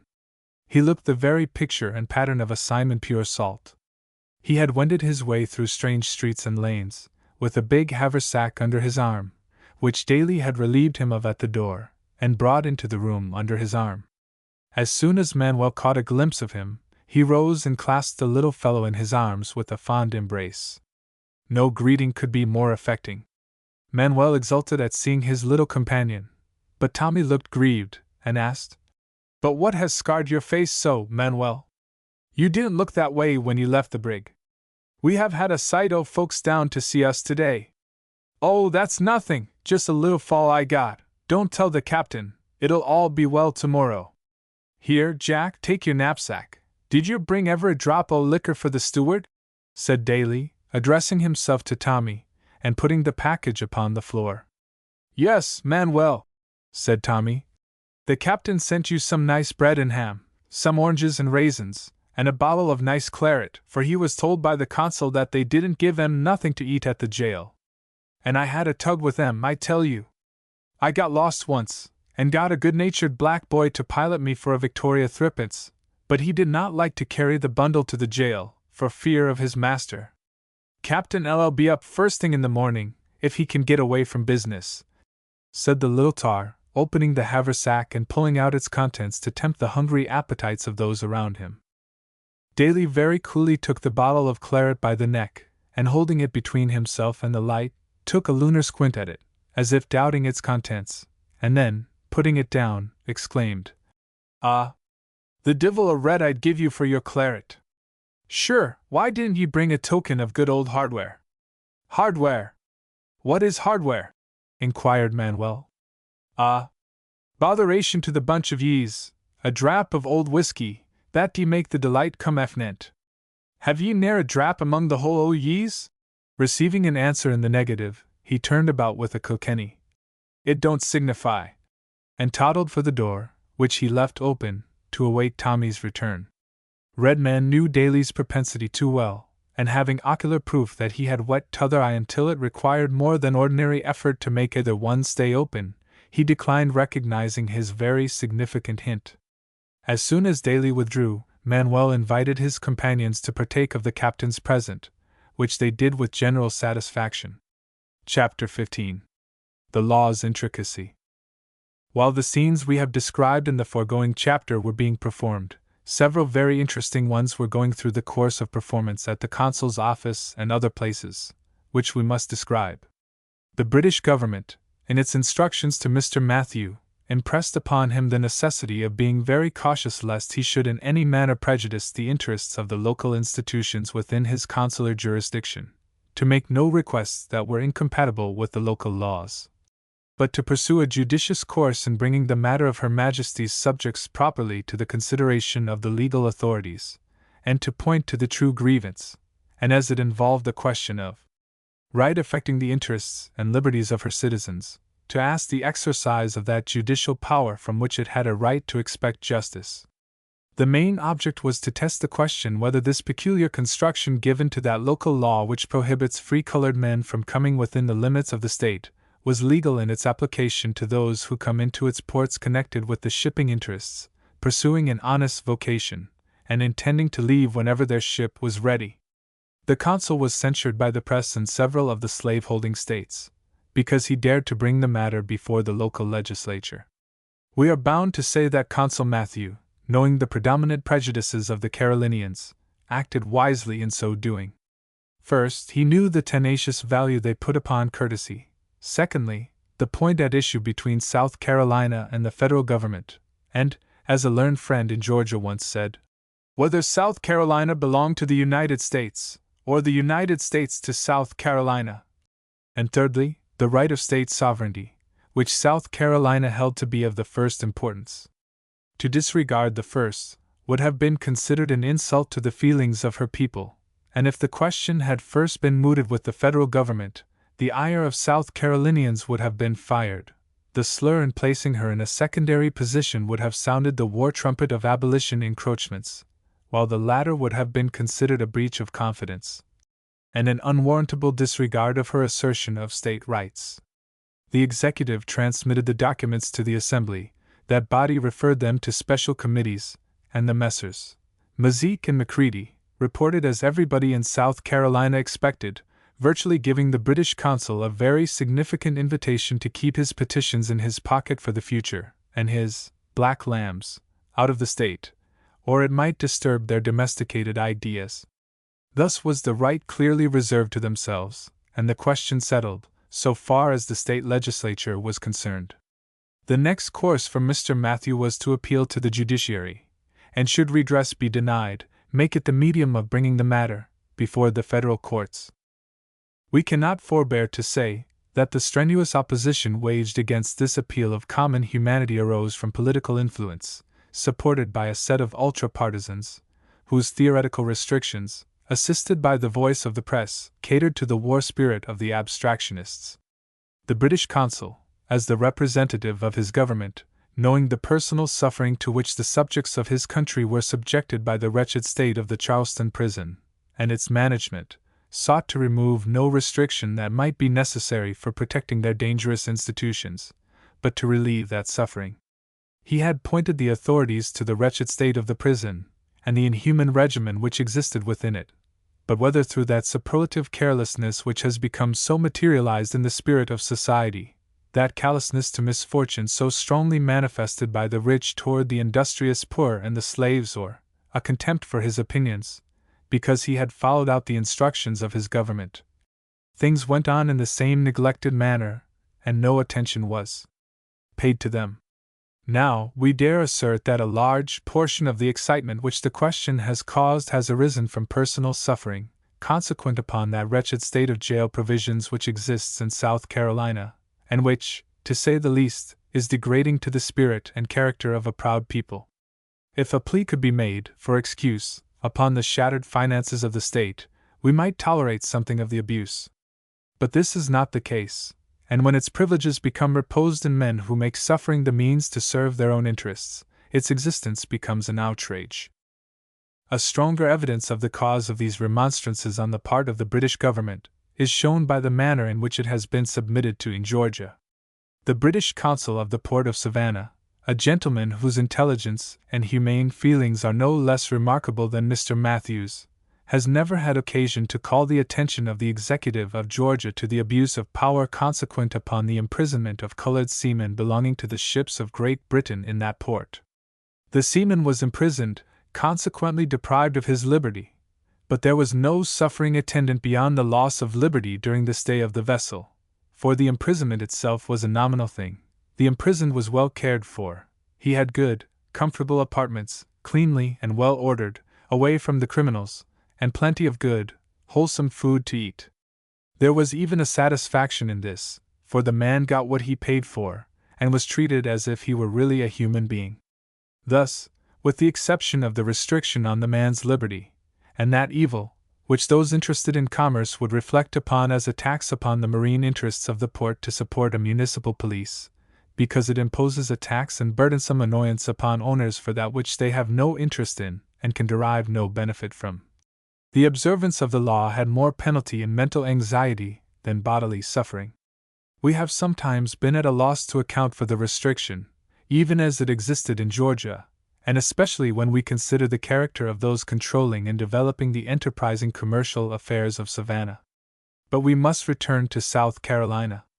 If we view this law as a police regulation, it only gives us broader latitude. If a community has that within itself which is dangerous to its well-being, it becomes pertinent to inquire whether there is not an imperfect state of society existing, and whether this policy is not injurious to the well-being of the state. The evil, though it be a mortifying fact, we are bound to say, arises from a strange notion of caste and color, which measures sympathy according to complexion. There is no proof that can possibly be adduced, showing that colored seamen have made any infections among the slaves, or sought to increase the dangers of her peculiar institution. Chapter 16. Plea of just consideration and mistaken constancy of the laws. The consul's office opened at 9 o'clock. The captain, with his register case and shipping papers under his arm, presented himself to Mr. Matthew, handed him his papers, and reported his condition. That gentleman immediately set about rendering every facility to relieve his immediate wants and further his business. The consul was a man of plain, unassuming manners, frank in his expressions, and strongly imbued with a sense of his rights, and the faith of his government, willing to take an active part in obtaining justice, and a deadly opponent to wrong, regardless of the active hostility that surrounded him. After relating the incidents of his voyage, and the circumstances connected with Manuel's being dragged to prison, "Can it be possible that the law is to be carried to such an extreme?" said he, giving vent to his feelings. "Your people seem to have a strange manner of exhibiting their hospitality," said the captain in reply. "That is true, but it will not do to appeal to the officials." Thus saying, the consul prepared the certificate, and putting on his hat, repaired to the jail. Here he questioned Manuel upon the circumstances of his arrest, his birthplace, and several other things. "I am not sure that I can get you out, Manuel, but I will do my best. The circumstances of your being driven in here in distress will warrant some consideration in your case, yet the feeling is not favorable, and we cannot expect much." From thence he proceeded to the office of Mr. Grimshaw, where he met that functionary, seated in all the dignity of his office. "Good morning, Mr. Consul. Another of your darkies in my place, this morning," said Mr. Grimshaw. "Yes, it is upon that business I have called to see you. I think you could not have considered the condition of this man, nor his rights, or you would not have imprisoned him." "Is there no way by which I can relieve him?" inquired the consul, expecting little at his hands, but venturing the effort. "Sir, I never do anything inconsistent with my office. The law gives me power in these cases, and I exercise it according to my judgment. It makes no exceptions for shipwrecks, and I feel that you have no right to question me in the premises. It's contrary to law to bring niggers here, and if you can show that he is a white man, there's the law, but you must await its process." "But do you not make exceptions?" inquired the consul. "I do not wish to seek his relief by process of law, that would increase expense and delay. I have made the request as a favor.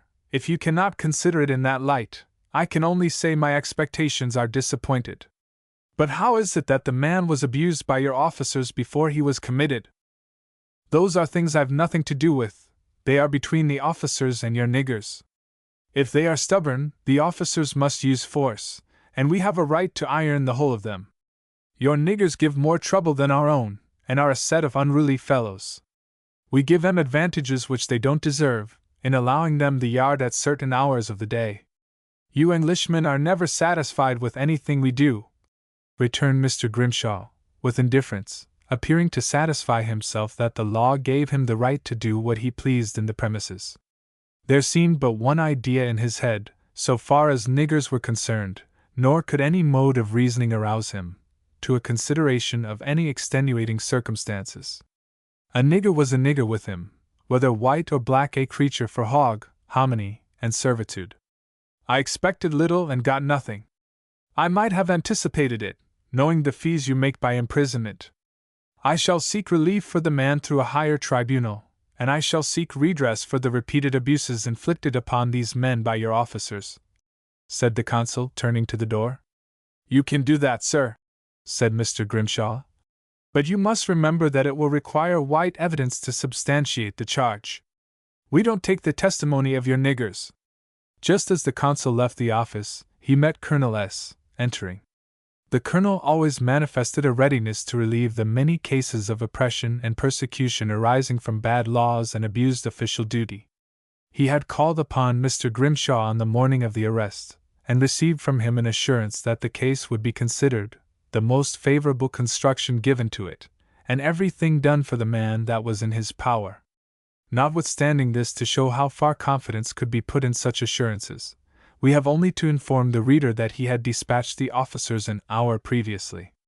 The colonel knew his man, and felt no hesitation at speaking his mind.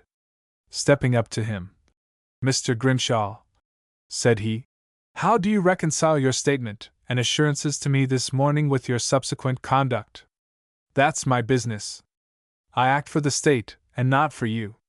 Are you counsel for these niggers, that you are so anxious to set them at liberty among our slaves? You seem to have more interest in it than that interfering consul. Just let these Yankee niggers and British niggers out tonight, and we'd have another insurrection before morning. It's better to prevent than cure," said Grimshaw. "The only insurrection would have been in your heart, for the loss of fees. If you did not intend what you said, why did you deceive me with such statements?" I know the feelings of our people, as well as I do yours for caging people within that jail.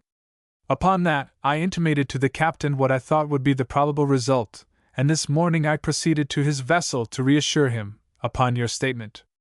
Imagine my mortification when he informed me that his steward had been dragged off to jail early in the morning, and that those two ruffians whom you disgraced the community with behaved in the most outrageous manner.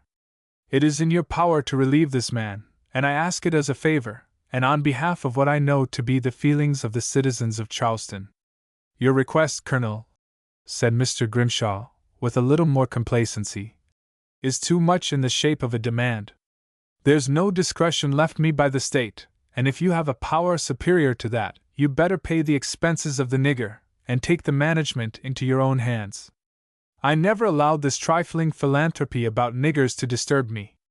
I could never follow out the laws of the state and practice it, and you better not burden yourself with it, or your successors may suffer for adequate means to support themselves.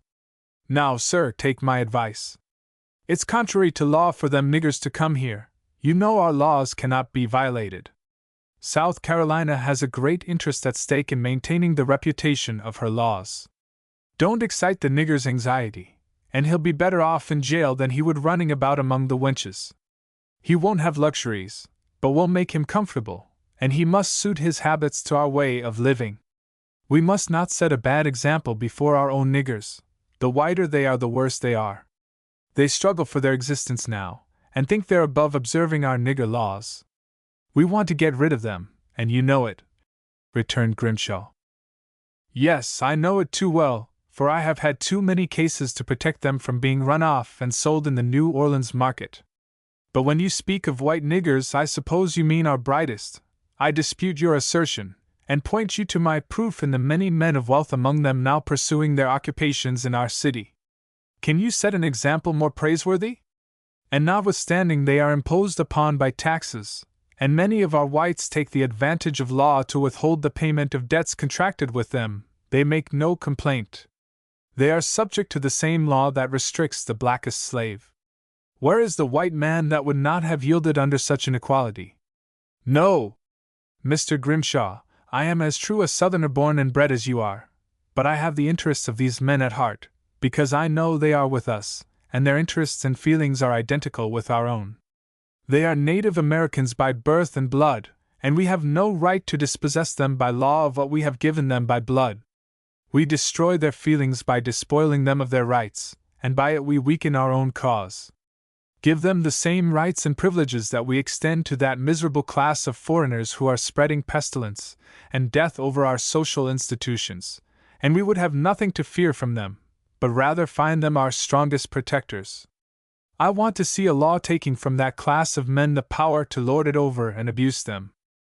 A friend, who has resided several years in Charleston, strong in his feelings of Southern rights, and whose keen observation could not fail to detect the working of different phases of the slave institution, informed us that he had conversed with a great many very intelligent and enterprising men belonging to that large class of bright men in Charleston, and that which appeared to pain them most was the manner they were treated by foreigners of the lowest class, that rights which they had inherited by birth and blood were taken away from them, that, being subjected to the same law which governed the most abject slave, every construction of it went to degrade them, while it gave supreme power to the most degraded white to impose upon them, and exercise his vindictive feelings toward them, that no consideration being given to circumstances, the least deviation from the police regulations made to govern Negroes was taken advantage of by the petty guardmen, who either extorted a fee to release them, or dragged them to the police office,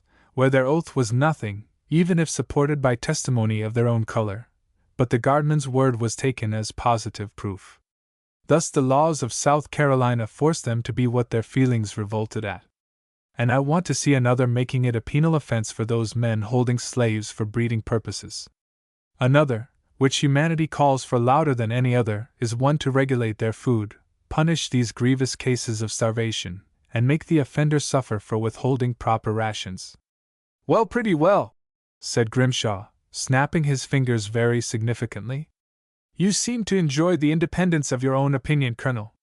Just prove this nigger's a white, and I'll give you a release for him, after paying the fees. You better move to Massachusetts, and preach that doctrine to William Lloyd Garrison and Abby Kelly. Give me none of your impudence, or your low insults. You may protect yourself from personal danger by your own consciousness that you are beneath the laws of honor, but that will not save you from what you deserve, if you repeat your language. Our moderation is our protection, while such unwise restrictions as you would enforce fan the flame of danger to our own households," said the Colonel, evidently yielding to his impulses, while Mr. Grimshaw sat trembling, and began to make a slender apology, saying that the language was forced upon him, because the Colonel had overstepped the bounds of propriety in his demands. "I'm somewhat astonished at your demand, Colonel, for you don't seem to comprehend the law, and the imperative manner in which I'm bound to carry it out. Shipowners should get white stewards, if they want to avoid all this difficulty. I know the nature of the case, but we can't be accountable for storms, shipwrecks, old vessels, and all these things. I'll go and see the fellow tomorrow, and tell the jailer he's a pattern of kindness, and that's why I got him for jailer, to give him good rations and keep his room clean," said Grimshaw, getting up and looking among some old books that lay on a dusty shelf. At length he found the one, and drawing it forth, commenced brushing the dust from it with a dust brush, and turning his tobacco quid. After brushing the old book for a length of time, he gave it a scientific wipe with his coat sleeve, again sat down, and commenced turning over its pages. "It's in here somewhere," said he, wetting his finger and thumb at every turn. "What's in there, pray?" "You don't think I've practiced at the Charleston bar all my life without knowing a law which has called up so many questions?" inquired the Colonel. "Why, the Act and the amendments. I believe this is the right one. I ain't practiced so long that I reckon I've lost the run of the appendix and everything else," adding another stream of tobacco spit to the puddle on the floor. "That's better thought than said. Perhaps you'd better get a schoolboy to keep his finger on it," continued the Colonel, laconically. "Well, well, but I must find it and refresh your memory. Ah, here it is, and it's just as binding on me as it can be. There's no mistake about it, it's genuine South Carolina, perfectly above board." Thus saying, he commenced reading to the Colonel as if he was about to instruct a schoolboy in his rudiments. "Here it is, a very pretty specimen of enlightened legislation, born in the lap of freedom, cradled in a land of universal rights, and enforced by the strong arm of South Carolina. An act for the better regulation and government of free Negroes and persons of color, and for other purposes." N.C., N.C., N.C., Mr. Grimshaw read, but as the two first sections are really a disgrace to the delegated powers of man, in their aim to oppress the man of color, we prefer to pass to the third section, and follow Mr. Grimshaw as he reads. "That if any vessel shall come into any port or harbor of this state, South Carolina, from any other state or foreign port, having on board any free Negroes or persons of color, as cooks, stewards, or mariners, or in any other employment on board said vessel, such free Negroes or persons of color shall be liable to be seized and confined in jail until said vessel shall clear out and depart from this state. And that when said vessel is ready to sail, the captain of said vessel shall be bound to carry away the said free Negro or person of color, and pay the expenses of detention, and in case of his refusal or neglect to do so, he shall be liable to be indicted, and on conviction thereof, shall be fined in a sum not less than $1,000, and imprisoned not less than 2 months, and such free Negroes or persons of color shall be deemed and taken as absolute slaves, and sold in conformity to the provisions of the Act passed on the 20th day of December, 1820 aforesaid." Mr. Grimshaw's coolness in the matter became so intolerable that the Colonel could stand it no longer. So, getting up while Mr. Grimshaw was reading the law, he left the office, perfectly satisfied that further endeavors at that source would be fruitless. After Mr. Grimshaw had concluded, he looked up, perfectly amazed to find that he was enjoying the reading of the Act to himself. "Had I not given it all the consideration of my power, and seen the correctness of the law, I should not have given so much importance to my opinion. But there it is, all in that section of the Act, and they can't find no convention in the world to control the legislature of South Carolina. There's my principles, and all the Englishmen and abolitionists in Christendom wouldn't change me. Now I've the power, and let 'em get the nigger out of my place, if they can," said Grimshaw, shutting the book, kicking a good-sized, peaceable-looking dog that lay under the table, and deliberately taking his hat and walking into the street. Here is an act, bearing on its face the arrogant will of South Carolina, setting aside all constitutional rights, and denying the validity of stipulations made by the United States in her general commercial laws. She asserts her right to disregard citizenship, to make criminals of colored men, because they are colored, and to sell them for slaves to pay the expenses which she had incurred to make them such. And what is still worse, is, that the exercise of this misconceived and unjust law is so unrelentingly enforced, and so abused by those who carry it out. During this time the consul had been unremitting in his endeavors to procure the man's release. The mayor had no power in the premises. The attorney general was not positive in regard to the extent of his power in such a case, though he admitted the case to be an aggravated one. The judges could only recognize him as a nigger, consequently must govern their proceedings by legislative acts. Upon the whole, he found that he was wasting his time, for while they all talked sympathy, they acted tyranny. Cold, measured words about niggers, contrary to law, constitutional rights, inviolable laws, state sovereignty and secession, the necessary police regulations to protect a peculiar institution, and their right to enforce them, everywhere greeted his ears. There was about as much in it to relieve Manuel, as there would have been had a little bird perched upon the prison wall, and warbled its song of love to him, while strongly secured in his cell, more tantalizing because he could hear the notes, but not see the songster. Notwithstanding the commendable energy of the consul, he had the satisfaction of knowing that several very improbable reports touching his course, and construing it into an interference with the institution of slavery, had been widely circulated, and were creating a feeling against him among a certain class of fire-eating secessionists. He was too well aware of the source from which they originated to awaken any fears, and instead of daunting his energy they only increased it, and brought to his aid the valuable services of the Hon. James L. Pettigrew, a gentleman of whom it is said, notwithstanding his eminence at the bar, that had it not been for his purity of character, his opinions in opposition to the state would have long since consigned him to a traitor's exile. The truth was in much against Mr. Pettigrew's popularity in his own state that he was a man of sound logic, practical judgment, and legal discrimination. Thus endowed with the requisite qualities of a good statesman, and pursuing a true course to create a conservative influence in the state, he failed to become popular beyond his legal sphere. Had he espoused that most popular of all doctrines in South Carolina, nullification and secession, and carried abstraction to distraction, James L. Pettigrew would have added another, Roman name, to that which has already passed from South Carolina's field of action.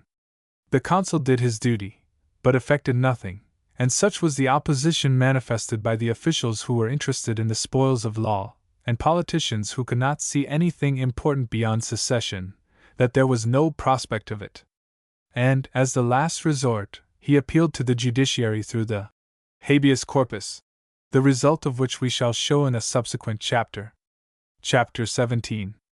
Little George, the captain, and Mr. Grimshaw. The consul had returned to his office rather discomfited at not being able to relieve Manuel, yet satisfied that he had placed matters in their proper light before the public. The captain reported and left his manifest at the custom house, after entering his protest and making the necessary arrangements for Survey N.C., and Colonel S. became so well satisfied of the affectation of law protectors, and that his services in behalf of humanity were like straws contending against a foaming current, that, acknowledging his regrets to the captain, he preferred to make up in attention what he could not do for Manuel through the law. Little George paid his respects to the Jansen between 10 and 11 o'clock, duly dressed. "Mr. Mate, where's your skipper?" he inquired, with an air of consequence that put an extra pucker on his little twisting mouth. "Gone to jail, or to see Dr. Jones, I expect, not giving ye an ill answer," replied the old mate gruffly. "Perhaps you don't know who I am, sir. Your answer's not polite. You must remember, sir, you're in South Carolina, the sunny city of the South," said the little secessionist. I'll make my answer to suit myself. I study hard work and honesty, but never was known to carry a grammar in my pocket. But my taught friend, I should knowed I was in South Carolina if you hadn't said a word about it, for no other nation under the sky would have dragged a poor castaway sailor to prison because he had the misfortune to have a tawny hide. It's a 10-to-1, my hearty, if you don't find the skipper in jail, and all the rest of us, before we leave. I'm looking now to see some body grabber coming down with a pair of handcuffs," continued the mate. "What? Do you mean to insult me again, Mr. Mate? Explain yourself. I'm not accustomed to this ironical talk." "Well, it's something like your laws. They dragged our steward off to jail this morning, without judge or jury, and with about as much ceremony as a Smithfield policeman would a pickpocket." "What? You don't say. Well, I was afraid of that. Our officers are mighty quick, but I'd hoped differently. But, sir, give my compliments to the captain. Tell him I'll make the matter all right. My influence, sir, and my father's, he is one of the first men in the city, tells mightily here. I have promised my services to the captain, and I'll see him through. Just pledging my word to Grimshaw will be enough to satisfy the judicial requisites of the law," said George, switching his little cane on his trousers. "My good fellow," said the mate, "if you can get our steward out of limbo, you'll be doing us all a good turn, and we'll remember you as long as we pull a brace. You may reckon on me, Mr. Mate, and if I ain't down before 6 o'clock, my father will certainly take the matter in hand, and he and Mazik belong to the secession party, and control things just as they please at Columbia." So saying, George bid the old mate good morning, and bent his course for the head of the wharf. "There," said the old mate. "It's just what I thought all along. I knew my presentiment would come true. I'll wager a crown they treat Manuel like a dog in that old prison, and don't get him out until he is mildewed, or perhaps they'll sell him for a slave acause he's got curly black hair and a yellow skin. Now I'm a hardy sailor, but I've sailed around the world about 3 times, and know something of nature. Now you may note it as clear as the North Star, prisons in slave countries ain't fit for dogs. They may tell about their fine, fat, slick, saucy niggers, but a slave's a slave, his master's property, a piece of merchandise, his chattel, or his football, thankful for what his master may please to give him, and inured to suffer the want of what he withholds. Yes, he must have his thinking stopped by law, and his back lashed at his master's will, if he don't toe the mark in work. Men's habits and associations form their feelings and character, and it's just so with them fellers. They've become so accustomed to looking upon a nigger as a mere tool of labor, lording it over him, starving him, and lashing him, that they associate the exercise of the same feelings and actions with everything connected with labor, without paying any respect to a poor white man's feelings," continued the mate, addressing himself to his second, as they sat upon the companion, waiting for the captain to come on board and give further orders. Never were words spoken with more truth. The Negro is reduced to the lowest and worst restrictions, even by those who are considered wealthy planters and good masters. We say nothing of those whose abuse of their Negroes by starvation and punishment forms the theme of complaint among slaveholders themselves. His food is not only the coarsest that can be procured, but inadequate to support the system for the amount of labor required. Recourse to other means becomes necessary. This is supplied by giving the slave his task, which, so far as our observation extends, is quite sufficient for any common laborer's day's work. This done, his master is served, and as an act of kindness, which Sambo is taught to appreciate as such, he is allowed to work on his own little cultivated patch to raise a few things, which Massar, in many cases, very condescendingly sells in the market, and returns those little comforts, which are so much appreciated by slaves on a plantation: tea, molasses, coffee, and tobacco, and now and then a little wet of whiskey. This is the allowance of a good man doing a good week's work, and getting 2 pounds of bacon and a peck of corn as his compensation. But, in grateful consideration, his good master allows him to work nights and Sundays to maintain himself. In this way was Bob's bale of cotton raised, which that anxious child of popular favor, the editor of the Savannah Morning News, so struggled to herald to the world as something magnificent on the part of the Southern slave masters. At best, it was but a speck. If the many extra hours of toil that poor Bob had spent, and the hours of night that he had watched and nursed his plants, were taken into account, there would be a dark picture connected with Bob's bale of cotton, which the editor forgot to disclose. Every form of labor becomes so associated with servitude that we may excuse the Southerner for those feelings which condemn those devoted to mechanical pursuits as beneath his caste and dignity. Arrogance and idleness foster extravagance, while his pride induces him to keep up a style of life which his means are inadequate to support. This induces him to subsist his slaves on the coarsest fare, and becoming hampered, embarrassed, and fretted in his fast decaying circumstances, his slaves, one by one, suffer the penalty of his extravagance, and finally he himself is reduced to such a condition that he is unable to do justice to himself or his children any longer. His slaves are dragged from him, sold to the terrors of a distant sugar plantation, and he turned out of doors a miserable man. We see this result every day in South Carolina. We hear the comments in the Broadways and public places, while the attorney and bailiff's offices and notices tell the sad tale of poverty's wasting struggle. George, in passing from the wharf into the bay, met the captain, who was shaping his course for the brig. He immediately ran up to him, and shook his hands with an appearance of friendship. "Captain, I'm right sorry to hear about your nigger. I was not prepared for such a decision on the part of Mr. Grimshaw, but I'm determined to have him out," said he. "Well," said the captain, "I'm sorry to say, I find things very different from what I anticipated. My steward is imprisoned for nothing except that he is a Portuguese, and everybody insists that he's a nigger. Everybody talks very fine, yet nobody can do anything, and everything is left to the will of one man. Why, Captain, we've the best system in the world for doing business. You'd appreciate it after you understood it. Just come with me, and let me introduce you to my father. If he don't put you right, I'll stand convicted," said little George. Accepting the invitation, they walked back to the old man's counting room. George had given the captain such an extended account of his father's business and estates, that the latter had made up his mind to be introduced to an India Palace counting room.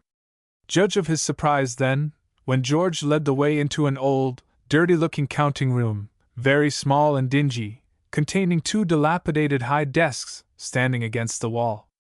They were made of pitch pine, painted and grained, but so scarred and whittled as to have the appearance of long use and abuse. In one corner was an old-fashioned low desk, provided with an inkstand, sundry pieces of blotting paper, the pigeonholes filled with loose invoices, letters, and bills of lading, very promiscuously huddled together, while hanging suspended on a large nail, driven in the side, and exposed to view, was an enormous dust-brush. A venerable-looking subject of some foreign country stood writing at one desk, a little boy at the other, and George's veritable old man at the low desk. Here and there around the floor were baskets and papers containing samples of Sea Island and upland cotton. George introduced the captain to his father with the suavity of a courtier. He was a grave-looking man, well-dressed, and spoke in a tone that at once enlisted respect. Unlike George, he was a tall, well-formed man, with bland, yet marked features, and very gray hair. He received the captain in a cold, yet dignified manner, inquired about his voyage, and who he had consigned to, and what steps he had taken to proceed with his business, all of which the captain answered according to the circumstances. "What? Then you have consigned already, have you?" said little George with surprise. "Oh yes," returned the captain. "I have left my business in the hands of the consul, and shall follow his directions. It's according to my sailing orders. But there's so much difficulty, I shouldn't wonder if I had to leave the port yet." "Not so, Captain, I'll take care of that," said George, giving his father a statement of the captain's trouble about Manuel's imprisonment, and begging that he would bestow his influence in behalf of his friend the captain.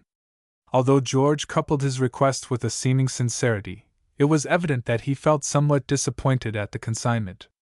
The old gentleman looked very wise upon the subject, lifted his gold-framed spectacles upon his forehead, gratified his olfactory nerves with a pinch of snuff, and then said in a cold, measured tone, "Well, if he's a nigger, I see no alternative. The circumstances may give a coloring of severity to the law, but my opinion has always been that the construction of the law was right, and the act being founded upon necessity, I see no reason why we should meddle with its prerogative.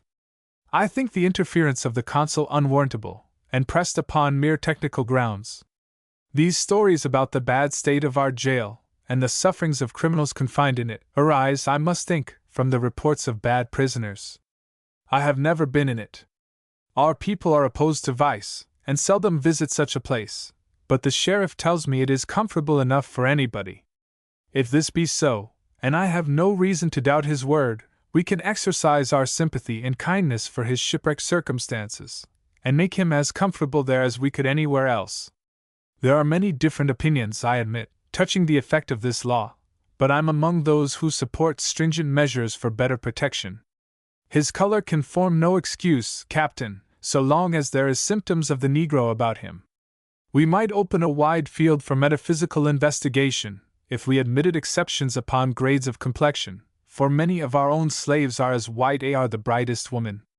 Consequently, when we shut the gates entirely, we save ourselves boundless perplexity. Nor would it be safe to grant an issue upon the score of intelligence, for experience has taught us that the most intelligent bright fellows are the worst scamps in creating discontent among the slaves. I only speak of these things, Captain, in a general sense.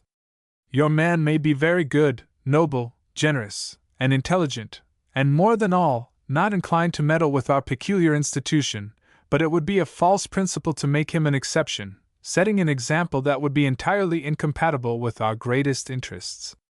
So far as my word will affect the sheriff, and enlist his better feelings in making him comfortable, I will use it," said the old man, again adjusting his specs.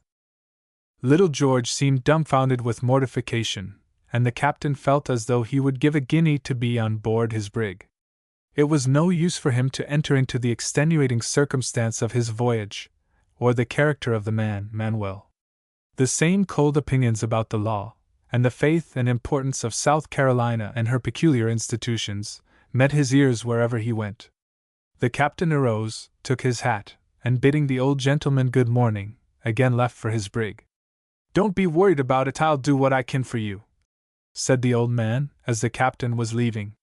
George followed him into the street, and made a great many apologies for his father's opinions and seeming indifference, promising to do himself what his father did not seem inclined to undertake.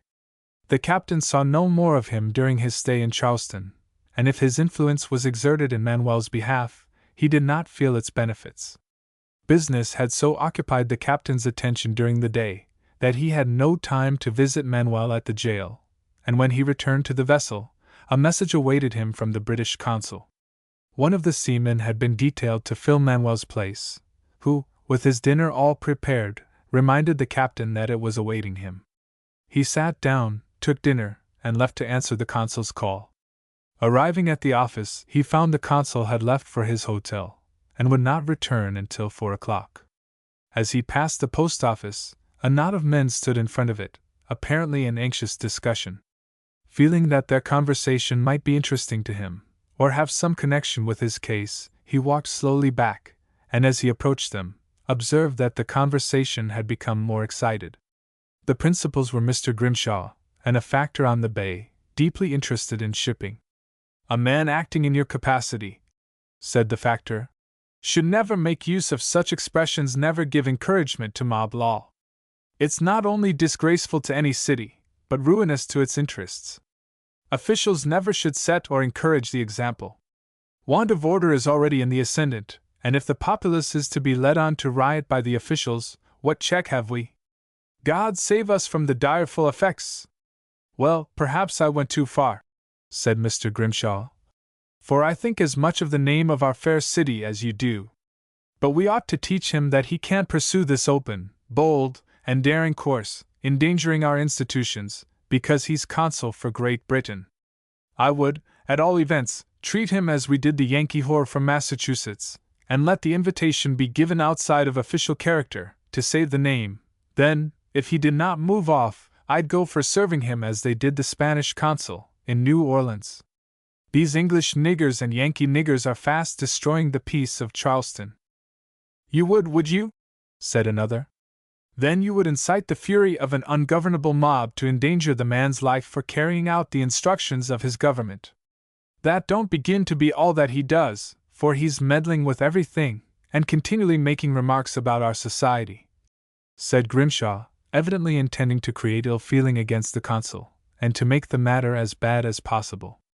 Now, Mr. Grimshaw, said the factor, you know your jail is not fit to put any kind of human beings into, much less respectable men.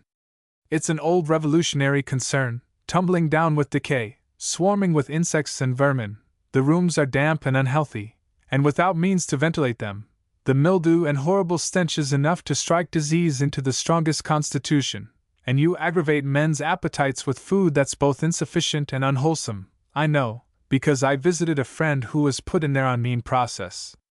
There is little confidence to be placed in the stories of prisoners. They all think they must be treated like princes, instead of considering that they are put there for cause, and that a jail was intended for punishment. Interrupted Grimshaw, anxious to change the subject of conversation, and displaying an habitual coldness to misfortune which never can see the gentleman in a prisoner. Yes, but you must not measure men by that standard. Circumstances which bring them there are as different as their natures. I've known many good, honest, and respectable citizens, who once enjoyed affluence in our community, put in there, month after month, and year after year, suffering the persecution of creditors and the effects of bad laws. Now these men would not all complain if there was no cause, and they all loved you, as you state. But tell me, Mr. Grimshaw, would it not be even safer for our institutions to make a restriction confining them to the wharf, which could be easily done, and with but small expense to the city? Niggers on the wharves could have no communication with them, because each is occupied in his business, and ours are too closely watched and driven during working hours. As soon as those hours end, they are bound to leave, and the danger ends. Again, those niggers who work on the wharves are generally good niggers, while, on the other hand, bad niggers are put into jail, and during the hours these stewards are allowed the privilege of the yard, they mix with them without discrimination or restraint. Their feelings, naturally excited by imprisonment, find relief in discoursing upon their wrongs with those of their own color, and making the contamination greater, said the factor, who seemed inclined to view the matter in its proper light. Oh! What, sir? That would never do. You mistake a nigger's feelings entirely. Privileges never create respect with them. Just make a law to leave 'em upon the wharf, and 500 policemen wouldn't keep 'em from spoiling every nigger in town, just destroying the sovereignty of the law, and yielding a supreme right that we have always contended for. It's contrary to law, and we must carry out the law, replied Grimshaw. Shaw! Talk such stuff to me. Just take away the $1,600 or $2,000 that you make by the law, and you'd curse it for a nuisance. It would become obsolete, and the poor devils of stewards would do what they pleased. You'd never trouble your head about them. Now, Grimshaw, be honest for once. Tell us what you would do if circumstances compelled the captain to leave that nigger boy here. Carry out the letter of the law. There's no alternative. But the captain swears he's a white man, and that would give him an opportunity to prove it. How is he to prove it, Grimshaw? We take away the power, and then ask him to do what we make impossible. Then, of course, you would carry out the letter of the law and sell him for a slave. Well, I should like to see the issue upon a question of that kind carried out upon an English nigger. It would be more of a curse upon our slave institution than everything else that could be raised, said the factor. Gentlemen, you might as well preach abolition at once, and then the public would know what your sentiments were, and how to guard against you. I must bid you goodbye. So saying, Mr. Grimshaw twisted his whip, took a large quid of tobacco, and left the company to discuss the question among themselves. Chapter 18. Little Tommy and the Police. We must take the reader back to the old jail, and continue our scene from where we left little Tommy spreading the captain's present before the imprisoned stewards, whose grateful thanks were showered upon the head of the bestower. Kindness, be it ever so small, to a man in prison, is like the golden rays of the rising sun lighting up the opening day. They all partook of the refreshments provided for them with grateful spirits. It was near 10 o'clock when Daly came to announce that it was time to close the prison, and all strangers must withdraw. Tommy had insisted upon stopping with Manuel during the night. This man Daly was a proverbial drunkard, a tyrant in the exercise of his little brief authority, and a notorious. Singular as it may seem, considering his position, he would quarrel with the men for a glass of whiskey, had given the jailer more trouble than any other man, and been several times confined in the cells for his incorrigible vices. If anything more was wanting to confirm our note, we could refer to Colonel Condé, the very gentlemanly United States Marshal, in a very rude manner, told him it was against the rules, and putting his hand to his back, pushed him out of the cell and secured the bolts. The little fellow felt his way through the passage and down the stairs in the dark until he reached the corridor, where the jailer stood awaiting to let him pass the outer iron gate. "You've made a long stay, my little fellow. You'll have a heap o' trouble to find the wharf, at this time o' night. I don't let you stop all night, but it's strictly against the sheriff's orders," said the jailer, as he passed into the street, at the same time giving him a list of imperfect directions about the course to proceed. The jail is in a distant and obscure part of the city, surrounded by narrow streets and lanes, imperfectly laid out and undefined.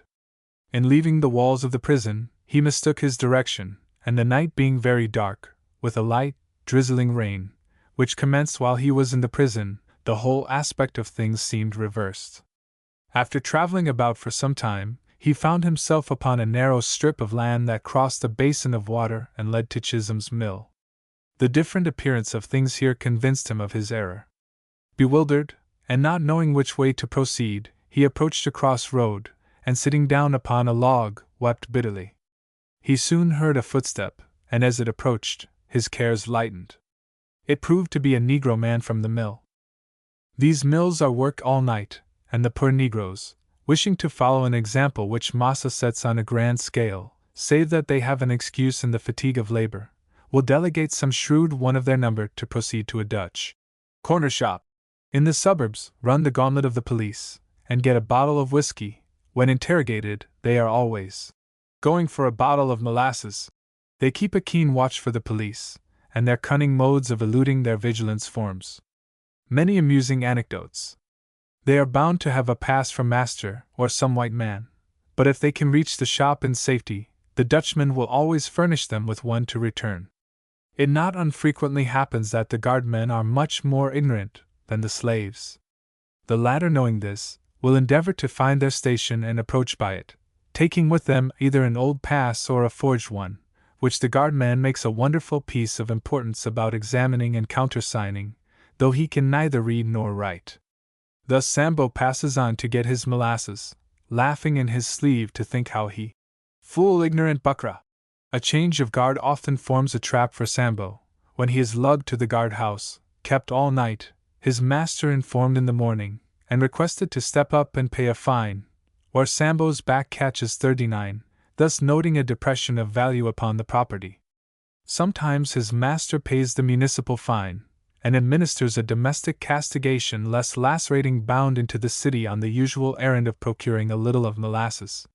When he first discovered Tommy, he started back a few paces, as if in fear, but on being told by Tommy that he was lost, and wanted to find his way to the wharves, he approached and, recovering confidence readily, volunteered to see him to the corner of Broad Street.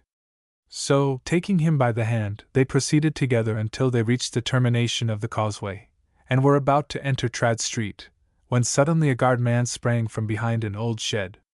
The Negro, recognizing his white belt and tapstick, made the best of his time, and set off at full speed down a narrow lane. The watchman proceeded close at his heels, springing his rattle at every step, and pouring out a volley of vile imprecations. Tommy stood for a few moments, but soon the cries of the Negro and the beating of clubs broke upon his ear. He became terrified, and ran at the top of his speed in an opposite direction. Again he had lost his way, and seemed in a worse dilemma than before. He was weary and frightened, and hearing so many stories among the sailors about selling white children for slaves, and knowing the imprisonment of Manuel, which he did not comprehend, His feelings were excited to the highest degree. After running for a few minutes, he stopped to see if he could recognize his position. The first thing that caught his eye was the old jail, looming its somber walls in the gloomy contrast of night. He followed the walls until he reached the main gate, and then, taking an opposite direction from his former route, proceeded along the street until he came to a lantern, shedding its feeble light upon the murky objects at the corner of a narrow lane. Here he stood for several minutes, not knowing which way to proceed. The street he was in continued but a few steps farther, and turn whichever way he would, darkness and obstacles rose to impede his progress. At length he turned down the lane, and proceeded until he came to another junction of streets. Taking one which he thought would lead him in the right direction, he wandered through it and into a narrow, circuitous street, full of little, wretched-looking houses. A light glimmered from one of them, and he saw a female passing to and fro before the window. He approached and rapped gently upon the door. Almost simultaneously the light was extinguished. He stood for a few minutes, and again rapped louder than before. All was silent for some minutes. A drenching shower had commenced, adding to the already gloomy picture, and the rustling leaves on a tree that stood near gave an ominous sound to the excited feelings of the child. He listened at the door with anxiety and fear, as he heard whispers within, and as he was about to repeat his rapping, a window on the right hand was slowly raised. The female who had been pacing the floor protruded her head with a caution that bespoke alarm. Her long, black hair hanging about her shoulders, and her tawny, Indian countenance, with her ghost-like figure dressed in a white habiliment, struck him with a sort of terror that well nigh made him run. "Who is that, at this time of night?" inquired the woman, in a low voice. "It's only me.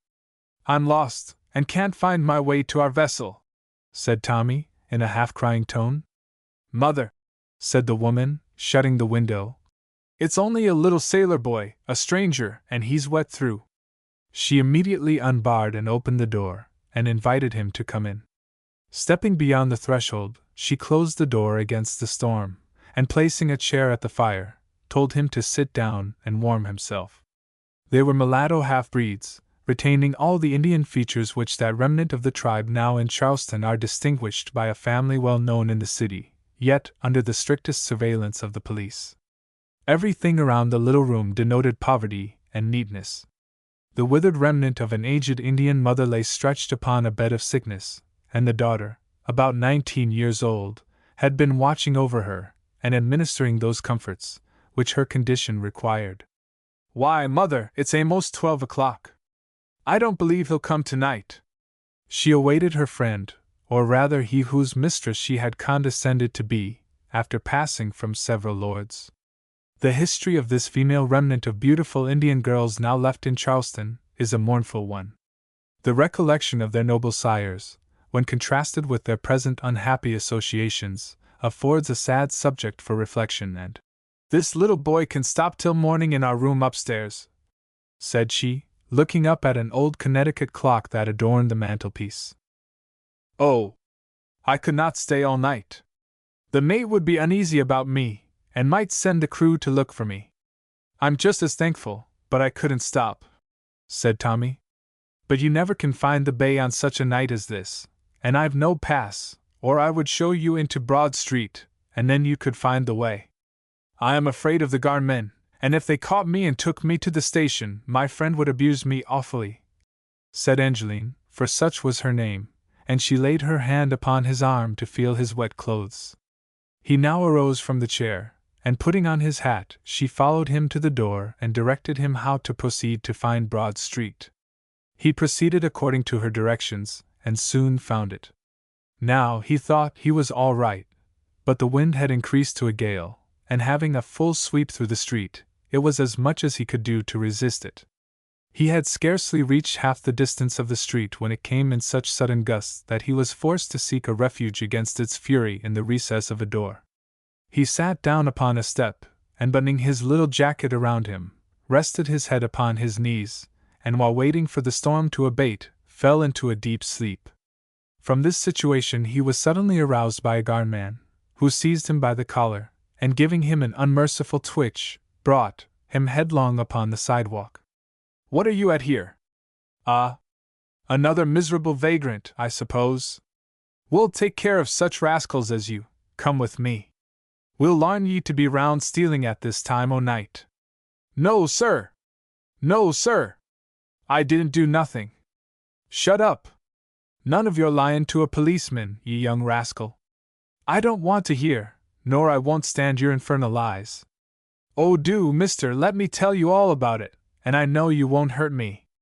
I'm only going to the vessel, if you'll show me the way, said the little fellow imploringly. Stop your noise, ye lying young thief, you! You wouldn't be prowling about at this time o' night if ye belonged to a vessel. 'Pon me soul, I believe you're a nigger. Come to the light, said the guardman, dragging him up to a lamp near by. Well, you ain't a nigger, I reckon, but you're a strolling vagrant, and that's worse, he continued, after examining his face very minutely. So, dragging him to the guardhouse as he would a dog, and thrusting him into a sort of barrack room, the captain of the guard and several officials soon gathered around him to inquire the difficulty. The officers listened to the guardman's story, with perfect confidence in everything he said, but refused to allow the little fellow to reply in his own behalf. I watched him for a long time, saw him fumbling about people's doors, and then go to sleep in Mr. T.'s recess. These boys are getting to be the very most dangerous fellows we have to deal with, said the policeman. Oh, no! I was only going to the brig, and got turned round. I've been more than 2 hours trying to find my way in the storm. I'm sure I ain't done no harm. If you'll only let me tell my story, said Tommy. Shut up! We want no stories till morning. The mayor will settle your hash tomorrow, and if you belong to a ship, you can tell him all about it, but you'll have the costs to pay anyhow. Just lay down upon that bench, and you can sleep there till morning. That's better than loafing about the streets, said the captain of the guard, a large, portly-looking man, as he pointed Tommy to a long bench similar to those used in barrack rooms. The little fellow saw it was no use to attempt a hearing, and going quietly to the bench, he pulled off his man-o'-war hat, and laying it upon a chair, stretched himself out upon it, putting his little hands under his head to ease it from the hard boards. But he was not destined to sleep long in this position, for a loud, groaning noise at the door broke upon their ears through the pelting fury of the storm, like one in agonizing distress. Heavens! What is that? Said the captain of the guard, suddenly starting from his seat, and running for the door, followed by the whole posse. The groans grew louder and more death-like in their sound, accompanied by strange voices, giving utterance to horrible imprecations, and a dragging upon the floor. The large door opened, and what a sight presented itself! 3 huge monsters, with sidearms on, dragged in the poor negro who proffered to show Tommy into Broad Street. His clothes were nearly torn from his back, besmeared with mud, from head to foot, and his face cut and mangled in the most shocking manner. His head, neck, and shoulders were covered with a gore of blood, and still it kept oozing from his mouth and the cuts on his head.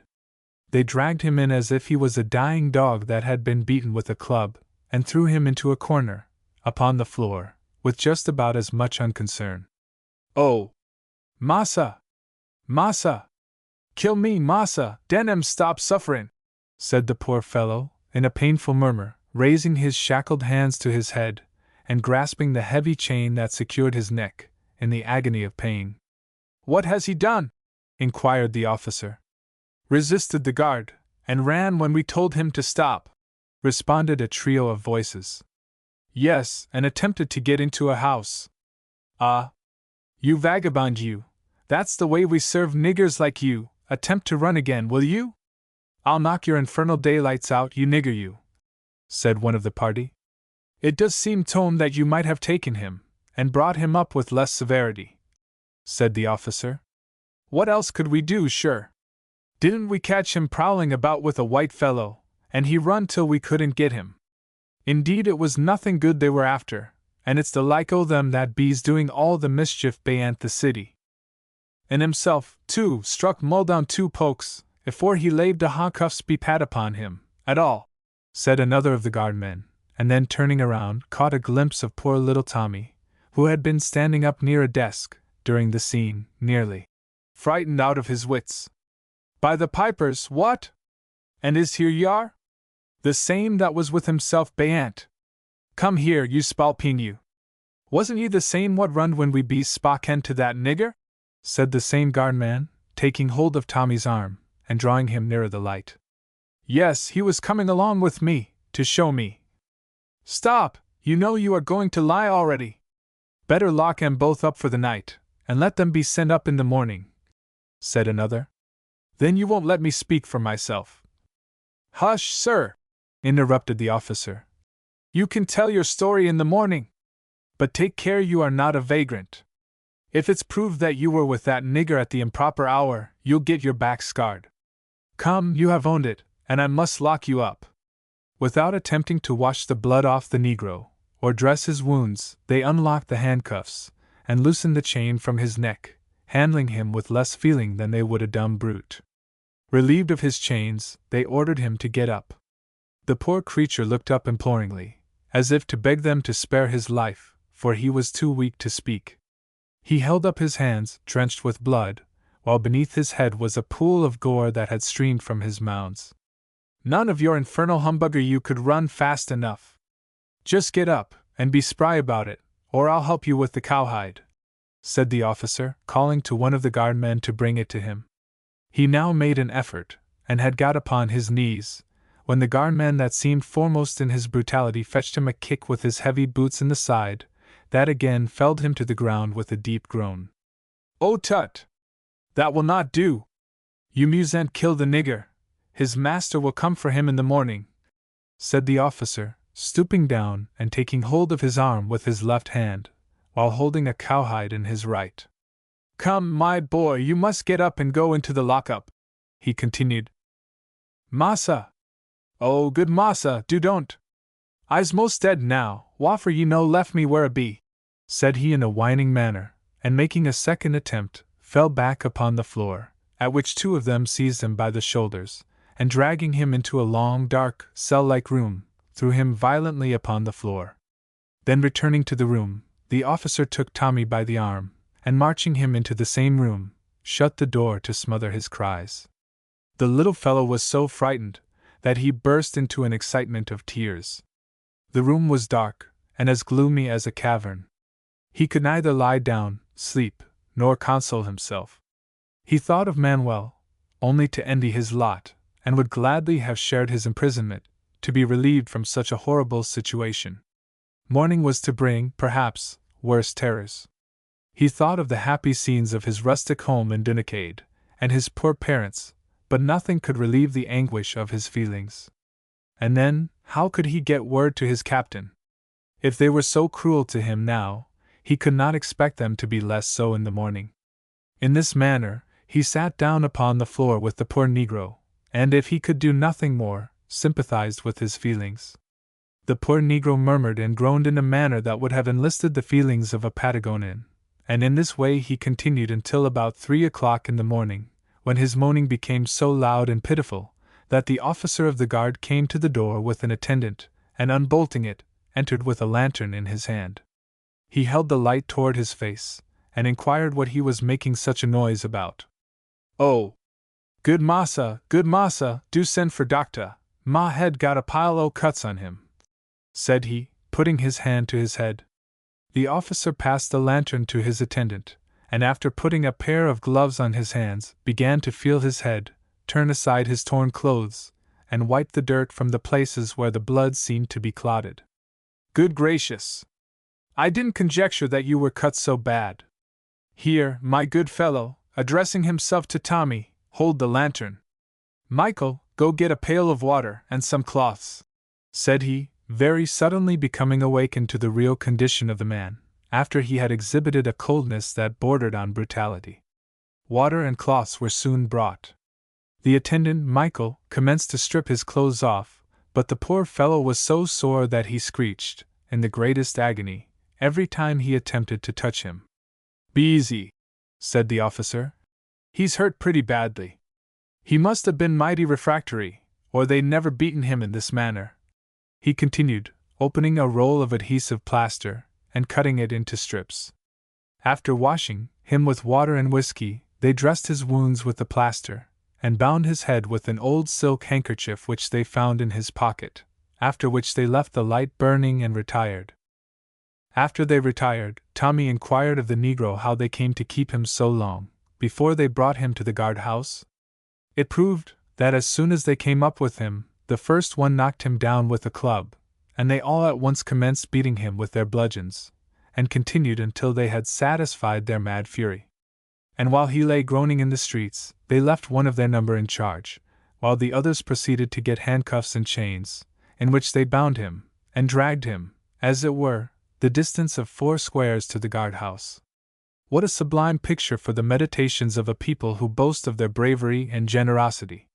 Chapter 19. The next morning, and the mayor's verdict. Shortly after daylight, Tommy fell into a dozing sleep, from which he was awakened by the mustering of the prisoners who had been brought up during the night, and were to appear before the mayor at 9 o'clock. A few minutes before 8 o'clock, an officer opened the cell door, and they were ordered to march out into a long room. In this room they found all the prisoners gathered. There were 3 blacks and 5 whites, who had been arrested on different charges, and as the mayor's court was merely a tribunal of commitment, not judgment, if the charges upon which the prisoners were brought up were sustained, which they generally were, because the policeman who made the arrest was the important witness, they were committed to await the tardy process of the law. Considerable uneasiness had been felt on board of the Jansen for Tommy, and the captain suggested that he might have got astray among the dark lanes of the city, and that the mate had better send some of the crew to look for him. The mate, better acquainted with Tommy's feelings and attachment for Manuel than he was with the rules of the prison and Mr. Grimshaw's arbitrary orders, assured the captain that such a course would be entirely unnecessary, for he knew when he left that he would stop all night with Manuel. This quieted the captain's apprehensions, and he said no more about it until he sat down to breakfast. "I miss Tommy amazingly," said the captain. "If he stopped all night, he should be here by this time. I think someone had better be sent to the jail to inquire for him." Just as he arose from the table, one of the crew announced at the companion that a person on deck wished to see the captain. On going up, he found a policeman, who informed him that a little boy had been arrested as a vagrant in the street last night, and when brought before the mayor a few minutes ago, stated that he belonged to his vessel, and the mayor had dispatched him to notify the master. "Circumstances are suspicious. He was seen in company with a negro of very bad habits. But if you can identify the boy, you had better come quick, or he'll be sent to jail, and you'll have some trouble to get him out," said the messenger, giving the captain a description of the boy. "Oh yes," said the captain. "That's my Tommy. I verily believe they'll have us all in jail before we get away from the port." Numerous appointments engrossed his time, and he had promised to meet the consul at an early hour that morning. Notwithstanding this, he gave a few orders to the mate about getting the hatches ready and receiving the port wardens, and then immediately repaired to the all-important guard-house. He was just in time to receive the mortifying intelligence that the mayor's court had concluded its sitting, and to see little Tommy, with a pair of handcuffs on his hand, in the act of being committed to jail by a Dutch constable. He stopped the constable, and being told that his honor was yet in the room, put a couple of dollars into his hand to await his intercession. Another fortunate circumstance favored him. Just as he stopped the constable, he saw his friend, Colonel S., approaching. The colonel saw there was trouble, and with his usual, characteristic kindness, hastened up and volunteered his services. We must now return to the arraignment, as it proceeded after the messenger had been dispatched. The negro confined with Tommy presented a wretched picture when brought into the light room among the other prisoners. His head was so swollen that no trace of feature was left in his face. Cuts and gashes were marked with plaster all over his neck and face, his head tied up with an old red handkerchief, his eyes, what could be seen of them, more like balls of blood than organs of sight, while the whiskey and water with which his head had been washed had mixed with the blood upon his clothes, and only served to make its appearance more disgusting. Altogether, a more pitiful object never was presented to human sight. Some minutes before the clock struck 9, an intelligent-looking gentleman, very well dressed, and portly in his appearance, entered the room. He was evidently kindly disposed, but one of those men whose feelings prompt them to get through business with dispatch, rather than inquire into the circumstances of aggravated cases. He held a consultation with the officer for some minutes with reference to the prisoners. After which he mounted a little tribune, and addressing a few words to the white prisoners, a person who acted the part of clerk announced court by rapping upon a desk with a little mallet, inquired whether the officers had notified the owners of the Negroes. Being informed that they had, he proceeded with the Negroes first. One, by some good fortune, was taken away by his master, who paid the usual fee to swell the city treasury. Another was sentenced to receive 20 paddles on the frame at the workhouse, and the third, the man we have described, being brought forward, weak with the loss of blood, leaned his hand upon the back of a chair. "Stand up straight," said the officer, in a commanding tone. "Now, my boy, this is twice you have been before this court. Your master has left you to the mercy of the law, and given strict orders to the police in the event that you were caught a third time. Your crime is worse now, for you were caught in company with that white boy, probably on some errand of villainy, prowling about the streets after drumbeat. I shall, in consideration of the facts here stated by the police, whose evidence I am bound to recognize, sentence you to 19 paddles on the frame, and to be committed to jail, in accordance with your master's orders, there to await his further directions. Arraign the white prisoners according to the roll, mister." "Have you sent a message to the captain about that boy?" inquired the mayor. "No, your honor, but I will send at once," said the officer, stepping into the passage and calling an attendant. The little fellow was arraigned first. He stood up before the mayor while the ruffianly policeman who arrested him preferred the charges and swore to them, adding as much to give coloring as possible. "Now, my man, let me hear what you have got to say for yourself." "I have sent for your captain," said the mayor, looking as if he really felt pity for the little fellow. He commenced to tell his simple story, but soon became so convulsed with tears that he could proceed no further.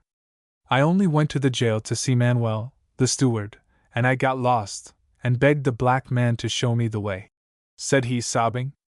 "Well, I have heard enough," said the mayor, interrupting him. "You could not have been at the jail at that time, oh night, impossible. It was after hours, contrary to rules, and only makes the matter worse for yourself. You can stand aside, and if the captain comes before court is through, we will see further. If not, you must be committed as a vagrant. I'm afraid of you young strollers." The officer of the guard, as if the poor boy's feelings were not already sufficiently harassed, took him by the arm, and pushing him into a corner said, "There, you young scamp, sit down. You'll get your deserts when you get to the jail." He sat down, but could not restrain his feelings. The presence of the captain was his only hope.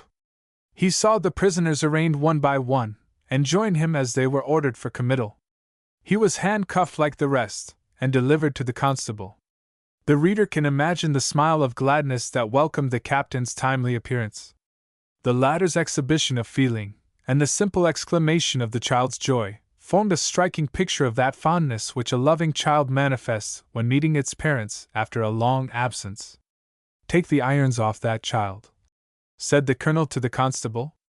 "A man like you should not put such symbols of ignominy upon a youth like that." "I would do anything to oblige you, colonel, but I cannot without orders from the mayor," returned the man very civilly. "I'll see that you do very quick," rejoined the colonel, impatiently, and taking the little fellow by the arm in a compassionate manner, led him back into the presence of the mayor, followed by the captain. "I want to know what you are committing this lad for," said the colonel, setting his hat upon the table, while his face flushed with indignation. "Vagrancy, and caught prowling about the streets with a Negro at midnight." "That is the charge, colonel," replied the mayor, with particular condescension and suavity. "Was there any proof adduced to substantiate that fact?" "None but the policeman's. You know we are bound to take that as prima facie." "Then it was entirely ex parte. But you know the character of these policemen, and the many aggravated circumstances that have arisen from their false testimony. I wish to cast no disrespect, your honor, but really they will swear to anything for a fee, while their unscrupulous bribery has become so glaring that it is a disgrace to our police system." "Have you heard the boy's story?" said the colonel. "Well, he began to tell a crooked story, so full of admissions, and then made such a blubbering about it, that I couldn't make head or tail of it. Well, here is the captain of his vessel, a friend of mine, whom I esteem a gentleman, for all captains ought to be gentlemen, not excepting Georgia captains and majors," said the colonel, jocosely, turning round and introducing the captain to his honor. "Now, your honor, you will indulge me by listening to the little fellow's story, which will be corroborated in its material points by the statements of the captain, which, I trust, will be sufficient. If not, we shall recur to the jailer. It will be sufficient. I am only sorry there has been so much trouble about it," said the mayor. The boy now commenced to tell his story, which the mayor listened to with all learned attention. No sooner had Tommy finished, and the captain arose to confirm his statements, than the mayor declared himself satisfied, apologized for the trouble it had caused, and discharged the boy upon paying the costs, the amount of which the colonel took from his pocket and threw upon the table. Thus was Tommy's joy complete. Not so the poor negro whose ill luck he shared. This high-sounding mayor's court was like Caesar's court, with the exceptions in Caesar's favor. Chapter 20. Immute among the stewards. Several days had passed ere we again introduced the reader to the cell of the imprisoned stewards. The captain of the Jansen had been assured by Mr. Grimshaw that everything was comfortable at the jail, and Manuel would be well cared for. Confiding in this, the activity of the consul to bring the matter before the proper authorities and the manner in which his own time was engrossed with his business left him no opportunity to visit Manuel at the jail. Tommy and one of the sailors had carried him his hammock, and a few things from the ship's stores, and with this exception they had but little to eat for several days. Copeland had but a few days more to remain, and together with those who were with him, had exhausted their means, in providing from day to day, during their imprisonment. The poor woman who did their washing, a generous-hearted mulatto, had brought them many things, for which she asked no compensation.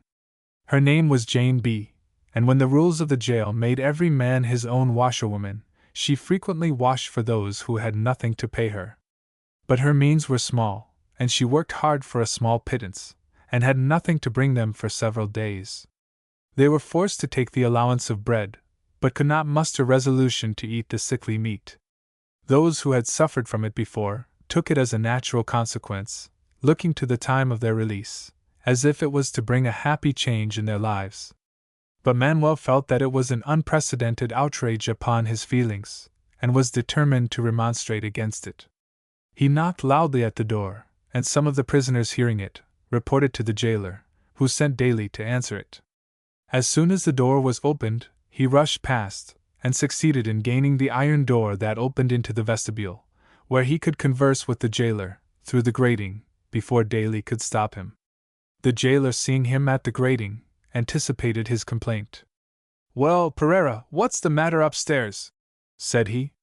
"For God's sake, jailer, what am I put in here for to starve? We cannot eat the meat you send us, and we have had little else than bread and water for 3 days. Do give us something to eat, and charge it to consul or captain, and I'll pay it from my wages when I get out, if I ever do," said he. "My dear fellow," said the jailer, "no one knows your case better than I do, but I am poor, and the restrictions which I am under allow me no privileges. You had all better take your meat in the morning if you won't take soup and try to cook it, or get Jane to do it for you. I will give you some coffee and bread from my own table, tonight, and you better say as little about it as possible, for if Grimshaw hears it, he may lock you up.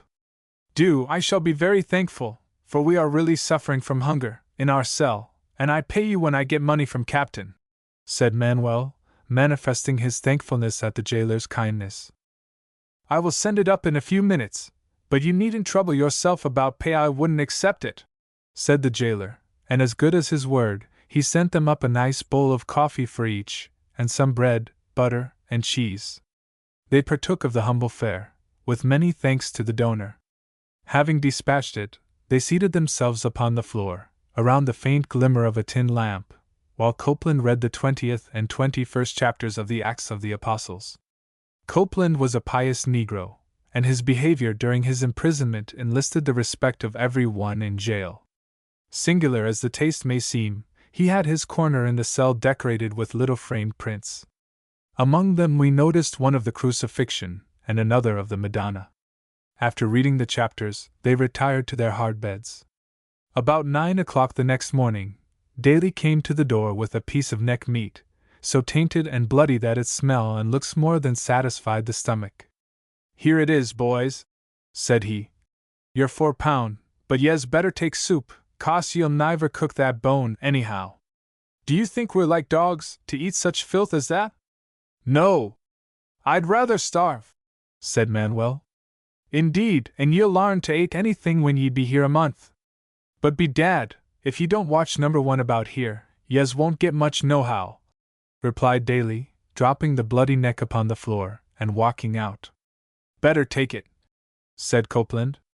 "There's no choice, and hunger don't stand for dainties, especially in this jail, where everybody is famished for punishment. If we don't eat it, we can give it to some of the poor prisoners upstairs. While I have good ship owners, and a good captain, I never will eat such stuff as that. Oh! No," returned Manuel. The meat was laid in a corner for the benefit of the flies, and when dinner time arrived, the same hard extreme arrived with it bread and water. And nobody seemed to have any anxieties on their behalf, for 2 of them had written notes to their captains, on the day previous, but they remained in the office for want of a messenger to carry them. Fortunately, Jane called upon them in the afternoon, and brought a nice dish of rice and another of hominy. We will here insert a letter we received from a very worthy friend, who, though he had done much for the Charleston people, and been repaid in persecutions, was thrown into jail for a paltry debt by a ruthless creditor. Cleared by a jury of 12 men, he was held in confinement through the wretched imperfection of South Carolina law, to await nearly 12 months for the sitting of the appeal court, more to appease the vindictiveness of his enemies than to satisfy justice, for it was well understood that he did not owe the debt. His letter speaks for itself. Charleston Jail, March 31st, '52. My dear friend, I could not account for your absence during the last few days, until this morning, when Mr. F*** called upon me for a few moments, and from him I learnt that you had been quite unwell.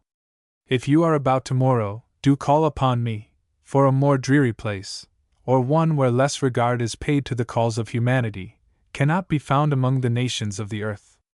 Such is the ordinary condition of suffering within this establishment, that men, and even women, are forced to all kinds of extremes to sustain life, and to speak what experience has taught me, crime is more increased than reduced by this wretched system.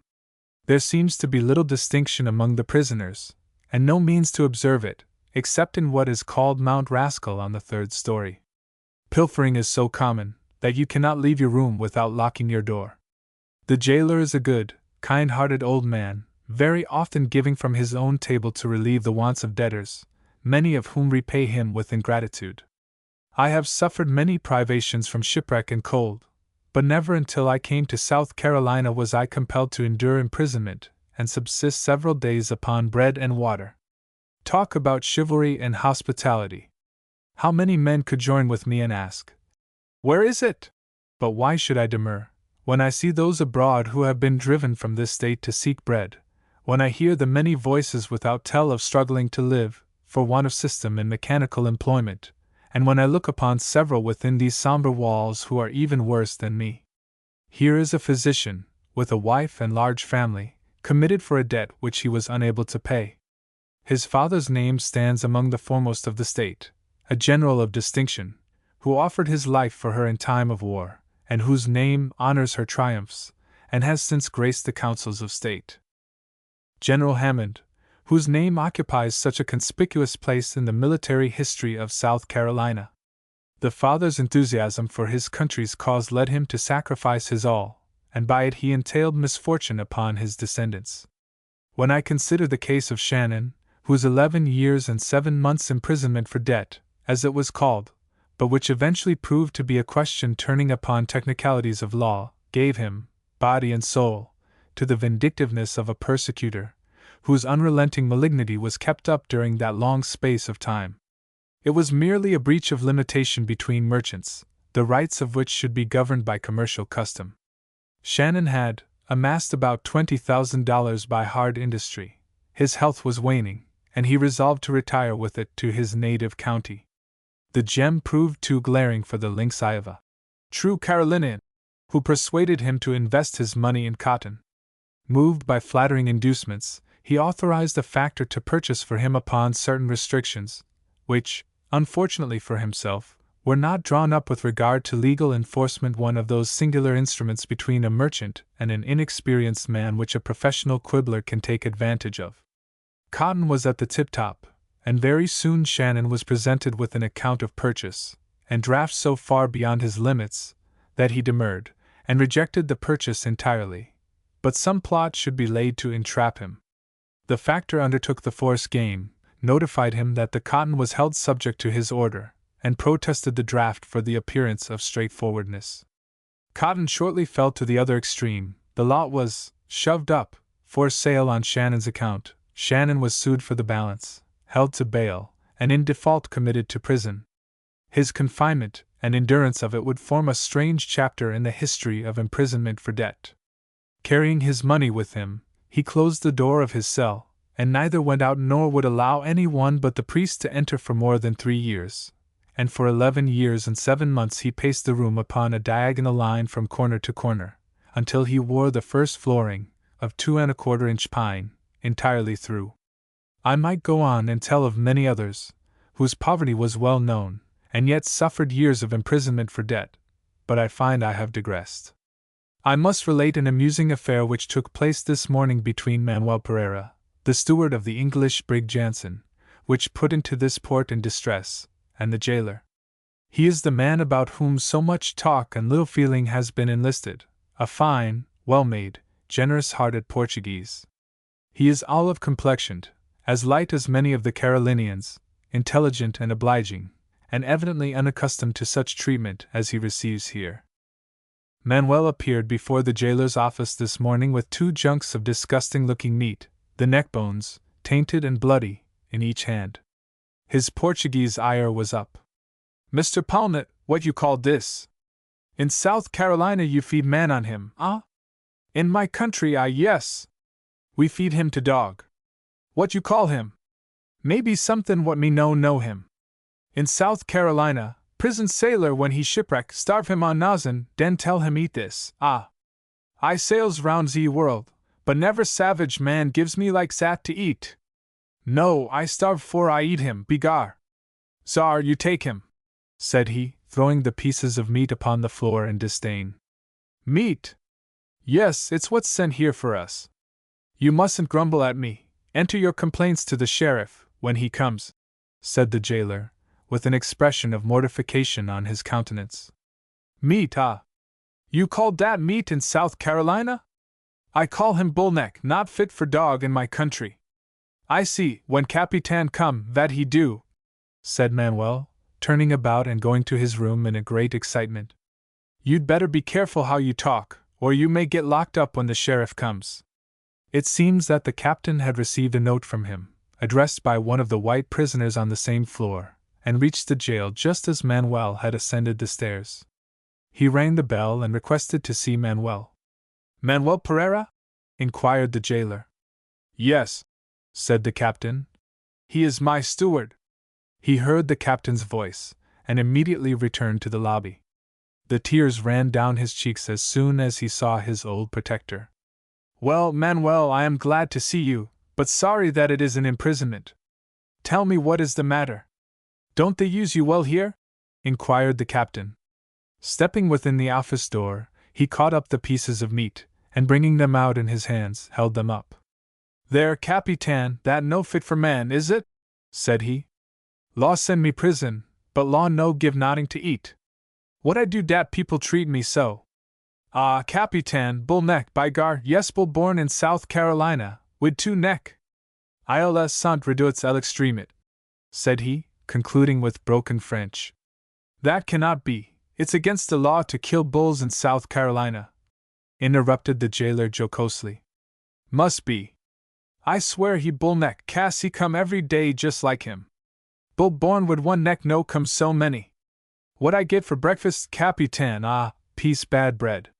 What I get for dinner, ah, bull neck. Yes, what I get for supper too, piece bread and bucket o' water. Maybe he bad, maybe he good, just so he come. You think I live on dat, Capitan? Said he, in reply to the captain's questions.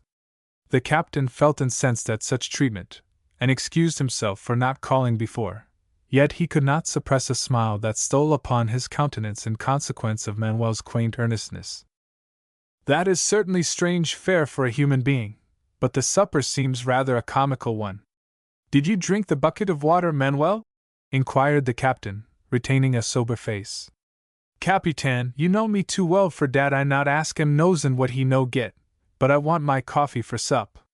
I no eat him like that. Throwing the putrid meat upon the floor again. Hi! That won't do in this jail. You're dirtying up all my floor, said the jailer, calling a Negro boy and ordering him to carry the bullnecks, as Manuel called them, into the kitchen. You call him dirt, miser jailer? Capitan, just come my room, I shown him, said Manuel, leading the way upstairs, and the captain followed. A sight at the cell was enough, while the sickly stench forbid him to enter beyond the threshold. He promised Manuel that he would provide for him in future, and turning about suddenly, retreated into the lower lobby. Jailer, what does all this mean? Do you allow men to starve in a land of plenty, and to suffer in a cell like that? Asked the captain in a peremptory tone. I feel for the men, but you must enter your complaints to the sheriff. The ration of the jail is entirely in his hands. But have you no voice in it, by which you can alleviate their situation? Not the least. My duty is to keep everything to rights, as far as people are committed. You will find the sheriff in his office, any time between this and 2 o'clock, said the jailer. And the captain left as suddenly as he came. You will think I have written you an essay, instead of a letter inviting you to come and see me. Accept it for its intention, and excuse the circumstances. Your obedient servant. Chapter 21. The captain's interview with Mr. Grimshaw. The appearance of things at the jail was forlorn in the extreme. The captain knew the integrity of Manuel, and not only believed his statement, but saw the positive proofs to confirm them. He repaired to the sheriff's office, and inquiring for that functionary, was pointed to Mr. Grimshaw, who sat in his large chair, with his feet upon the table, puffing the fumes of a very fine-flavored Havana, as unconcerned as if he was lord and sovereignty over everything about the city. I am captain of the Jansen, and have called to inquire about my steward, said the captain. Ah, yes, you have a nigger fellow in jail. Oh, by the by, that's the one there was so much fuss about, isn't it? Said Mr. Grimshaw, looking up.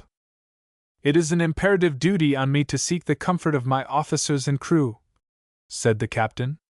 I received a note from my steward this morning. Here it is. Handing him the note, you can read it. He requested me to call upon him at the jail, where I lost no time in going, and found what he stated there to be too true. How is it? From the great liberality of tone which everywhere met my ears when I first arrived, I was led to believe that he would be made comfortable, and that the mere confinement was the only feature of the law that was a grievance.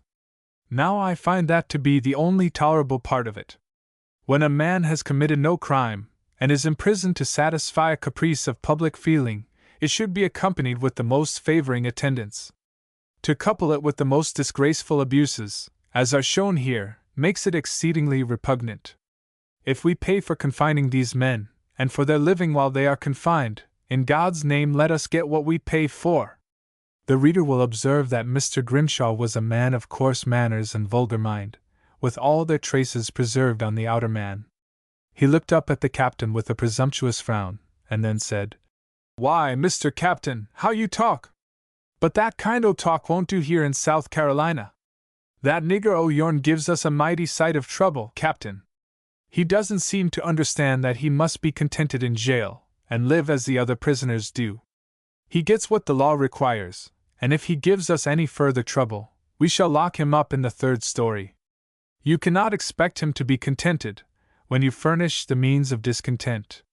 But I did not come here to argue with you, nor to ask anything as a favor, but as a right. My steward has been left to suffer. Am I to pay for what he does not get? Or am I to pay you for the pretense, and still be compelled to supply him on account of the owners? You must excuse my feelings, for I have had enough to provoke them, returned the captain. That business is entirely my own.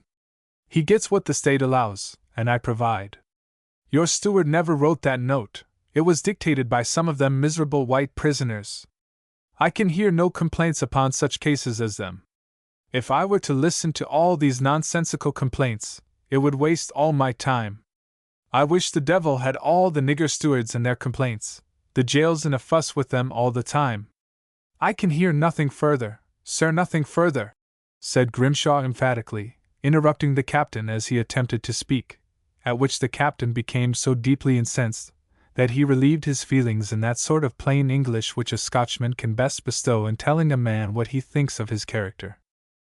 You must remember, sir, you are in the office of the sheriff of the county parish, I mean, and I am, sir, entitled to proper respect. Begone, avaunt! You have no right to come here and traduce my character in that way. You must take me for a parish beadle, said Grimshaw, contorting the unmeaning features of his visage, and letting fly a stream of tobacco juice in his excitement. If you have no laws to give me justice, you have my opinion of your wrongs, returned the captain, and taking his hat, left the office with the intention of returning to the jail. On reflection, he concluded to call upon Colonel S., which he did, and finding him in his office, stated the circumstances to him. These things are the fruits of imbecility, but I am sorry to say there is no relief from them.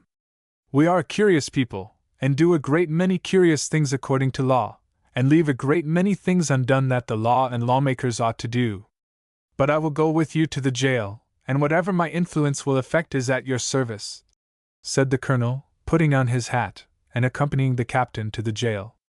Mr. Grimshaw had forestalled them, and after having given the jailer particular instructions to lock Manuel up if he made any further complaint, and to carry out his orders upon the peril of his situation, met them a few steps from the outer gate, on his return. There, captain, said Grimshaw, making a sort of halt. I have given the jailer particular orders in regard to your grumbling nigger.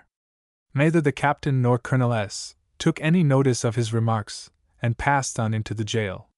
Colonel S. interceded for the man, explaining the circumstances which had unfortunately brought him there, and begged the jailer's kind consideration in his behalf. The jailer told them what his orders had been, but promised to do as far as was in his power, and to see anything that was sent to him safely delivered.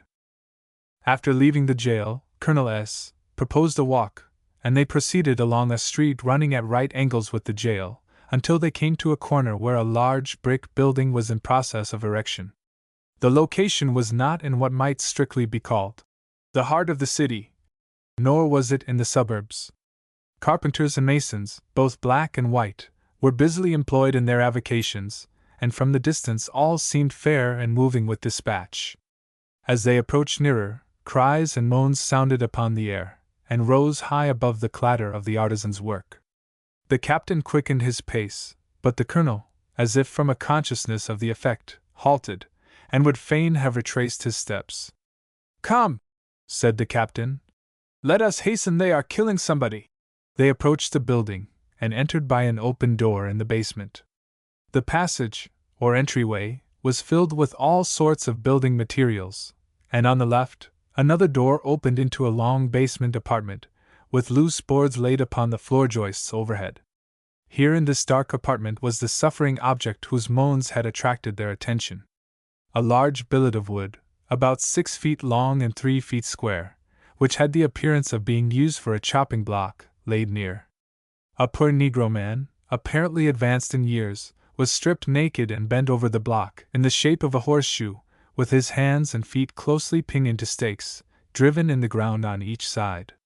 His feet were kept close together, and close up to the log, while he was drawn over, tight by the hands, which were spread open. Thus, with a rope around his neck, tied in a knot at the throat, with each end carried to the pinion where his hands were secured, his head and neck were drawn down to the tightest point. The very position was enough to have killed an ordinary human being in less than 6 hours. His master, a large, robust man, with a strong Irish brogue, started at their appearance, as if alarmed at the presence of intruders, while holding his hand in the attitude of administering another blow. "There! You infernal nigger, steal again, will you?" said he, frothing at the mouth with rage, with his coat off, his shirt sleeves rolled up, and his face, hands, arms, and shirt bosom so bespattered with blood that a thrill of horror ran through the captain. On the ground lay several pieces of hoop, broken and covered with blood, while he held in his hand another piece, which he had torn from a lime cask, reeking with blood, presenting the picture of a murderer bestained with the blood of his victim. But the poor sufferer's punishment had wasted his strength. His moans had become so faint as to be scarcely perceptible. His posteriors were so cut and mangled that we could compare them to nothing but a piece of bullock's liver, with its tenacity torn by craven dogs. His body was in a profuse perspiration, the sweat running from his neck and shoulders, while the blood streamed from his bruises, down his legs, and upon some shavings on the ground. Just at this moment a boy brought a pail of water, and set it down close by the tyrant's feet. "Go away, boy," said he, and the boy left as quick as possible. The captain stood dismayed at the bloody picture. "Unmerciful man," said the colonel in a peremptory tone. "What have you been doing here? You fiend of hell, let the man up! You own slaves to bring disgrace upon us in this manner. Epithets of contempt and disgust are too good for you. It is such beasts as you who are creating a popular hatred against us, and souring the feelings of our countrymen. Let the man up instantly. The very position you have him in is enough to kill him, and if I'm not mistaken, you've killed him already. Indeed, he's me own property, and it's yourself won't lose a ha'penny if he's kilt. And I'll warrant ye he's curt of Stalin better than the man Bant at the work OSE would be doin' if. Bad luck to the nigger, and it's the second time he'd be doin' that same thing," said he, as unconcernedly as if he had just been killing a calf. "I'll your own you miserable wretch! Your abuse and cruel treatment of your slaves is becoming a public thing, and if you ain't very careful, something will be done about it before council. If they are your own, you must not treat them worse than dogs. They have feeling, if you have no compassion. Be quick! Release him at once!" demanded the colonel, feeling the man's wrist and head. The tyrant went deliberately to work, unloosing the cords. This provoked the colonel still more, and taking his knife from his pocket, he severed the cords that bound his hands and feet, while as suddenly the captain sprang with his knife and severed those that bound his hands and neck. "Stop, Captain, stop! Take no part," said the colonel, with a significant look. "Gentlemen, I wish yes wouldn't interfere with my own business," said the master. "Take him up, you villainous wretch! I speak to you as you deserve, without restraint or respect," again the colonel repeated. He called to the boy who was bringing the pail of water when they entered. He came forward, and taking the poor fellow by the shoulders, this beast in human form cried out, "Get up now, ye miserable thief, ye!" The poor fellow made a struggle, but as the black man raised his head, which seemed to hang as a dead weight, exhaustion had left him without strength, and he fell back among the bloody shavings like a mutilated mass of lifeless flesh. "None of your humbugging, you're worth a dozen dead niggers anyhow," said he, taking up the pail of water and throwing nearly half of it over him, then passing the bucket to the black man and ordering him to get more water and wash him down, then to get some saltpetre and a sponge to sop his flesh. "Well," said the colonel, "I have seen a good deal of cruelty to slaves, but this is the most beastly I have ever beheld. If you don't send for a doctor at once, I shall report you. That man will die, to a moral certainty. Now you may depend upon what I say. If that man dies, you'll feel the consequences, and I shall watch you closely. Sure, I always takes care of me own niggers, and it's himself that won't be asked to do a stroke of work for a week, but have the same to get well in," said the tyrant as the colonel and captain were leaving. "God be merciful to us, and spare us from the savages of mankind. That scene, with its bloody accompaniment, will haunt me through life."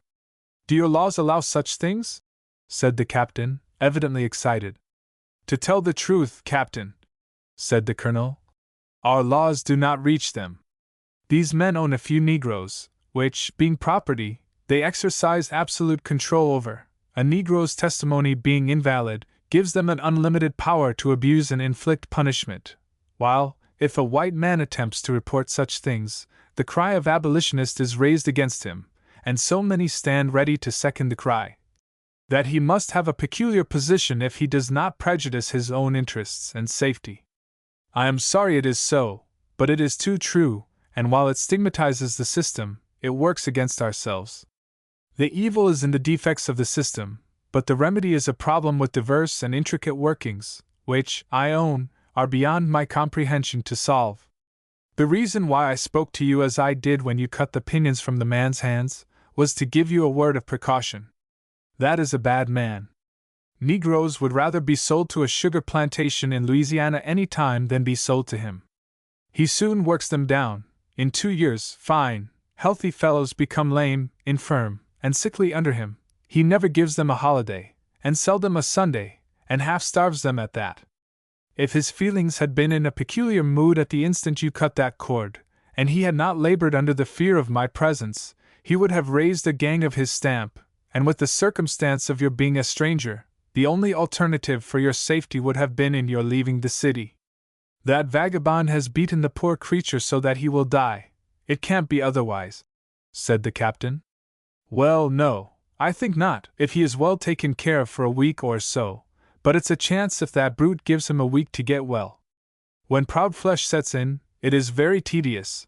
That is the reason, so far as the law is concerned, that the lash was abolished and the paddle substituted, the former mangled in the manner you saw just now, while the latter is more acute and bruises less. I have seen a nigger taken from the paddle frame apparently motionless and lifeless, very little bruised, and not much blood drawn, but he would come to and go to work in 3 or 4 days, said the colonel as they passed along together. We would print the name of this brute in human form, that the world might read it, were it not for an amiable wife and interesting family, whose feelings we respect. We heard the cause of this cruel torture a short time after, which was simply that he had stolen a few pounds of nails, and this fomented the demon's rage. In the manner we have described, this ferocious creature had kept his victim for more than 2 hours, beating him with the knotty hoops taken from lime casks. His rage would move at intervals, like gusts of wind during a gale. Thus, while his feelings raged highest, he would vent them upon the flesh of the poor pinioned wretch. Then he would stop, rest his arm, and pace the ground from wall to wall, and as soon as his passion stormed, commence again and strike the blows with all his power, at the same time keeping the black boy standing with a bucket of water in his hand ready to pour upon the wretch whenever signs of fainting appeared. Several times, when the copious shower came over him, it filled his mouth, so that his cries resounded with a gurgling, death-like noise, that made every sensation chill to hear it. During this space of time, he inflicted more than 300 blows. Our information is from the man who did his master's bidding, poured the water, and dared not say, "Good massa, spare poor Jacob." We visited the place about a month afterward, on a pretext of examining the basement of the building, and saw the unmistakable evidences of civilized torture yet remaining in the ground and upon the shavings that were scattered around. Captain, you must not judge the institution of slavery by what you saw there. That is only one of those isolated cases so injurious in themselves, but for which the general character of the institution should not be held answerable, said the colonel. A system so imperfect should be revised, lest innocent men be made to suffer its wrongs, said the captain. They continued their walk through several very pretty parts of the city, where fine flowering gardens and well-trimmed hedges were nicely laid out. These, however, were not the habitations of the old families. They occupied parts of the city designated by massive-looking old mansions, exhibiting an antiqueness and mixed architecture, with dilapidated courtyards and weather-stained walls, showing how steadfast was the work of decay. The colonel pointed out the many military advantages of the city, which would be used against Uncle Sam if he meddled with South Carolina. He spoke of them ironically, for he was not possessed of the secession monomania. He had been a personal friend of Mr. Calhoun, and knew his abstractions. He knew Mr. McDuffie, Hamilton, the transcendent, of South Carolina fame, winky-faced butler, of good component parts eloquent, but moved by fancied wrongs, Rhett, renouncer of that vulgar name of Smith, who hated man because he spoke, yet would not fight because he feared his God, and betwixt them, a host of worthies who made revenge a motto, and last, but not least, great Quattlebaum, whose strength and spirit knows no bound. and brought the champion commander, with his enthusiastic devotion, to lead unfaltering forlorn hopes. But he knew there was deception in the political dealings of this circle of great names. Returning to the market, they took a social glass at Baker's, where the colonel took leave of the captain, and the latter, intending to repair to his vessel, followed the course of the market almost to its lowest extreme. In one of the most public places of the market, the captain's attention was attracted by a singular object of mechanism. It seemed so undefined in its application, that he was reminded of the old saying among sailors when they fall in with any indescribable thing at sea, that it was a fidge-fadge to pry the sun up with in cloudy weather. It was a large pedestal about 6 feet high, with a sort of platform at the base for persons to stand upon, supplied with 2 heavy rings about 8 inches apart. It was surmounted by an apex, containing an iron shackle long enough for a sloop of war's best bower chain, and just beneath it was a nicely turned molding. About 3 feet from the ground, and 12 inches from the pedestal, were 2 pieces of timber one above the other, with a space of some 10 inches between them, the upper one set about 5 inches nearest the pedestal, also containing 2 rings, and both supported by posts in the ground. Above the whole was a framework, with 2 projecting timbers supplied with rings, and standing about 14 inches in a diagonal direction above the big ring in the apex of the shaft. It was altogether a curious instrument, but it designated the civilization of the age, upon the same principle that a certain voyager who, on landing in a distant country, discovered traces of civilization in the decaying remains of an old gallows. He viewed the curious instrument for some time, and then turning to an old ragged negro, whose head and beard were whitened with the flower of age, said, "Well, old man, what do you call that?" "Why, massa, him great ting dat what big old massa judge send bucker man to get whip, so color folk laugh when he catch him on de back, see bim, and massa with de cock up hat on he head put on big VIP just so," said the old negro. It was the whipping post, where white men, for small thefts, were branded with ignominy and shame. "Are you a slave, old man?" inquired the captain. The old man turned his head aside and pulled his ragged garments, as if shame had stung his feelings. "Do good Moss old Simon know ye downy belong here give him piece of bacca," replied the hoary-headed veteran, evidently intending to evade the question. The captain divided his plug with him, and gave him a quarter to get more, but not to buy whiskey. "Tankey, massa, tankey, he gone wid old Simon long time." "But you haven't answered my question. I asked you if you were a slave." Massa, you downy know him how he is, aha!" "Ha! I done gone now.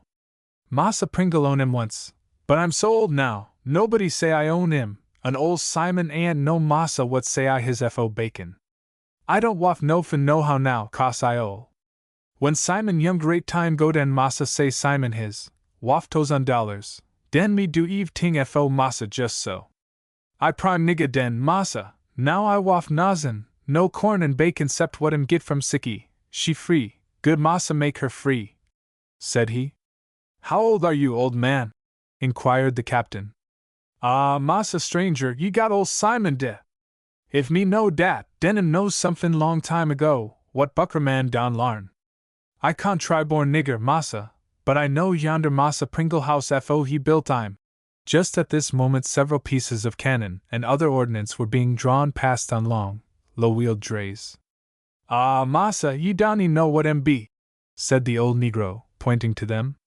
"Dem wa massa South Cielina guan to whip de 'Nited States with massa Goberna order em last year, and he just come. Good mass guan to fight fo we with em." The poor old man seemed to take a great interest in the pieces of ordnance as they passed along, and to have inherited all the pompous ideas of his master. The Negroes about Charleston have a natural inclination for military tactics, and hundreds of ragged urchins, as well as old daddies and mammies, may be seen following the fife and drum on parade days. "Then I suppose you've a home anywhere, and a master nowhere, old man," said the captain, shaking him by the hand, as one who had worn out his slavery to be disowned in the winter of life. Chapter 22. Copeland's release, and Manuel's close confinement. The captain of the Jansen, finding that no dependence was to be placed upon the statements of the officials, after returning to his vessel, gave orders that Tommy should be sent to the jail every day with provisions for Manuel. The task was a desirable one for Tommy, and every day about 10 o'clock he might be seen trudging to the jail with a haversack under his arm. There were 5 stewards confined in the cell, and for some days previous to this attention on the part of the captain they had been reduced to the last stage of necessity. The quantity may be considered as meager when divided among so many, but added to the little things brought in by Jane, and presents from several of the crew of the Jansen, they got along. Still it was a dependence upon chance and charity, which any casual circumstance might affect. For several days they made themselves as contented and happy as the circumstances would admit, and always being anxious to enjoy the privilege of their time in the yard, they would leave their cell together, and mix with the prisoners of their own color under the stoop. After a few days they found that their cell had been entered, and nearly all their provisions stolen. Not contented with this, the act was repeated for several days, and all the means they provided to detect the thief proved fruitless. The jailer made several searches through their remonstrances, but without effecting anything. They kept their provisions in a little box, which they locked with a padlock, but as Daly had the keys of the cell, they had no means of locking the door. At length Manuel set a trap that proved effectual. One morning Tommy came puffing into the jail with a satchel over his back. "I guess Manuel won't feel downhearted when he sees this. Do you think he will?" said the little fellow, as he put the satchel upon the floor and looked up at the jailer. "And I've got some cigars, too, the captain sent, in my pocket," said he, nodding his head, and putting his hand into a side pocket, pulled out one and handed it to the jailer. "Ah, you are a good little fellow worth a dozen of our boys. Sit down and rest yourself," said the jailer, and called a monstrous negro wench to bring a chair and take the satchel up to the cell. Then turning to the back door, he called Manuel, and, as if conscious of Tommy's arrival, the rest of the stewards followed. He sprang from the chair as soon as he saw Manuel, and running toward him, commenced telling him what he had got in the satchel, and at the same time pulled out a handful of cigars that the captain had sent for himself. Manuel led the way upstairs, followed by Tommy and the train of stewards. Tommy opened the satchel, while Manuel laid the contents, one by one, on the table which necessity had found in the head of a barrel. "Now eat, my friends, eat just as much as you want, and then I'll catch the thief that breaks my lock and steals my meat." "I catch him," said Manuel. After they had all done, he locked the balance up in his box, and sent everybody downstairs into the yard, first covering himself with 2 mattresses, and giving orders to Copeland to lock the door after him. Everything was ready to move at the word. In this position he remained for nearly half an hour. At length he heard a footstep approach the door, and then the lock clink. The door opened slowly, and the veritable Mr. Daly limped in, and taking a key from his pocket, unlocked the little box, and filling his tin pan, locked it, and was walking off as independent as a wood sawyer, making a slight whistle to a watch that was stationed at the end of the passage. "It's you, is it?" said Manuel, suddenly springing up and giving him a blow on the side of the head that sent him and the contents of the pan into a promiscuous pile on the floor. Daly gathered himself up and made an attempt to reach the door, but Manuel, fearing what might be the consequence if the other prisoners came to his assistance, shut the door before him and fastened it on the inside. "Bad luck to your infernal eyes! Will ye strike a white man, ye nagur ye, in a country like this same?" said Daly, as he was gathering himself up. This incensed Manuel's feelings still more. To have insult added to injury, and a worthless drunkard and thief abuse him, was more than he could bear. He commenced according to a sailor's rule of science, and gave Daly a systematic threshing, which, although against the rules of the jail, was declared by several of the prisoners to be no more than he had long deserved. As may have been expected, Daly cried lustily for help, adding the very convenient item of murder, to make his case more alarming. Several persons had crowded around the door, but none could gain admittance. The jailer had no sooner reached the door, than, most unfortunately for Manuel, he was called back to the outer door, to admit Mr. Grimshaw, who had just rung the bell. The moment he entered, Daly's noise was loudest, and reached his ears before he had gained the outside gate. He rushed upstairs, followed by the jailer, and demanded entrance at the cell door, swearing at the top of his voice that he would break it in with an axe if the command was not instantly obeyed. The door opened, and Manuel stood with his left hand extended at Daly. "Come in, gentlemen, I catch him, one rascal, what steal my provision every day, and I punish him, what he remember when I leave." Daly stood trembling against the wall, bearing the marks of serious injury upon his face and eyes. "At it again, Daly? Ah, I thought you had left off them tricks," said the jailer. Daly began to tell a three-cornered story, and to give as many possible excuses, with equally as many characteristic bulls in them. "I don't want to hear your story, Daly," said Mr. Grimshaw. "But, Mr. Jailer, I command you to lock that man up in the third story," pointing to Manuel. "I don't care what the circumstances are. He's given us more trouble than he's worth. He tried to pass himself off for a white man, but he couldn't come that, and now he's had the impudence to strike a white man. Lock him up! Lock him up! And keep him locked up until further orders from me. I'll teach him a lesson that he never learned before he came to South Carolina, and then let Consul Matthews sweat over him, and raise another fuss if he can. If he's guilty of violating the rules of the jail, Daly is guilty of misdemeanor, and the thieving has been aggravatingly continued. If we put one, we must put both up," said the jailer. "Just obey my orders, Mr. Jailer. I will reprimand Daly tomorrow." "I shall just go to the extent of the law with that feller," said Grimshaw peremptorily. "You may lock me up in a dungeon, do with me as you will, if the power is yours, but my feelings are my own, and you cannot crush them. I look to my consul, and the country that has protected me around the world, and can protect me still," said Manuel, resigning himself to the jailer, whose intentions he knew to be good. Poor little Tommy stood begging and crying for his friend and companion, for he heard Mr. Grimshaw give an imperative order to the jailer not to allow visitors into his cell. "Never mind, Tommy, we shall soon meet again, and sail companions for the old owners. Don't cry, the jailer will let you see me tomorrow," said Manuel. "No, I can't do that, you heard my orders, I must obey them." "I should like to do it, but it's out of my power," returned the jailer, awaiting with a bunch of keys in his hand. Manuel turned to the little fellow, and kissing him as he would an affectionate child, bade him adieu, and ascended the steps leading to the third story, Mount Rascal, in advance of the jailer, to be confined in a dark, unhealthy cell, there to await the caprice of one man. To describe this miserable hole would be a task too harrowing to our feelings. We pass it for those who will come after us. He little thought, when he shook the hand of his little companion, that it was the last time he should meet him for many months, and then only to take a last parting look, under the most painful circumstances. But such is the course of life. Copeland had received notice to hold himself in readiness, as his vessel would be ready for sea the next morning. He was not long in getting his few things in order, and when morning came he was on hand, prepared to bound from the iron confines of the Charleston jail, like a stag from a thicket. As he bade good-bye to his fellow prisoners in the morning, he said, "This is my last imprisonment in Charleston. I have been imprisoned in Savannah, but there I had plenty to eat, comfortable apartments, and everything I asked for, except my liberty.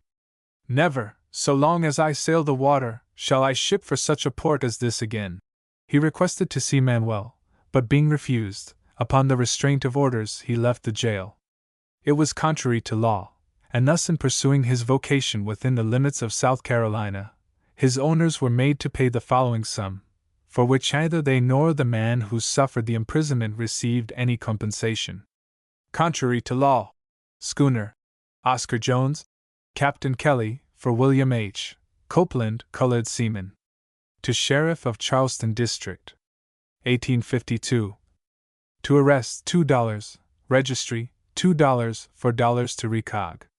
$1.31, constable $1, 2.31 to commitment and discharge, 1 to 15 days jail maintenance of W.M.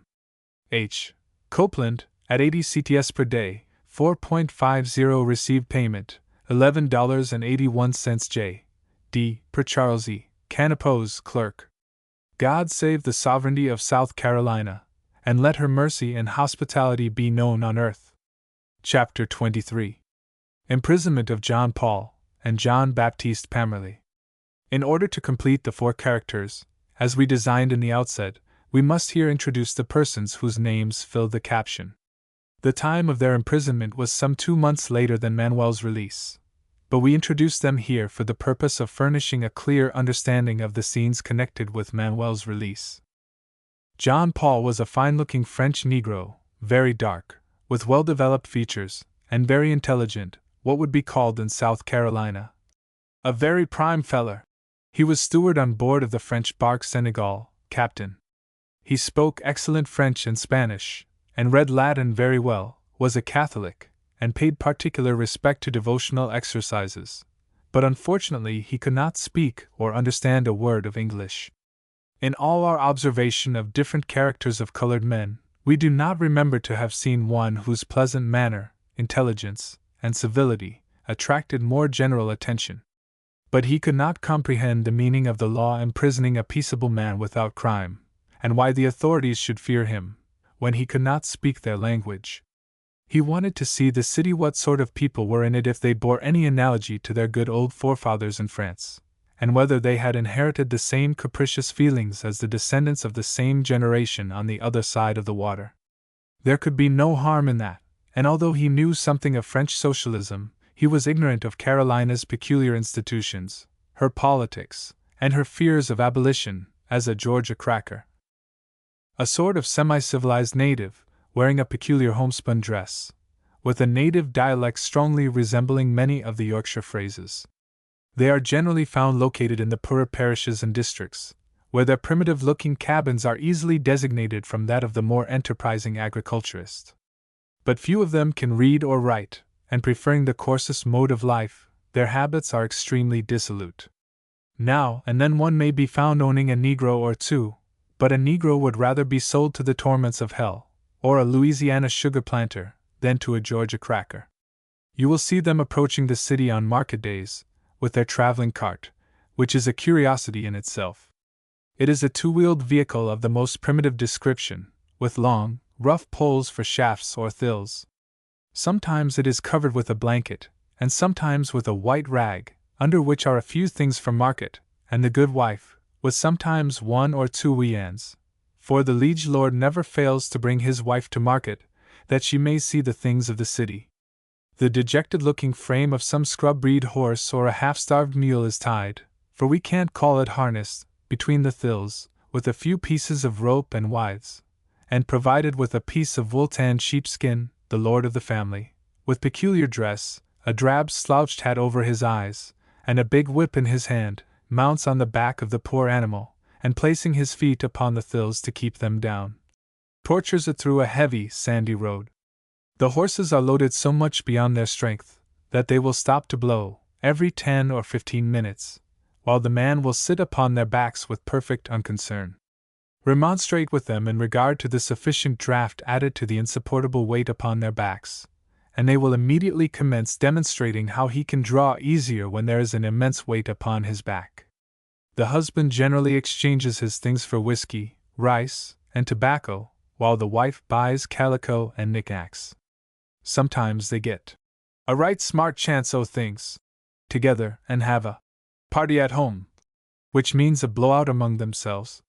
Sometimes they have a shucking, which is a great affair, even among the little farmers in Upper Georgia, where, only, corn shuckings are kept up with all the spice of old custom, and invitations are extended to those at a distance of 10 or 15 miles, who repay the compliment with their presence, and join in the revelry. There are 2 classes of the cracker in Georgia, according to our observation, differing somewhat in their dialect, but not in their habits. One is the upper, and the other the low country, or rather what some call the Coun cracker. The up-country cracker gives more attention to farming, inhabits what's known as the Cherokee country and its vicinity, and is designated by the sobriquet of Wiregrass Man, would be of Greek. Like his predecessors in confinement, he fell into the hands of the veritable Dun, without the assistance of his friend Duze, as he called him. But had it not been for the timely appearance of a clerk in the French consul's office, who explained the nature of the arrest, in his native tongue, Mr. Dunn would have found some trouble in making the arrest. Already had the officers and crew of the bark gathered around him, making grimaces, and gibbering away like a flock of blackbirds surrounding a hawk, and just ready to pounce. "Don't I see be tellin' yees what I wants wid him, and the divil a bit ye'll understand me. Why don't yees spake so a body can understand what yees be blatherin' about? Sure, here's the paper, and yees won't read the English of it. The divil o' such a fix I was ever in before wid your John o' Crapews and your chatter. Ye say wee, sure it's but one I wants. Ah. Whist now, Captain, and don't ye be makin' a bother over it. Sure, did ye niver hear o' South Carolina in the wide world? And ye bees travellin' all over it, and herself such a great state, with so many great gentlemen in it," said Dunn, talking his Green Island Greek to the Frenchman. Oui, mon Dieu, ah, said the Frenchman. Ah, sure there ye are again. What would I be doin' wid the whole o' yees? It's the nagur I want. Don't ye know that South Carolina don't allow the likes o' him to be comin' ashore and playing the divil wid her slaves? Continued Dunn, stretching himself up on his lame leg. The clerk stepped up at this moment. It's himself'll be telling yes all about it, for you're like a parcel of geese makin' a fuss about a goslin. Mr. Dunn had got his Corkonian blood up, and although the matter was explained, he saw the means at hand, and fixed his feelings for a stiff compensation. The clerk, after explaining to the captain, turned to John Paul and addressed him. As soon as he was done, John commenced to pack up his dunnage and get money from the captain, as if he was bound on an Arctic expedition. Dunn's eyes glistened as he saw the money passing into Paul's hand, but he was not to be troubled with the dunnage, and after hurrying him a few times, marched him off. He went through the regular system of grog-shop sponging, but his suavity and willingness to acquiesce in all Mr. Dunn's demands saved him some rough usage. There was this difference between John Paul and Manuel, that the former, not understanding the English language, mistook Dunn's deception for friendship, and moved by that extreme French politeness and warmth of feeling, which he thought doing the gentleman par excellence, while the latter, with a quicker perception of right and wrong, and understanding our language, saw the motive and disdained its nefarious object. For when Paul arrived at the jail he was minus a $5 gold piece, which his very amiable official companion took particular care of, lest something should befall it. Poor John Paul! He was as harmless as South Carolina's secession and chivalry, two of the most harmless things in the world, not excepting congressional dueling. As soon as he entered the jail and found that the jailer could speak French, he broke out in a perfect tornado of enthusiasm. "Je serai charmed de la reconnaissance avec un si amiable compagnon," said he, and continued in a strain so swift and unabated that it would have been impossible for an Englishman to have traced the inflections. The jailer called Daly, and telling him to take his blanket, the state's allotment, ordered him shown to his cell. Daly took the blanket under his arm and the keys in his hand, and Paul soon followed him upstairs to be introduced to his cell. "There, that's the place for yees. We takes the shine off all ye dandy niggers when we gets ye here. Do ye see the pair of eyes in the head o' me?" said Daly, pointing to his blackened eyes. "And he that done that same is in the divil's own place above. Now, if ye have ever a drap of whiskey, don't be keepin' it shy, and it'll be tellin' ye a good many favors. Ah! Mon Dieu! C'est la fête dresser les cheveux la tête," said Paul, shrugging his shoulders. "Bad luck to the word of that I'd be understandin' at all. Can't ye spake so a body'd understand what ye mane? C'est ma grande consolation d'y avoir. Asterisk les états est un modèle de perfection républicaine," said he, taking the blanket from Daly and throwing it upon the floor. He was but a poor companion for his fellow prisoners, being deprived of the means to exercise his social qualities. He went through the same course of suffering that Manuel did, but, whether from inclination or necessity, bore it with more Christian fortitude, chanting vespers every morning, and reading the Latin service every evening. The lesson which Manuel taught Daly proved of great service to Paul, who gave Daly the jail ration which it was impossible for him to eat, and was saved from his pilfering propensities. Thus, after John Paul had suffered 35 days' imprisonment, in mute confinement, to satisfy the majesty of South Carolina, he was released upon the following conditions, and taken to his vessel at early daylight, lest he should see the city or leave something to contaminate the slaves. Contrary to law. State versus. Contrary to law. French bark. Senegal. Captain. For John Paul, colored seaman. To Sheriff Charleston Dist. July 18, 1852. To arrest $2, registry $2 for dollars, recog $1.31, constable $1, 2.31, commitment and discharge 1.00, 35 days maintenance of John Paul at 30 cents per day, 10.50. Received payment $17.81 J, DS, C, D, per CHS. E. Canapos clerk. A very nice item of disbursements to present to the owners a premium paid for the advanced civilization of South Carolina.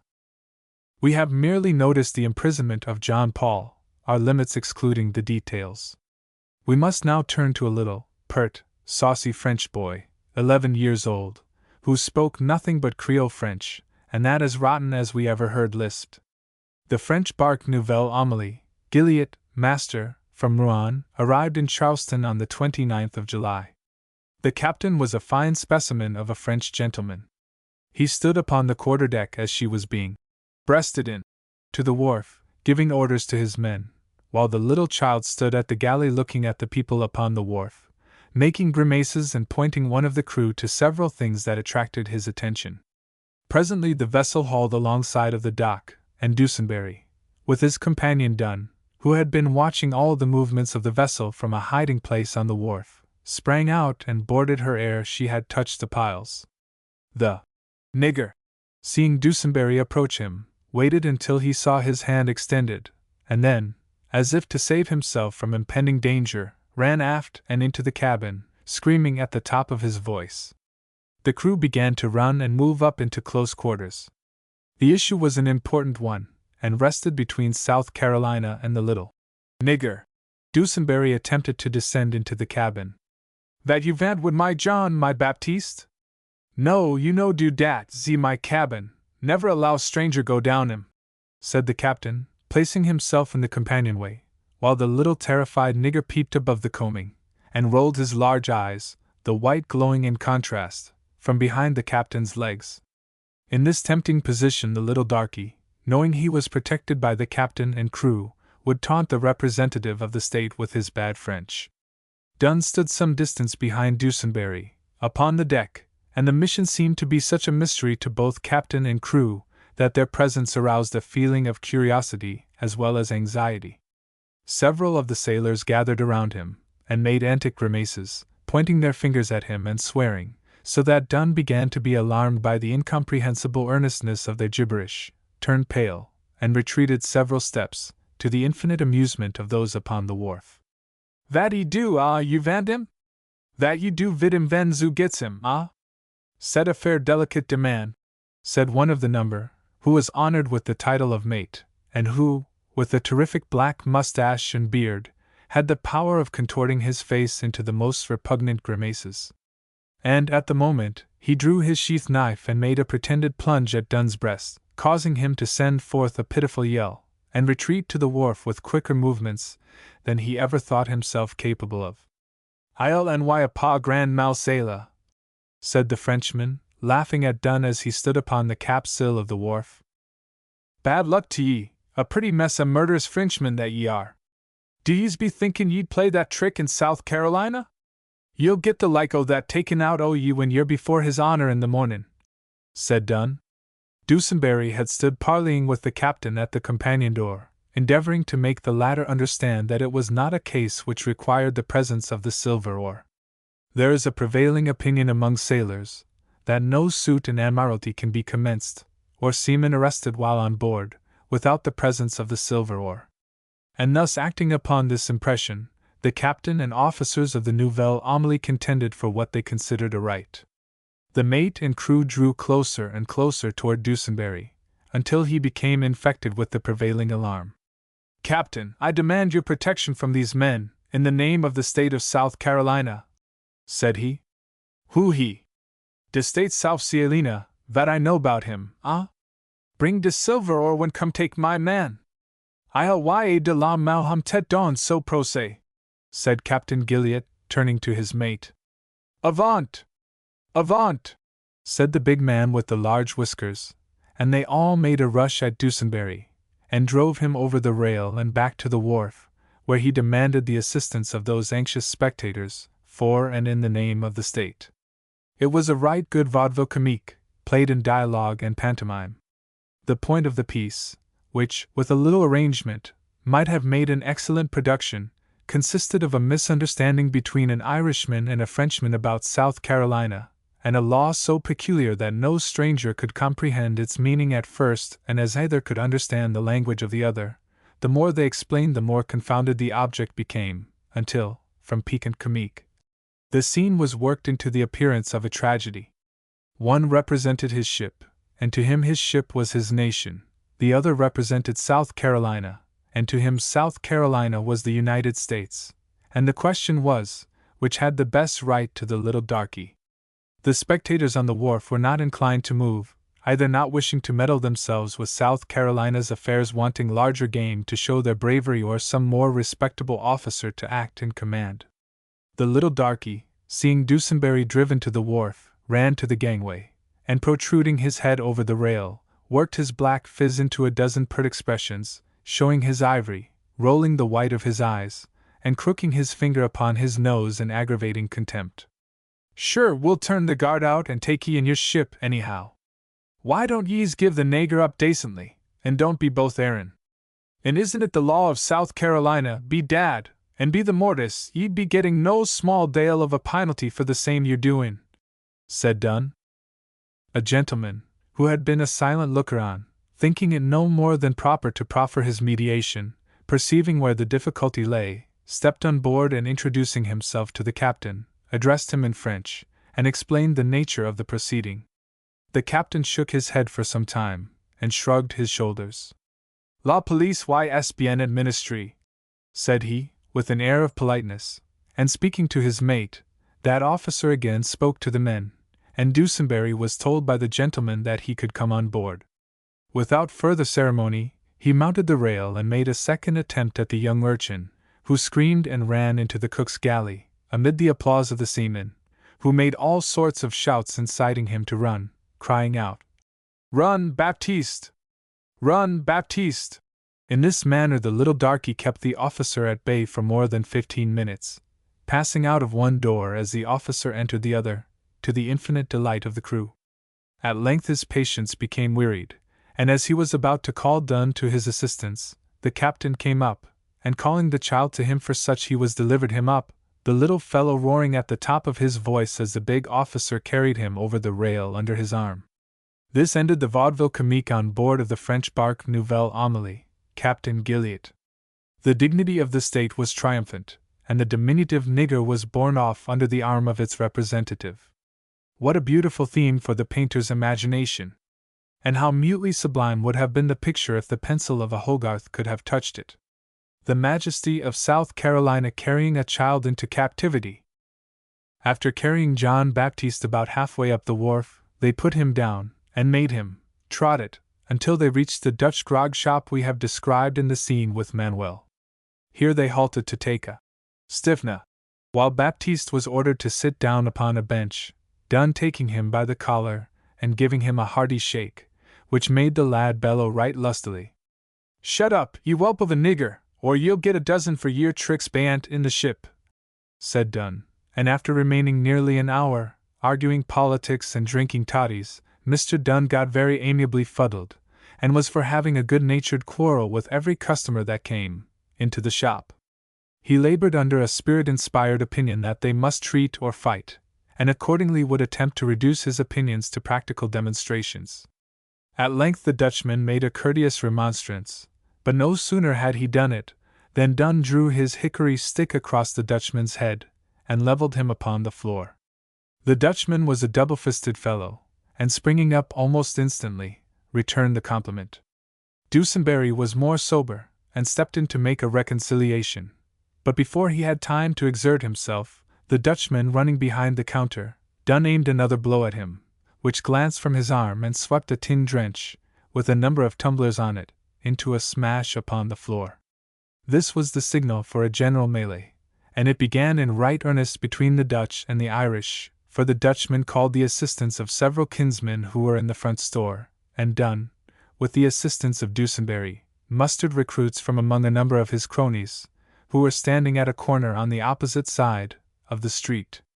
Both came to the rescue, but the O'Neills and Finnegans, outnumbering the Dutch, made a Donnybrook onset, disarming and routing their adversaries, and capsizing barrels, boxes, kegs, decanters, and baskets of onions into one general chaos, taking possession of the Dutchman's calabash, and proclaiming their victory with triumphant shouts.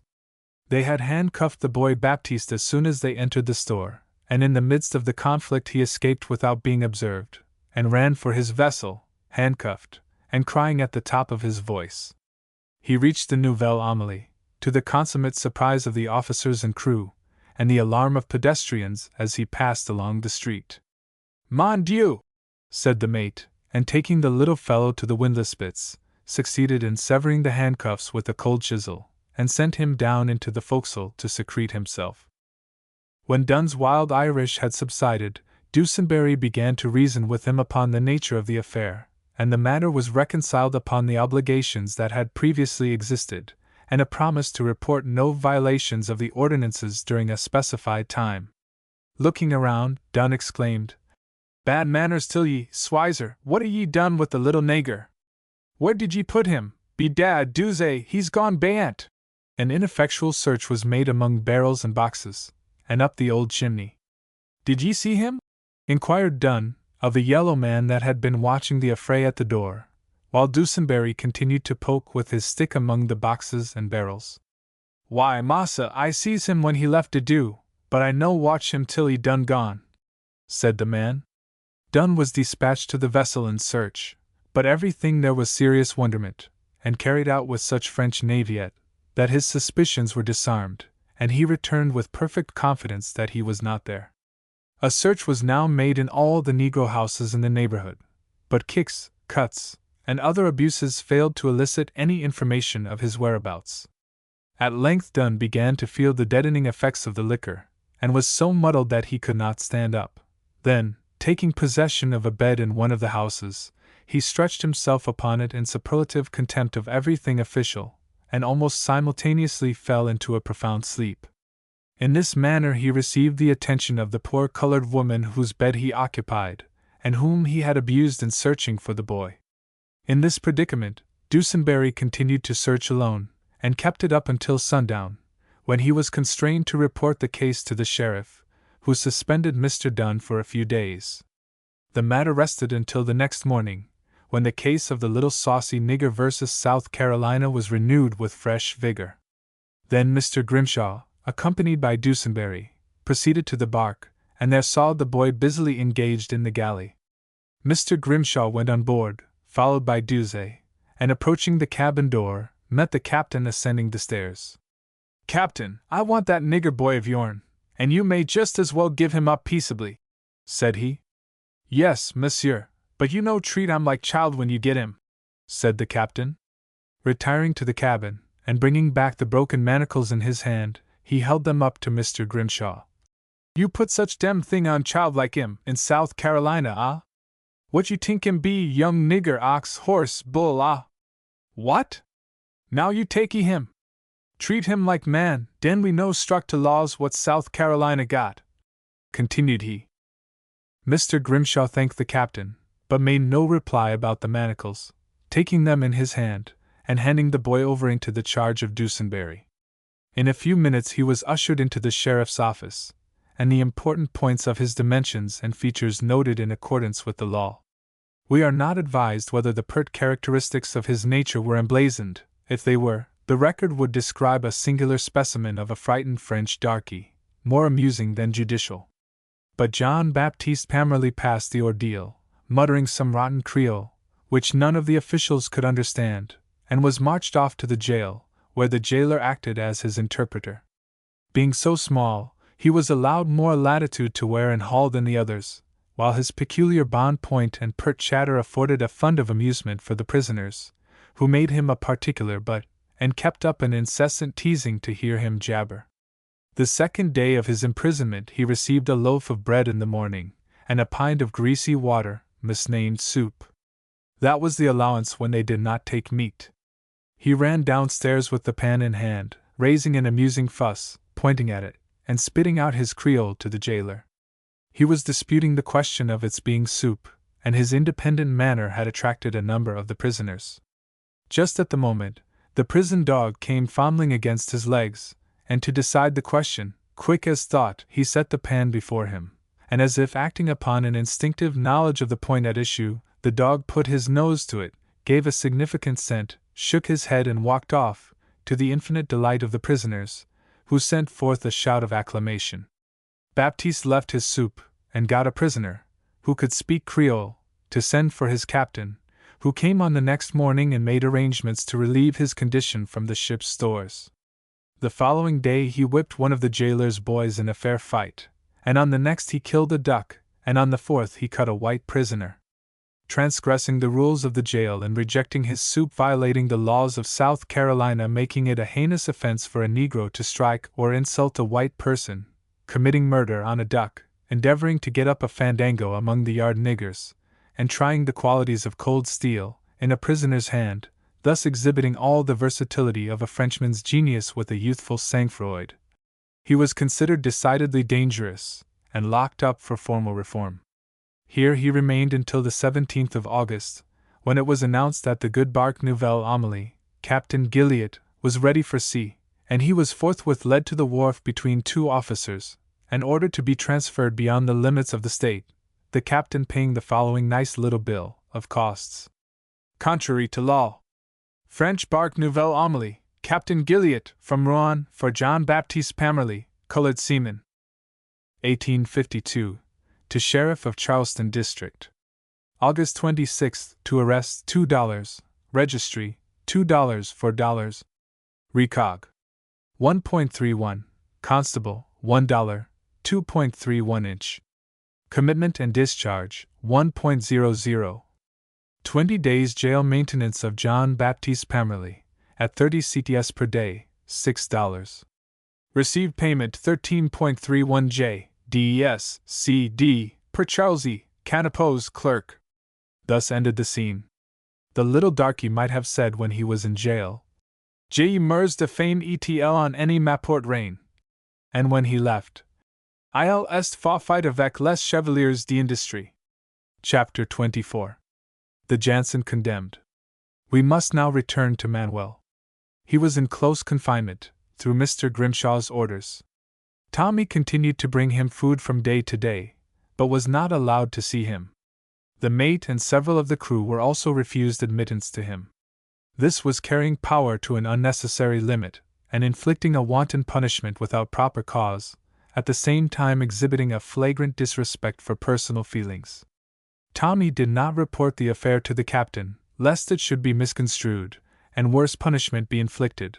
But when the men were refused, they naturally mistrusted something, and made inquiries of the jailer, who readily gave them all the information in his power concerning the affair, and his orders. This they reported to the captain, who immediately repaired to the consul's office, where he found Mr. Matthew reading a note which he had just received from Manuel. It stated his grievances in a clear and distinct manner, and begged the protection of that government under whose flag he sailed, but said nothing about his provisions. The consul, accompanied by the captain, proceeded to the sheriff's office, but could get no satisfaction. "I never consider circumstances when prisoners violate the rules of the jail. He must await my orders. But I shall keep him closely confined for 2 weeks, at least," said Mr. Grimshaw. This incensed the consul still more, for he saw the manner in which a clique of officials were determined to show their arbitrary power. It was impossible for him to remain indifferent to this matter, affecting, as it did, the life and liberty of his fellow countrymen. He could invoke no sympathy for the man, and the extent of punishment to which he had been subjected was evidently excited by vindictive feelings. He applied for a writ of habeas corpus, but mark the result. The captain proceeded to the jail, and demanded to see his steward, The jailer, hesitating at first, at length granted his permission. He found Manuel locked up in a little, unwholesome cell, with scarcely a glimmer of light to mark the distinction of day and night, and so pale and emaciated that had he met him in the street he should scarcely have recognized him. "Gracious God! What crime could have brought such an excess of punishment upon you?" inquired the captain. Manuel told him the whole story, and added to that, the things which had been sent to him during the 7 days he had been confined in that manner, had seldom reached him. He had lost his good friend Jane, and the many kind acts which she was wont to bestow upon him, and had been compelled to live upon bread and water nearly the whole time, suffering the most intense hunger. Upon inquiry, it was ascertained that the few things sent to make him comfortable had been entrusted to Daly to deliver, who appropriated nearly the whole of them to his own use, as a sort of retaliatory measure for the castigation he received from Manuel. He had not failed to carry him his pan of soup at 12 o'clock every day, but made the choice bits serve his own digestion. The jailer felt the pain of the neglect, and promised to arrange a safer process of forwarding his things by attending to it himself, which he did with all the attention in his power, when Manuel's condition became more tolerable. The captain told Manuel how his affairs stood, that he should probably have to leave him in charge of the consul, but to keep up good spirits, that he would leave him plenty of means, and as soon as his release was effected, to make the best of his way to Scotland and join the old owners. And thus he left him, with a heavy heart, for Manuel did read in his countenance what he did not speak. The Jansen had been discharged, a survey held upon the cargo, protest extended, and the whole sold for the benefit of whom it might concern. Necessary surveys were likewise held upon the hull, and finding it so old and strained as to be unworthy of repair, it was condemned and sold for the benefit of the underwriters. Thus the register, de novo, was given up to the consul, the men discharged, and paid off according to the Act of William IV, which provides that each man shall receive a stipend to carry him to the port in Great Britain from which he shipped, or the consul to provide passage for him, according to his inclination, to proceed to a point where the voyage would be completed. The consul adopted the best means in his power to make them all comfortable and satisfied with their discharge. Their several register tickets were given up to them, and one by one left for his place of destination, Tommy and the second mate only preferring to remain and seek some new voyage. The old chief mate seemed to congratulate himself in the condemnation of the unlucky Jansen. He shipped on board an English ship, laden with cotton and naval stores, and just ready for sea. When he came on board to take a farewell of the captain, he stood upon deck, and looking up at the dismantled spars, said, "Skipper, a shadow may save a body after all. I've always had a presentiment that this unlucky old thing would serve us a trick.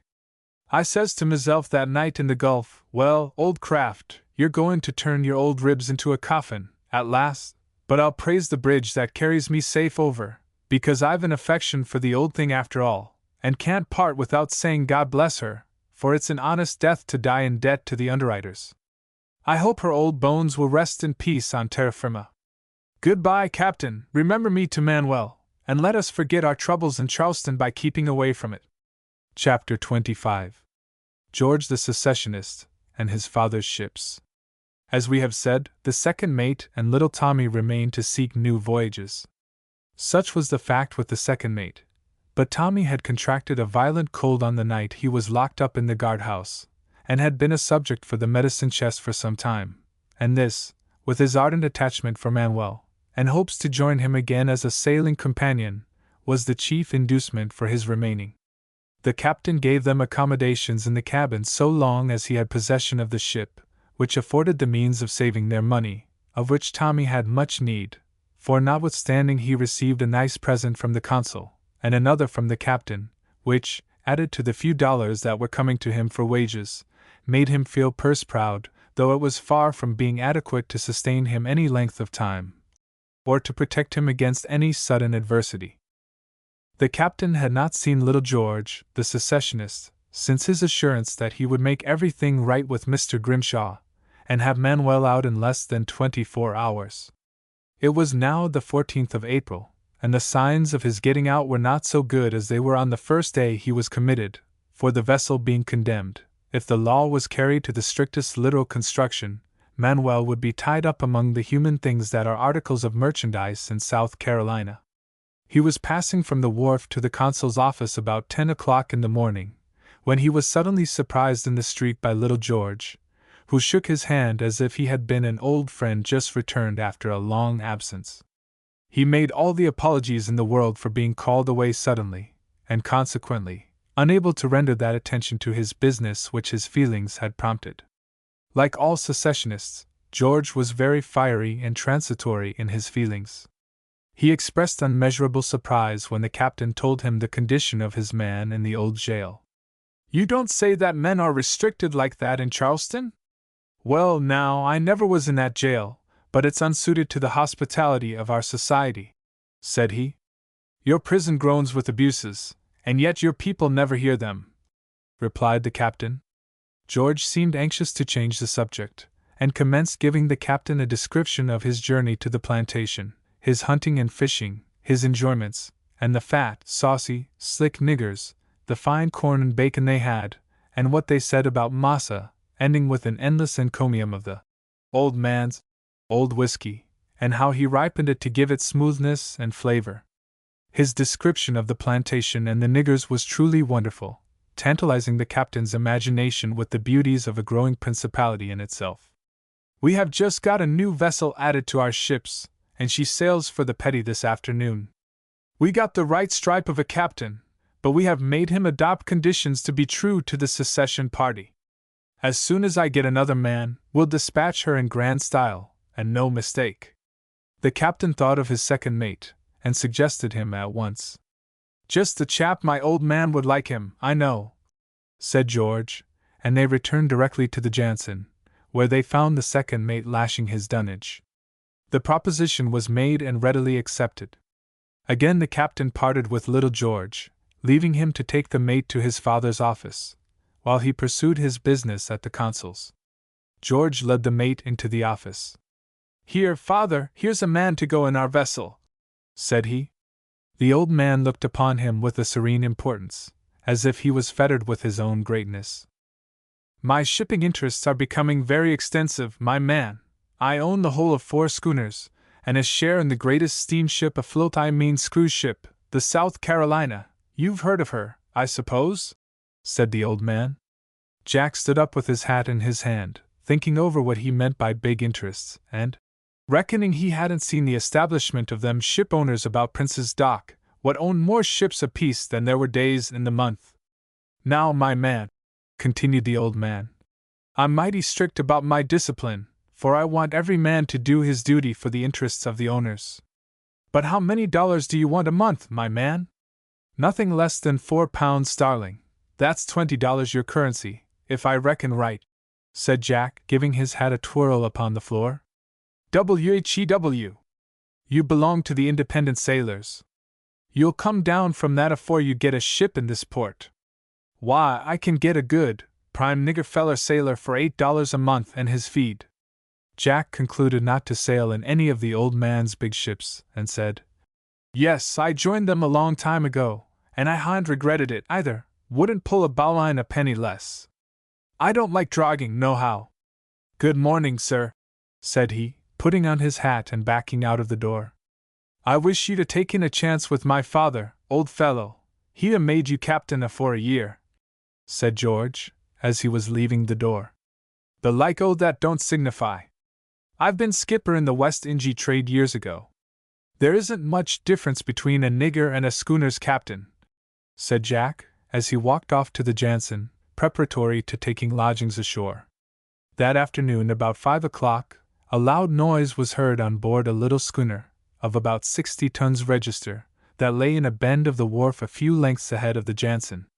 Captain Thompson and his second mate were seated on a locker in the cabin, conversing upon the prospects ahead, when the noise became so loud that they ran upon deck to witness the scene. George stood upon the cap-sill of the wharf, with mortification pictured in his countenance. "Well, Captain, you needn't make so much noise about it. Your conduct is decidedly ungentlemanly. If you don't wish to sail in father's employ, leave like a gentleman," said George, pulling up the corners of his shirt collar. It was the great craft that George had descended upon, and the veritable captain of the right stripe, who promised to toe the mark according to secession principles, but made no stipulations for the nigger feed that was the cause of the excitement. The captain, a Baltimore coaster, and accustomed to good feed in his vessels at home, had been induced by a large representations to take charge of the craft and run her in the petty trade, bringing rice to Charleston. On being told the craft was all ready for sea, he repaired on board, and to his chagrin, found 2 black men for a crew, and a most ungainly old wench, 7 shades blacker than Egyptian darkness, for a cook. This was imposition enough to arouse his feelings, for but one of the men knew anything about a vessel. But on examining the stores, the reader may judge of his feelings, if he have any idea of supplying a vessel in a northern port, when we tell him that all and singular the stores consisted of a shoulder of rusty western bacon, a half-bushel of rice, and a jug of molasses. And this was to proceed the distance of 100 miles, but to add to the ridiculous farce of that South Carolina notion. When he remonstrated with them, he was very indifferently told that it was what they always provided for their workpeople. "Take your little Jabacca boat and go to thunder with her," said the captain, commencing to pick up his duds. "Why, captain, I lent you my gun, and we always expect our captains to make fresh provision of game as you run up the river," said George. "Fresh provisions, the devil!" said the captain. "I've enough to do to mind my duty, without hunting my living as I pursue my voyage, like a hungry dog. We don't do business on your nigger allowance system in Maryland." And here we leave him, getting one of the negroes to carry his things back to his boarding house.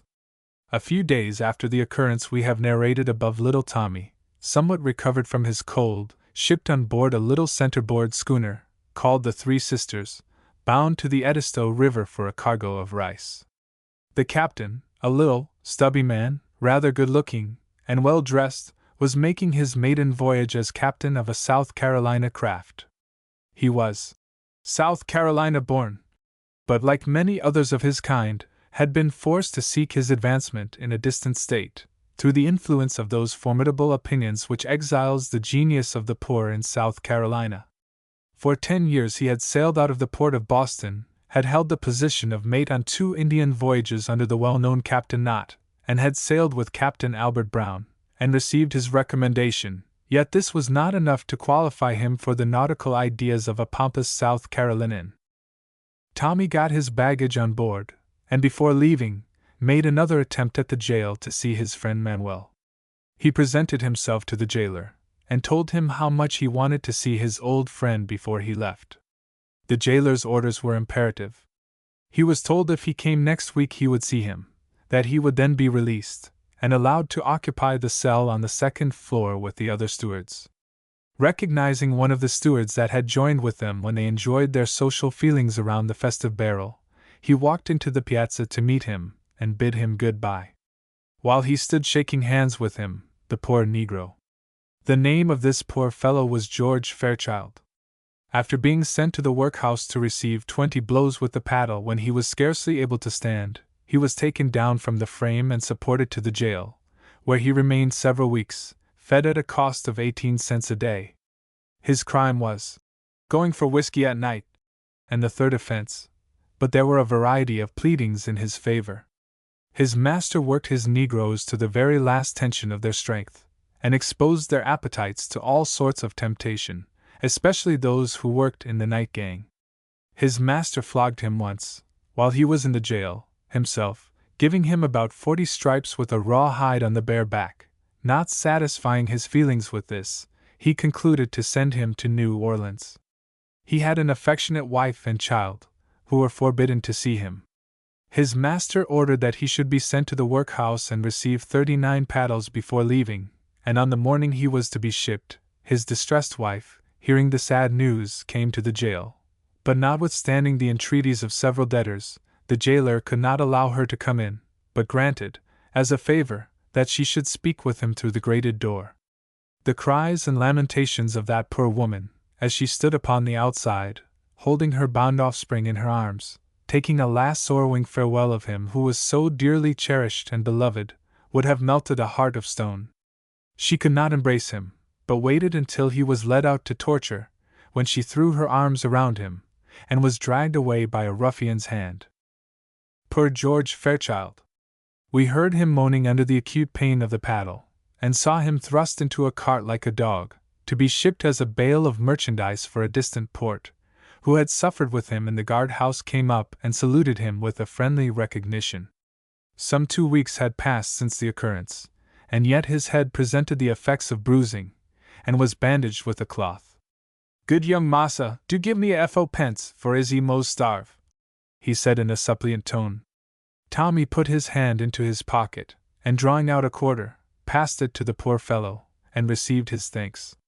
Leaving a message for Manuel that he would be sure to call and see him when he returned, he passed from the house of misery and proceeded to his vessel.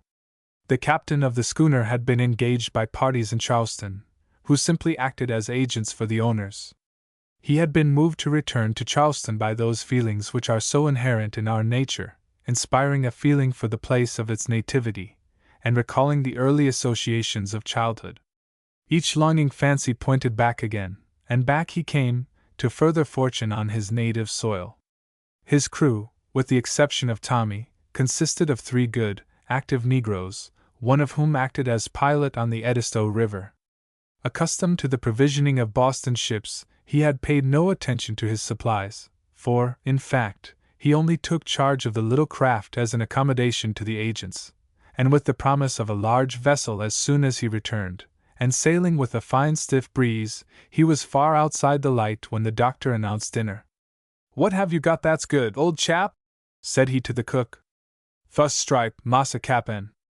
A right good chance o' hominy and bacon fry," returned the Negro. "Hominy and what?" "Nothing else but that."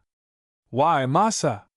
"Gracious, dat what Massa Whaley give all he Cap'n, and he tink am fust rate," said the Negro. As they were the only whites on board, the captain took little Tommy into the cabin with him to sit at the same table, but there was too much truth in the Negro's statement, and instead of sitting down to one of those nice dinners which are spread in Boston ships, both great and small, there, on a little piece of pine board, swung with a preventer, was a plate of black hominy covered with a few pieces of fried pork, so rank and oily as to be really repulsive to a common stomach. Beside it was an earthen mug, containing about a pint of molasses, which was bedaubed on the outside to show its quality. The captain looked at it for a minute, and then taking up the iron spoon which stood in it, and letting 1 or 2 spoonfuls drop back, said, "Old Daddy, where are all your stores? Fetch them out here." "Guy, massa!" "Here 'em is, e's just as Massa Stoney give 'em," said the Negro, drawing forth a piece of rusty and tainted bacon, weighing about 15 pounds, and in spots, perfectly alive with motion, about a half-bushel of corn grits, and a small keg of molasses, with a piece of leather attached to the bung. "Is that all?" inquired the captain peremptorily. "Yes, massa, he all W at 'em got now, but get more at Massa Whaley plantation when 'em get da. Throw it overboard, such stinking stuff, it'll breed pestilence on board," said the captain to the Negro, who stood holding the spoiled bacon in his hand, with the destructive macalia dropping on the floor, at the same time applying his foot to the table, and making wreck of hog, hominy, molasses, and plates. "Guy whu! Massa, I trow 'em o'board, Massa Whaley scratch 'em back, sartin. He tink 'em fust rate. Plantation nigger ani gets bacon twice week, Massa Cap'n," said he, picking up the wreck and carrying it upon deck, where it was devoured with great gusto by the Negroes, who fully appreciated the happy godsend. The captain had provided a little private store of crackers, cheese, cigars, and a bottle of brandy, and turning to his trunk, he opened it and drew them out one by one, passing the crackers and cheese to Tommy, and imbibing a little of the deacon himself, thus satisfying the cravings of nature. Night came on. They were crossing the bar and approaching the outlet of the Edisto, which was broad in sight, but there was neither coffee nor tea on board, and no prospect of supper. Nothing but a resort to the crackers and cheese remained, the stock of which had already diminished so fast that what was left was treasured among the things too choice to be eaten without limitation. They reached the entrance, and after ascending a few miles, came to anchor under a jut of wood that formed a bend in the river. The baying of dogs during the night intimated the vicinity of a settlement near, and in the morning the captain sent one of the negroes on shore for a bottle of milk. "Massa, dat man what live yonder hind much know-how, always makes em pay 7 pence," said the negro. Sure enough it was true. Notwithstanding he was a planter of some property, he made the smallest things turn to profit, and would charge vessels going up the river 12.5 cents per bottle for milk. The captain had spent a restless night, and found himself blotched with innumerable chinch bites, and on examining the berths and lockers, he found them swarming in piles. Calling one of the black men, he commenced overhauling them, and drew out a perfect storehouse of rubbish, which must have been deposited there, without molestation, from the day the vessel was launched up to the present time, as varied in its kinds as the stock of a Jew shop, and rotten with age. About 9 o'clock they got under way again, and proceeding about 20 miles with a fair wind and tide, they came to another point in the river, on which a concourse of men had assembled, armed to the teeth with guns, rifles, and knives. As he passed up, they were holding parley with a man and boy in a canoe a few rods from the shore. At every few minutes they would point their rifles at him, and with threatening gestures, swear vengeance against him if he attempted to land. The captain, being excited by the precarious situation of the man and his boy, and anxious to ascertain the particulars, let go his anchor, and came to a few lengths above. Scarcely had his anchor brought up than he was hailed from the shore by a rough-looking man, who appeared to be chief in the manoeuvre, and who proved to be no less a personage than a Mr. S.K., a wealthy planter. "Don't take that man on board of your vessel, at the peril of your life, Captain. He's an abolitionist," said he, accompanying his imperative command with a very southern rotation of oaths. The man paddled his canoe on the outside of the vessel, and begged the captain, for God's sake, to take him on board and protect him, that an excitement had been gotten up against him very unjustly, and he would explain the circumstances if he would allow him to come on board. "Come on board," said the captain. "Let you be abolitionists or what you will, humanity will not let me see you driven out to sea in that manner. You would be swamped before you crossed the bar." He came on board, trembling and wet, the little boy handing up a couple of carpet bags, and following him. No sooner had he done so, than 3 or 4 balls whizzed past the captain's head, causing him to retreat to the cabin. A few minutes intervened, and he returned to the deck. "Lower your boat and come on shore immediately," they cried out. The captain, not at all daunted, lowered his boat and went on shore. "Now, gentlemen, what do you want with me?" said he, when S.K. stepped forward, and the following dialogue ensued. "Who owns that vessel, and what right have you to harbor a D abolitionist?" "I don't know who owns the vessel. I know that I sail her, and the laws of God and man demand that I shall not pass a man in distress, especially upon the water. He protests that he is not, and never was an abolitionist, offers to prove it if you will hear him, and only asks that you allow him to take away his property," rejoined the captain. "What? Then you are an abolitionist yourself?" "No, sir. I'm a southern-born man, raised in Charleston, where my father was raised before me." "So much, so good. But just turn that D scoundrel ashore as quick as 70, or we'll tie your vessel up and report you to the executive committee, and stop your getting on more freight on the Edisto." "That I shall not do. You should have patience to investigate these things, and not allow your feelings to become so excited. If I turn him and his son adrift, I'm answerable for their lives if any accident should occur to them," rejoined the captain. "Are you a secessionist, Captain, or what are your political principles? You seem determined to protect abolitionists. That scoundrel has been associating with a nigger, and eating at his house ever since he has been here." Yes, and will be D if he isn't an abolitionist," joined in a dozen voices. "For he dined at Bill Webster's last Sunday on a wild turkey. Nobody but an infernal abolitionist would dine with a nigger. As for politics, I never had much to do with them, and care as little about secession as I do about theology, but I like to see men act reasonably. If you want anything more of me, you will find me at Colonel Whaley's plantation tomorrow." Thus saying, he stepped into his boat and returned on board of his vessel. Just as he was getting under way again, whiz, whiz, whiz, came 3 shots, one in quick succession after the other, the last taking effect and piercing the crown of his hat, at which they retired out of sight. Fearing a return, he worked his vessel about 2 miles farther up and came to anchor on the other side of the channel, where he waited the return of the tide, and had an opportunity to put his affrighted passengers on board a schooner that was passing down, bound to Charleston. The secret of such an outrage is told in a few words. The man was a timber getter from the vicinity of New Bedford, Massachusetts, who, with his son, a lad about 16 years of age, had spent several winters in the vicinity of the Edisto, getting live oak, what he considered a laudable enterprise. He purchased the timber on the stump of the inhabitants, at a price which left him very little profit, and had also been charged an exorbitant price for everything he got, whether labor or provisions, and so far had that feeling of South Carolina's self-sufficiency been carried out against him in all its cold repulsiveness, that he found much more honesty and true hospitality under the roof of a poor colored man. This so enraged some of the planters, that they proclaimed against him, and that mad dog cry of abolitionist was raised against him. His horse and buggy, books and papers were packed up and sent to Charleston, not, however, without some of the most important of the latter being lost. His business was destroyed, and he and his child taken by force, put into a little canoe with 1 or 2 carpet-bags, and sent adrift. In this manner they had followed him 2 miles down the river, he begging to be allowed the privilege of settling his business, and leave respectably, they threatening to shoot him if he attempted to near the shore, or was caught in the vicinity. This was his position when the captain found him. He proceeded to Charleston, and laid his case before James L.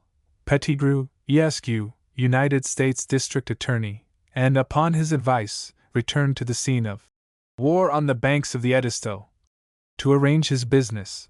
But no sooner had he made his appearance than he was thrown into prison, and there remained when we last heard of him.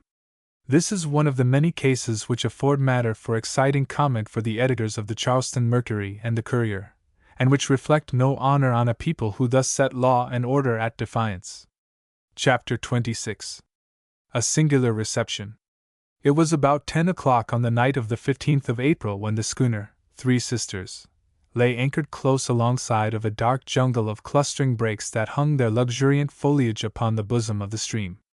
The captain sat upon a little box near the quarter, apparently contemplating the scene, for there was a fairy-like beauty in its dark windings, mellowed by the shadowing foliage that skirted its borders in mournful grandeur, while stars twinkled on the somber surface. The tide had just turned, and little Tommy, who had rolled himself up in a blanket and laid down close to the captain, suddenly arose. "Captain, did you hear that?" said he. "Hark! There it is again," said the captain. "Go and call the men, we must get under way."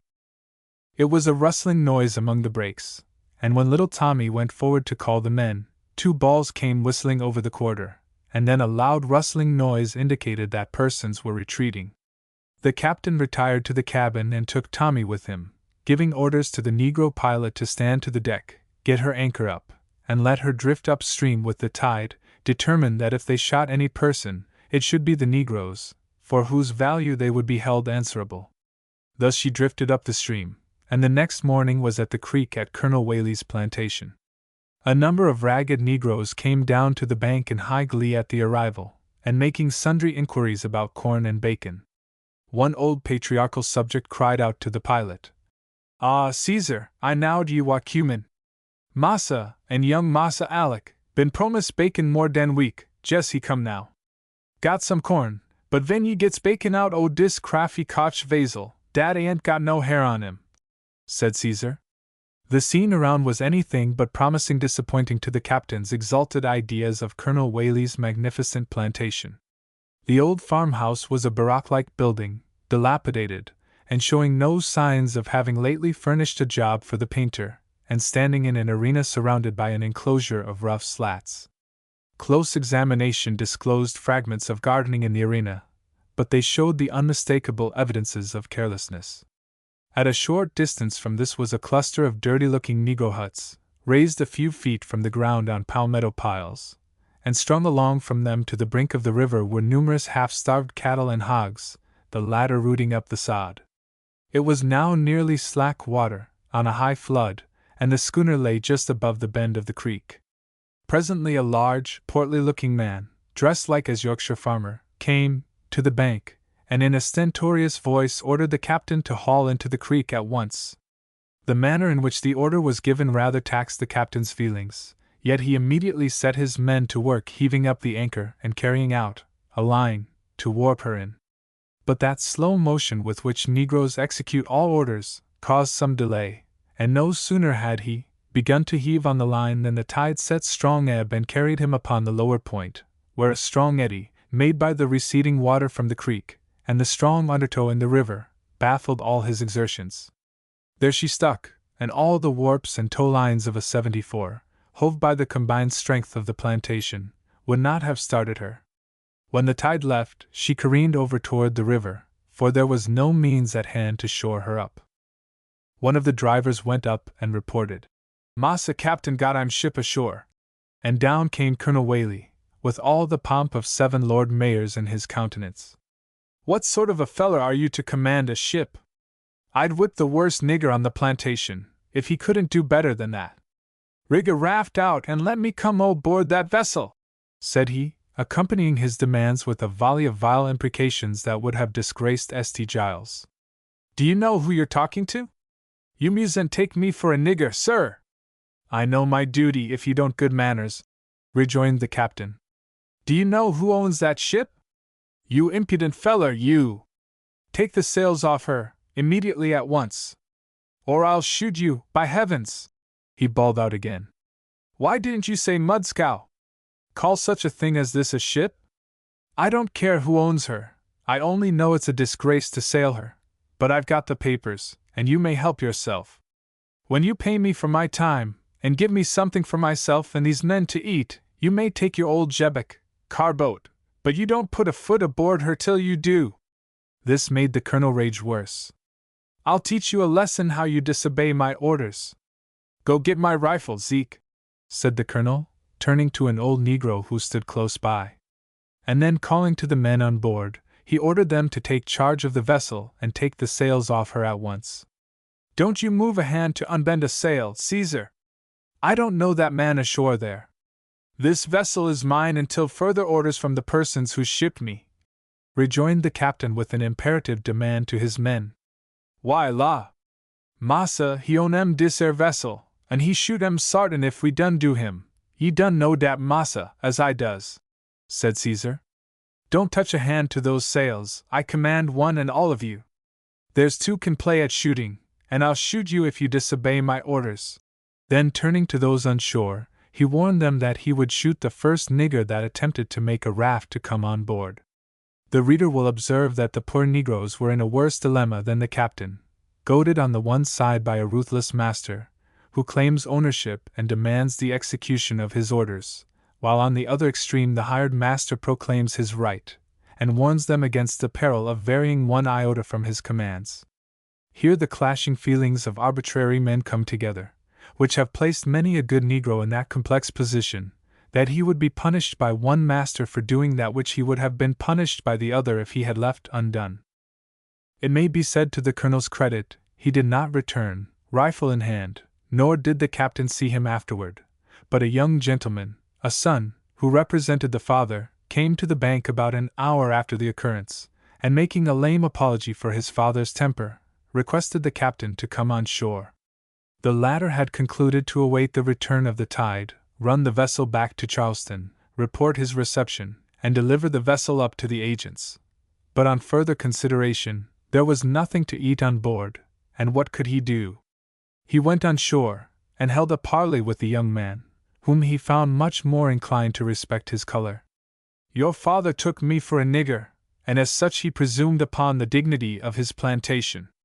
Now I know my duty, and have sailed in the finest ships and with the best masters in the country. All I want is proper respect, something to eat, what there is coming to me, and my passage paid back to Charleston by land. No! I will not even request so much as that. Give me something to eat, and my passage to Charleston, and you may do what you please with the vessel, but I shall deliver the papers to nobody but the persons who shipped me. And I shall want you to see this little boy attended to, for he's quite sick now," said the captain, pointing to Tommy, and calling him to him. "Oh, yes," replied the young man. "We'll take care of the little fellow, and see him sent safely back," and took leave, promising to have another interview in the afternoon. About 12 o'clock a Negro boy came to the vessel with a tin pan covered with a towel, and presenting it to Caesar for "Massa Cap'n and Buckra boy." Caesar brought it aft, and set it upon the companion. It contained some rice, a piece of bacon, corn cake, and 3 sweet potatoes. "Coarse fare, but I can get along with it. Come, Tommy, I guess you're hungry as well as myself," said the captain, and they sat down, and soon demolished the feast of Southern hospitality. About 5 o'clock in the evening, the young man not making his appearance, the captain sent Tommy ashore to inquire for him at the house, telling him, in order to test their feelings, that he could stop and get his supper. Tommy clambered ashore, and up the bank wending his way to the house. The young man made his appearance, offering an apology for his delay and inattention, saying the presence of some very particular friends from Beaufort was the cause. "My father, you are aware, owns this vessel, Captain. You got a good dinner today, by the by," said he. "Yes, we got along with it, but could have eaten more," rejoined the captain. "Ah, bless me, that was the niggers' fault. These niggers are such uncertain creatures, you must watch 'em over the least thing. Well now, Captain, my father has sent you $5 to pay your passage to Charleston." "Well, that's a small amount, but I'll try and get along with it, rather than stop here, at any rate," said the captain, taking the bill and twisting it into his pocket, and giving particular charges in regard to taking care of the boy. That night, a little after sundown, he took passage in a downward-bound coaster, bid a long goodbye to the Edisto and Colonel Whaley's plantation, and arrived in Charleston the next night. On the following morning he presented himself to the agents, who generously paid him all his demands, and expressed their regrets at the circumstance. Acting upon the smarter feeling, the captain enclosed the $5 bill and returned it to the sovereign Colonel Whaley. The Savannah Republican, of the September 11th, says, "We have been kindly furnished with the particulars of a duel which came off at Major Stark's plantation, opposite this city, yesterday morning, between Colonel E.M. Whaley and E. Jenkins of South Carolina." Another paper stated that, after a single exchange of shot, the affair terminated, but without a reconciliation. The same Colonel Whaley. Either of these journals might have give particulars more grievous, and equally as expressive of Southern life. They might have described a beautiful wife, a Northern lady, fleeing with her 2 children, to escape the abuses of a faithless husband, taking shelter in the Charleston Hotel, and befriended by Mr. Jenkins and another young man, whose name we shall not mention, in that famous establishment surrounded by the police on a Sabbath night, to guard its entrances, and she dragged forth, and carried back to the home of unhappiness. Chapter 27. The Habeas Corpus. The captain of the Jansen had settled his business, and was anxious to return home. He had done all in his power for Manuel, and notwithstanding the able exertions of the consul were combined with his, he had effected nothing to relieve him. The law was imperative, and if followed out, there was no alternative for him, except upon the ground of his proving himself entitled to a white man's privileges. To do this would require an endless routine of law, which would increase his anxiety and suffering twofold. Mr. Grimshaw had been heard to say that if an habeas corpus were sued out, he should stand upon the technicality of an act of the legislature, refuse to answer the summons or give the man up. No, he would himself stand the test upon the point of right to the habeas corpus, and if he was committed for refusing to deliver up the prisoner, he would take advantage of another act of the legislature, and after remaining a length of time in jail, demand his release according to the statutes. So far was Mr. Grimshaw impressed with his own important position in the matter, and of the course which he should pursue, that he several times told the prisoners that he should be a prisoner among them in a few days, to partake of the same fare. Judge Withers, however, saved him the necessity of such important trouble. To those acquainted with Judge Withers it would be needless to dwell upon the traits of his character. To those who are not, we can say that his were feelings founded upon interests moving in the foremost elements of secession, arbitrary, self-willed, and easily swayed by prejudice, a man known to the public and the bar for his frigidity, bound in his own opinions, and yielding second to the wishes and principles of none, fearful of his popularity as a judge, yet devoid of those sterling principles which deep jurists bring to their aid when considering important questions, where life or liberty is at stake, a mind that would rather reinstate monarchy than spread the blessings of a free government. What ground have we here to hope for a favorable issue? Thus, when the consul applied for the writ of habeas corpus, the right was denied him, notwithstanding the subject was inherent to all the rights of citizenship and protection, which the laws of his own nation could clothe him with. To show how this matter was treated by the press, though we are happy to say the feelings of the mercantile community are not reflected in it, we copy the leader from the Southern Standard, a journal published in Charleston, the editor of which professes to represent the conservative views of a diminutive minority. Here it is: Charleston, April 23, 1852. Colored Seamen and State Rights. Our readers have not forgotten the correspondence which some time since took place between His Excellency Governor Means and Her British Majesty's Consul, Mr. Matthew. We published in the Standard, of the December 5th last, the very temperate, dignified, and well-argued report of Mr. Mazik, Chairman of the Special Committee of the Senate, to whom had been referred the message of the Governor, transmitting the correspondence. In our issue of the December 16th, we gave to our readers the able report of Mr. Macready, on behalf of the Committee of the other House, on the same subject. We have now to call the attention of the public to the fact that the practical issue has been made, by which the validity of the laws in regard to colored seamen arriving in our port is to be submitted to the judicial tribunals of the country. For ourselves, we have no fears for the credit of the state in such a controversy. The right of the state to control, by her own legislation, the whole subject matter can, as we think, by a full discussion, be established upon a basis which, in the South at least, will never hereafter be questioned. If there be defects in the details of the regulations enacted, the consideration of them is now precluded, when the issue presented is the right of the state to act at all times in the premises. The writ of habeas corpus was applied for before Judge Withers, during the term of the court which has just closed, by the British consul, through his counsel, Mr. Pettigrew, in behalf of one Manuel Pereira, a colored sailor, who claims to be a Portuguese subject, articled to service on board an English brig driven into this port by stress of weather. The said Manuel Pereira being then in jail under the provisions of the Act of the Legislature of this state, passed in 1835, emendatory of the previous acts on the subject.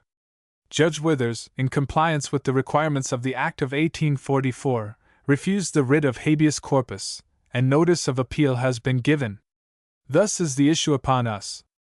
We have but one regret in the matter, and that is that the case made is one where the party asking his liberty has been driven into our harbor involuntarily. Great Britain, it is true, is the last power which should complain on this account, with her own example in the case of the Enterprise before her eyes. But we do not, we confess, like this feature of the law.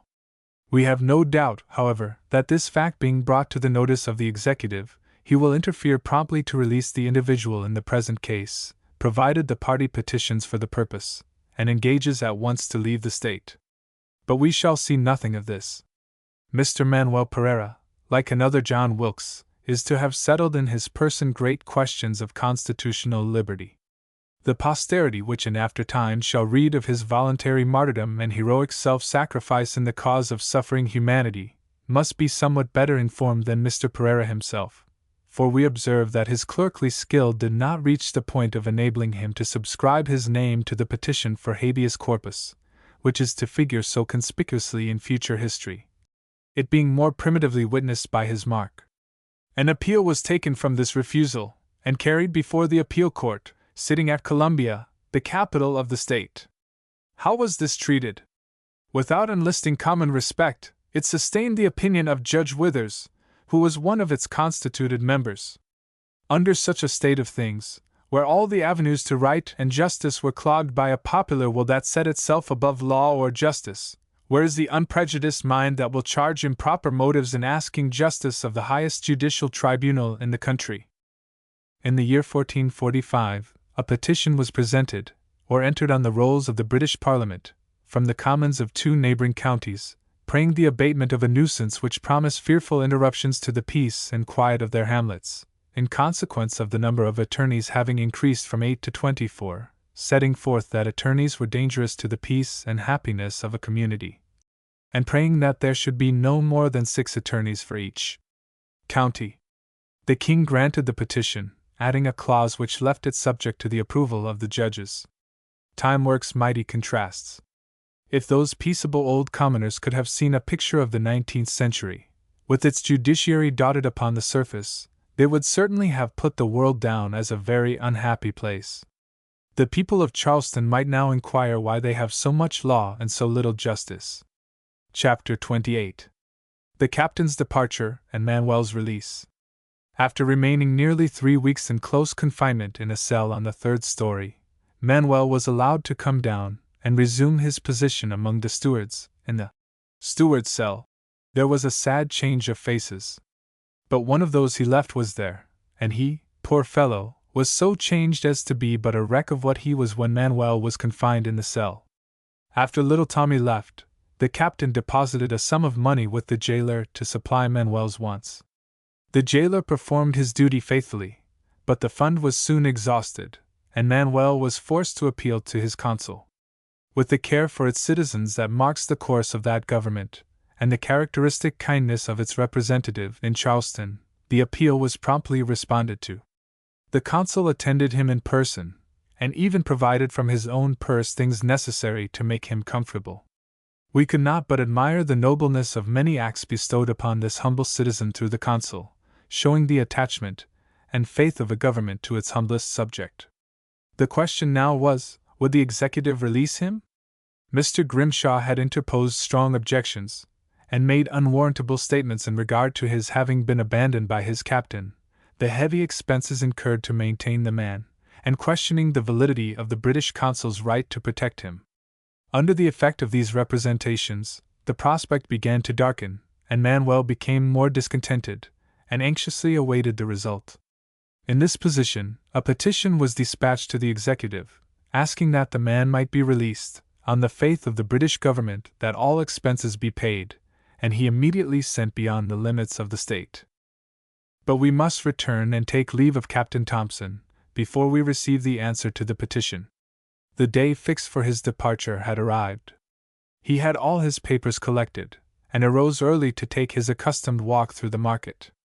It was a little after 7 o'clock, and as he approached the singular piece of woodwork that we have described in a previous chapter as the Charleston whipping post, he saw a crowd collected around it, and negroes running to the scene, crying out, "Buckra gwine to get whip! Buckra getty back scratch!" N.C. He quickened his pace, and arriving at the scene, elbowed his way through an immense crowd until he came to where he had a fair view. Here, exposed to view, were 6 respectably dressed white men, to be whipped according to the laws of South Carolina, which flog in the market for petty theft. 5 of them were chained together, and the other scientifically secured to the machine, with his bare back exposed, and Mr. Grimshaw, dressed with his hat and sword of office to make the dignity of the punishment appropriate, laying on the stripes with a big whip, and raising on tiptoe at each blow to add force, making the flesh follow the lash. Standing around were about a dozen huge constables with long pointed tipstaffs in their hands, while 2 others assisted in chaining and unchaining the prisoners. The spectacle was a barbarous one, opening a wide field for reflection.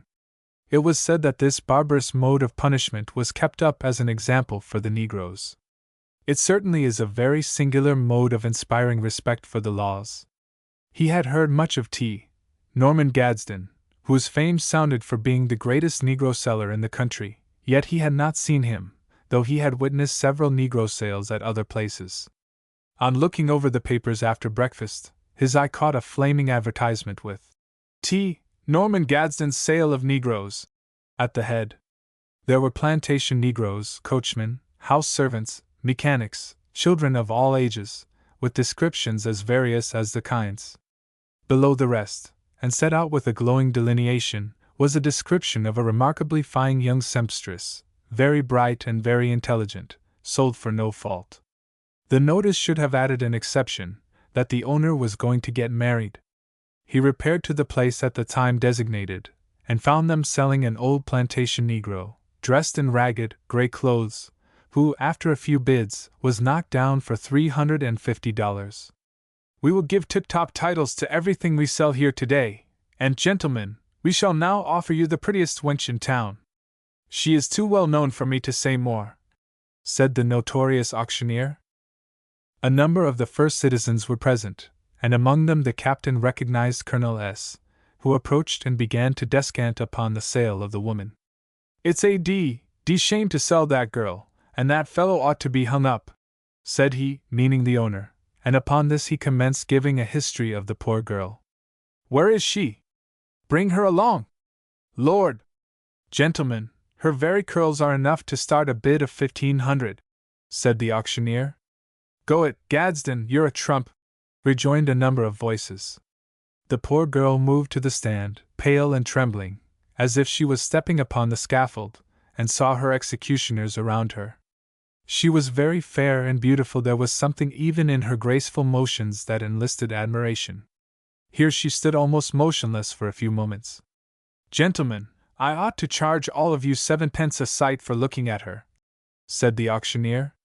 She smiled at the remark, but it was the smile of pain. "Why don't you sell the girl, and not be dogging her feelings in this manner?" said Colonel S. Bids continued in rapid succession from 1,100 up to 1,340. A well-known trader from New Orleans stood behind one of the city brokers, motioning him at every bid, and she was knocked down to him. We learned her history and know the sequel. The captain watched her with mingled feelings, and would fain have said, "Good God! And why art thou a slave?" The history of that unfortunate beauty may be comprehended in a few words, leaving the reader to draw the details from his imagination. Her mother was a fine mulatto slave, with about a quarter Indian blood. She was the mistress of a celebrated gentleman in Charleston, who ranked among the first families, to whom she bore 3 beautiful children, the second of which is the one before us. Her father, although he could not acknowledge her, prized her highly, and unquestionably never intended that she should be considered a slave. Alice, for such was her name, felt the shame of her position. She knew her father, and was proud to descant upon his honor and rank, yet must either associate with Negroes or nobody, for it would be the death of caste for a white woman, however mean, to associate with her. At the age of 16 she became attached to a young gentleman of high standing but moderate means, and lived with him as his mistress. Her father, whose death is well known, died suddenly away from home. On administering on his estate, it proved that instead of being wealthy, as was supposed, he was insolvent, and the creditors insisting upon the children being sold. Alice was purchased by compromise with the administrator, and retained by her lord under a mortgage, the interest and premium on which he had regularly paid for more than 4 years. Now that he was about to get married, the excuse of the mortgage was the best pretext in the world to get rid of her. The captain turned from the scene with feelings that left deep impressions upon his mind, and that afternoon took his departure for his Scottish home. Time passed heavily at the jail, and day after day Manuel awaited his fate with anxiety. At every tap of the prison bell he would spring to the door and listen, asserting that he heard the consul's voice in every passing sound. Day after day the consul would call upon him and quiet his fears, reassuring him that he was safe and should not be sold as a slave. At length, on the 17th day of May, after nearly 2 months' imprisonment, the glad news was received that Manuel Pereira was not to be sold, according to the statutes, but to be released upon payment of all costs, and immediately sent beyond the limits of the state. We leave it to the reader's fancy to picture the scene of joy on the reception of the news in the steward's cell. The consul lost no time in arranging his affairs for him, and at 5 o'clock on the afternoon of the 17th of May 1852, Manuel Pereira, a poor, shipwrecked mariner, who, by the dispensation of an all-wise Providence, was cast upon the shores of South Carolina, and imprisoned because hospitality to him was contrary to law, was led forth, pale and emaciated, by 2 constables, thrust into a closely covered vehicle, and driven at full speed to the steamboat then awaiting to depart for New York. This is but a faint glimpse of the suffering to which colored stewards are subjected in the Charleston jail. There were no less than 63 cases of colored seamen imprisoned on this charge of contrary to law during the calendar year ending on the 12th of September, 1852. And now that abuses had become so glaring, a few gentlemen made a representation of the wretched prison regiment to His Excellency, Governor Means, who, as if just awoke from a dream that had lasted a generation, addressed a letter to the Attorney General, dated on the 7th of September, 1852, requesting a statement in regard to the jail how many prisoners there were confined on the 12th day of September, under sentence and awaiting trial, the nature of offenses, who committed by, and how long they had awaited trial, what the cost of the jail was, how much was paid by prisoners, and how much by the state, and c. In that statement, the number of colored seamen was, for reasons best known to Mr. Grimshaw, kept out of the statement. So also was the difference between 30 cents and 8 cents a day, paid for the ration for each man. The real statement showed a bounty to the sheriff of $1,463 on the provisions alone, a sad premium upon misery.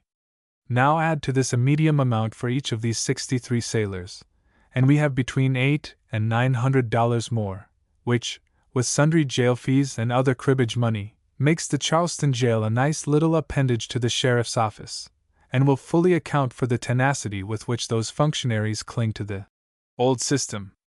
We conclude the bills by giving Manuel's as it stands upon the books. Contrary to law. British brig Jansen, Captain Thompson. For Manuel Pereira, colored seaman. 1852. To Sheriff of Charleston District. May 15th. To arrest $2, register $2, $4, recog $1.31, constable $1, 2.31, commitment and discharge 1.00, 52 days maintenance of Manuel Pereira at 30 cents per day, 15.60. $22.81 rec payment J, D.S., C, D, per CHS. Canopos Clerk. This amount is exclusive of all the long scale of law charges and attorney's fees that were incurred, and is entirely the perquisite of the sheriff.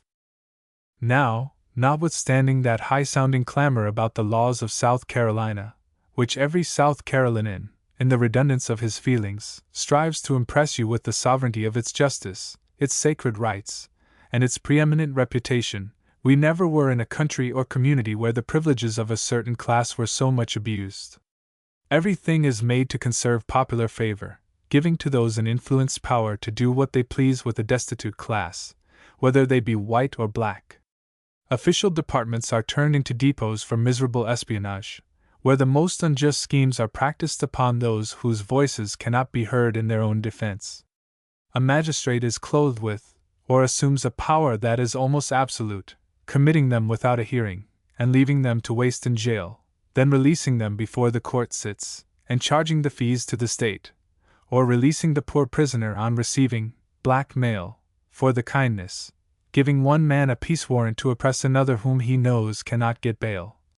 And where a man has served out the penalty of the crime for which he was committed, give a peace warrant to his adversary that he may continue to vent his spleen upon him. In this manner, we have known a man who had served 7 months' imprisonment for assault and battery, by an understanding between the magistrate and the plaintiff, continued in jail for several years upon a peace warrant, issued by the magistrate from time to time, until at length he shot himself in jail.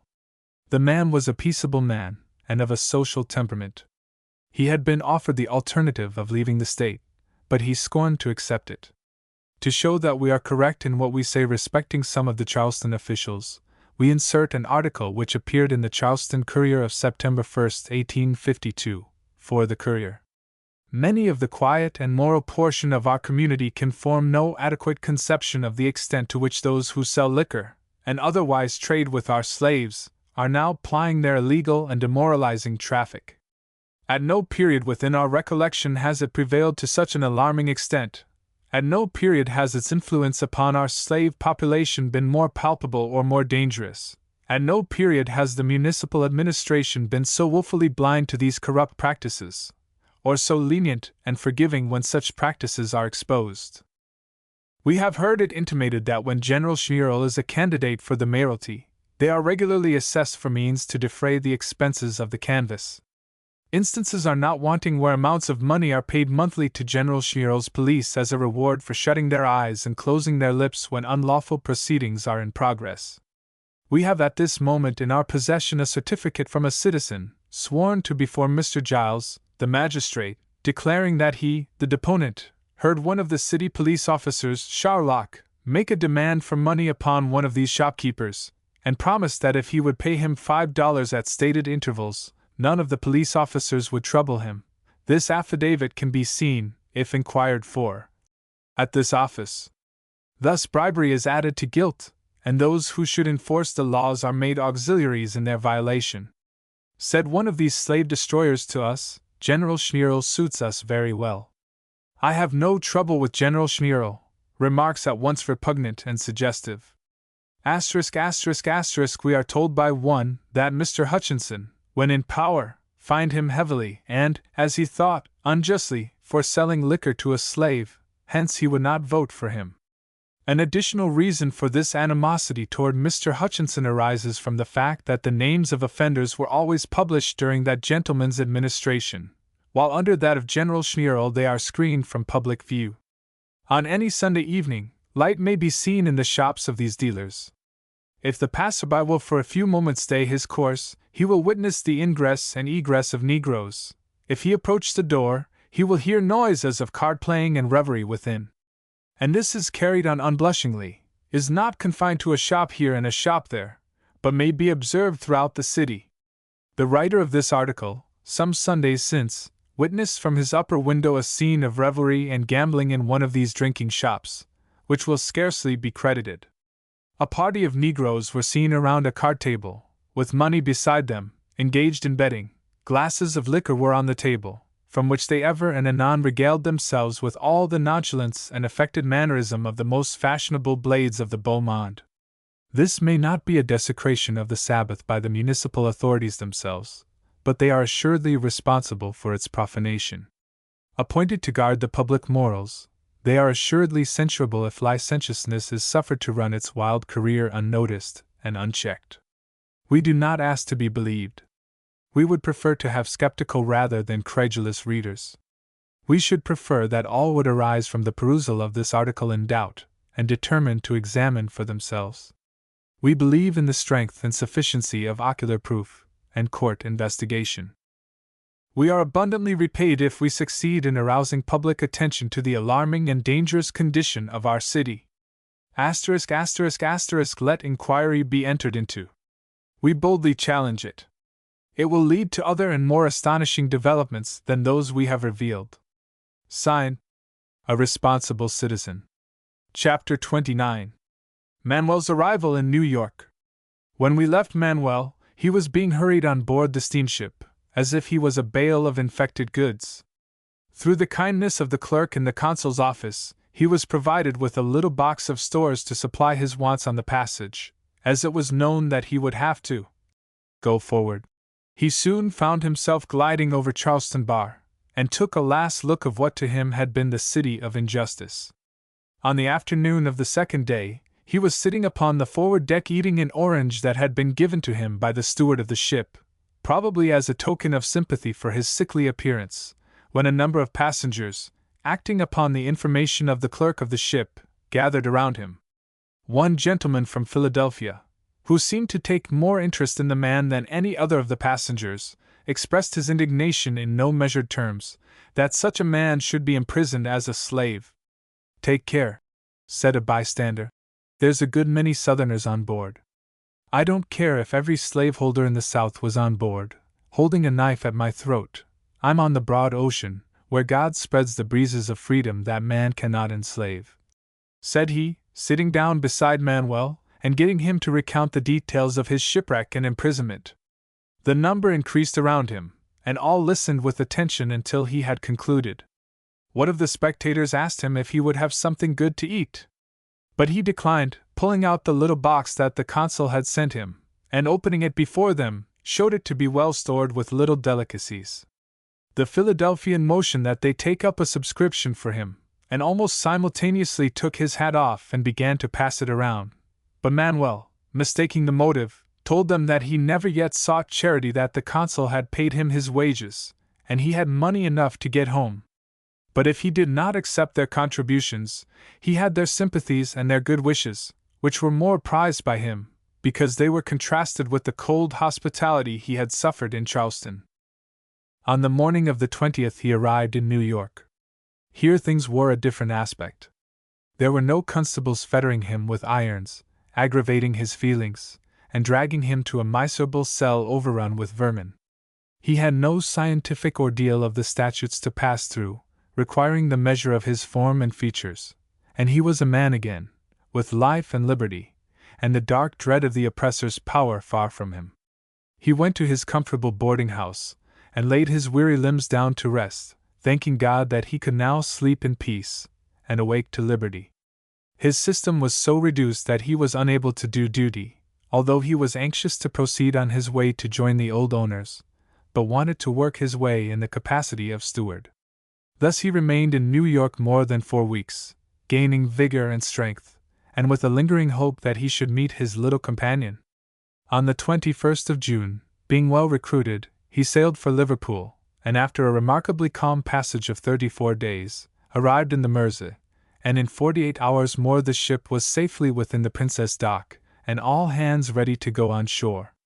In the same dock was a ship taking in cargo and passengers for Charleston, South Carolina. Manuel went on board, and found, in conversation with the steward, that she had sailed from that port on the 23rd of May. A short conversation disclosed that they had been old shipmates from the Thames, on board of the Indiaman, Lord William Bentinck, and were on board of that ship when an unfortunate circumstance occurred to her on entering a British North American port, many years ago. Here they sat recounting the many adventures through which they had passed since that period, the ships they had sailed in, the sufferings they had gone through, and the narrow escapes they had had for their lives, until past midnight. Manuel wound up by giving a detailed account of his sufferings in Charleston. "What?" said the steward of the Charleston ship. "Then you must have known our cabin boy, he belonged to the same vessel." "What was his name?" inquired Manuel. "Tommy Ward. And as nice a little fellow as ever served the cabin. Poor little fellow, we could hardly get him across." "Gracious! That's my Tommy," said Manuel. "Where is he?" "He loves me as he does his life, and would run to me as a child would to its father. Little as he is, he has been a friend through my severest trials, and a companion in my pleasures." "Ah, poor child! I'm afraid you wouldn't know him now. He has suffered much since you saw him. Is he not aboard?" "Where can I find him?" inquired Manuel, hastily. "No, he is not aboard. He is at the hospital in Denison Street. Go there tomorrow, and you will find him." Chapter 30. The Scene of Anguish. We are sorry that, having traced the details of our narrative as they occurred, without adding for dramatic effect, we are constrained to conclude with a picture at once painful and harrowing to the feelings. We do this that we may be sustained by records, in what we have stated, rather than give one of those more popular conclusions which restore happiness and relieve the reader's feelings. Manuel retired to his berth, full of meditation. His little companion was before him, pictured in his childlike innocence and playfulness. He saw him in the youthful zeal and freshness of the night when he brought the well-laden haversack into his dreary cell, and which kind act was repaid by a night of suffering in the guardhouse. There was too much of life and buoyancy in the picture his imagination called up, to reconcile the belief that anything serious had befallen him, and yet the man spoke in a manner that aroused the intensity of his feelings. It was a whisper full of fearful forebodings, and filled his mind with anxious expectation. He could not sleep. The anxiety of his feelings had awakened a nervous restlessness that awaited the return of morning with impatience. Morning came. He proceeded to the hospital and rang the bell. An aged gentleman came to the door, and to his questions about Tommy being there, answered in the affirmative, and called an attendant to show him the ward in which the little sufferer lay. He followed the attendant, and after ascending several flights of stairs and following a dark, narrow passage nearly to its end, was shown into a small, single room on the right. The result was suggestive in the very atmosphere, which had a singular effect upon the senses. The room, newly whitewashed, was darkened by a green curtain tacked over the frame of the window. Standing near the window were 2 wooden stools and a little table, upon which burned the faint light of a small taper, arranged in a cup of oil, and shedding its feeble flickers on the evidences of a sick chamber. There, on a little, narrow cot, lay the death-like form of his once joyous companion, with the old nurse sitting beside him, watching his last pulsation.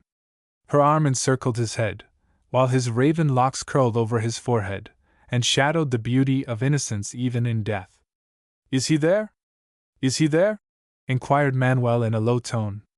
At the same time a low, gurgling noise sounded in his ears. The nurse started to her feet as if to inquire for what he came. "He is my companion," said Manuel. It was enough. The woman recognized the object of the little sufferer's anxiety. "Ah! It is Manuel. How often he has called that name for the last week," said she. He ran to the bedside and grasped his little fleshless hand as it lay upon the white sheet, bathing his cold brow with kisses of grief. Life was gone, the spirit had winged its way to the God who gave it. Thus closed the life of poor Tommy Ward. He died as one resting in a calm sleep, far from the boisterous sound of the ocean's tempest, with God's love to shield his spirit in another and brighter world. Conclusion. In a preceding chapter, we left the poor boy on the plantation of Colonel Whaley, affected by a pulmonary disease, the seeds of which were planted on the night he was confined in the guardhouse, and the signs of gradual decay evinced their symptoms. After Captain Williams, for such was the name of the captain of the 3 sisters, left the plantation, no person appeared to care for him, and on the 2nd day he was attacked with a fever, and sent to one of the negro cabins, where an old mulatto woman took care of him and nursed him as well as her scanty means would admit. The fever continued for 7 days, when he became convalescent and able to walk out, but feeling that he was an encumbrance to those around him, he packed his clothes into a little bundle and started for Charleston on foot. He reached that city after 4 days traveling over a heavy, sandy road, subsisting upon the charity of poor negroes, whom he found much more ready to supply his wants than the opulent planters. One night he was compelled to make a pillow of his little bundle, and lay down in a corn-shed, where the planter, aroused by the noise of his dogs, which were confined in a kennel, came with a lantern and 2 negroes and discovered him.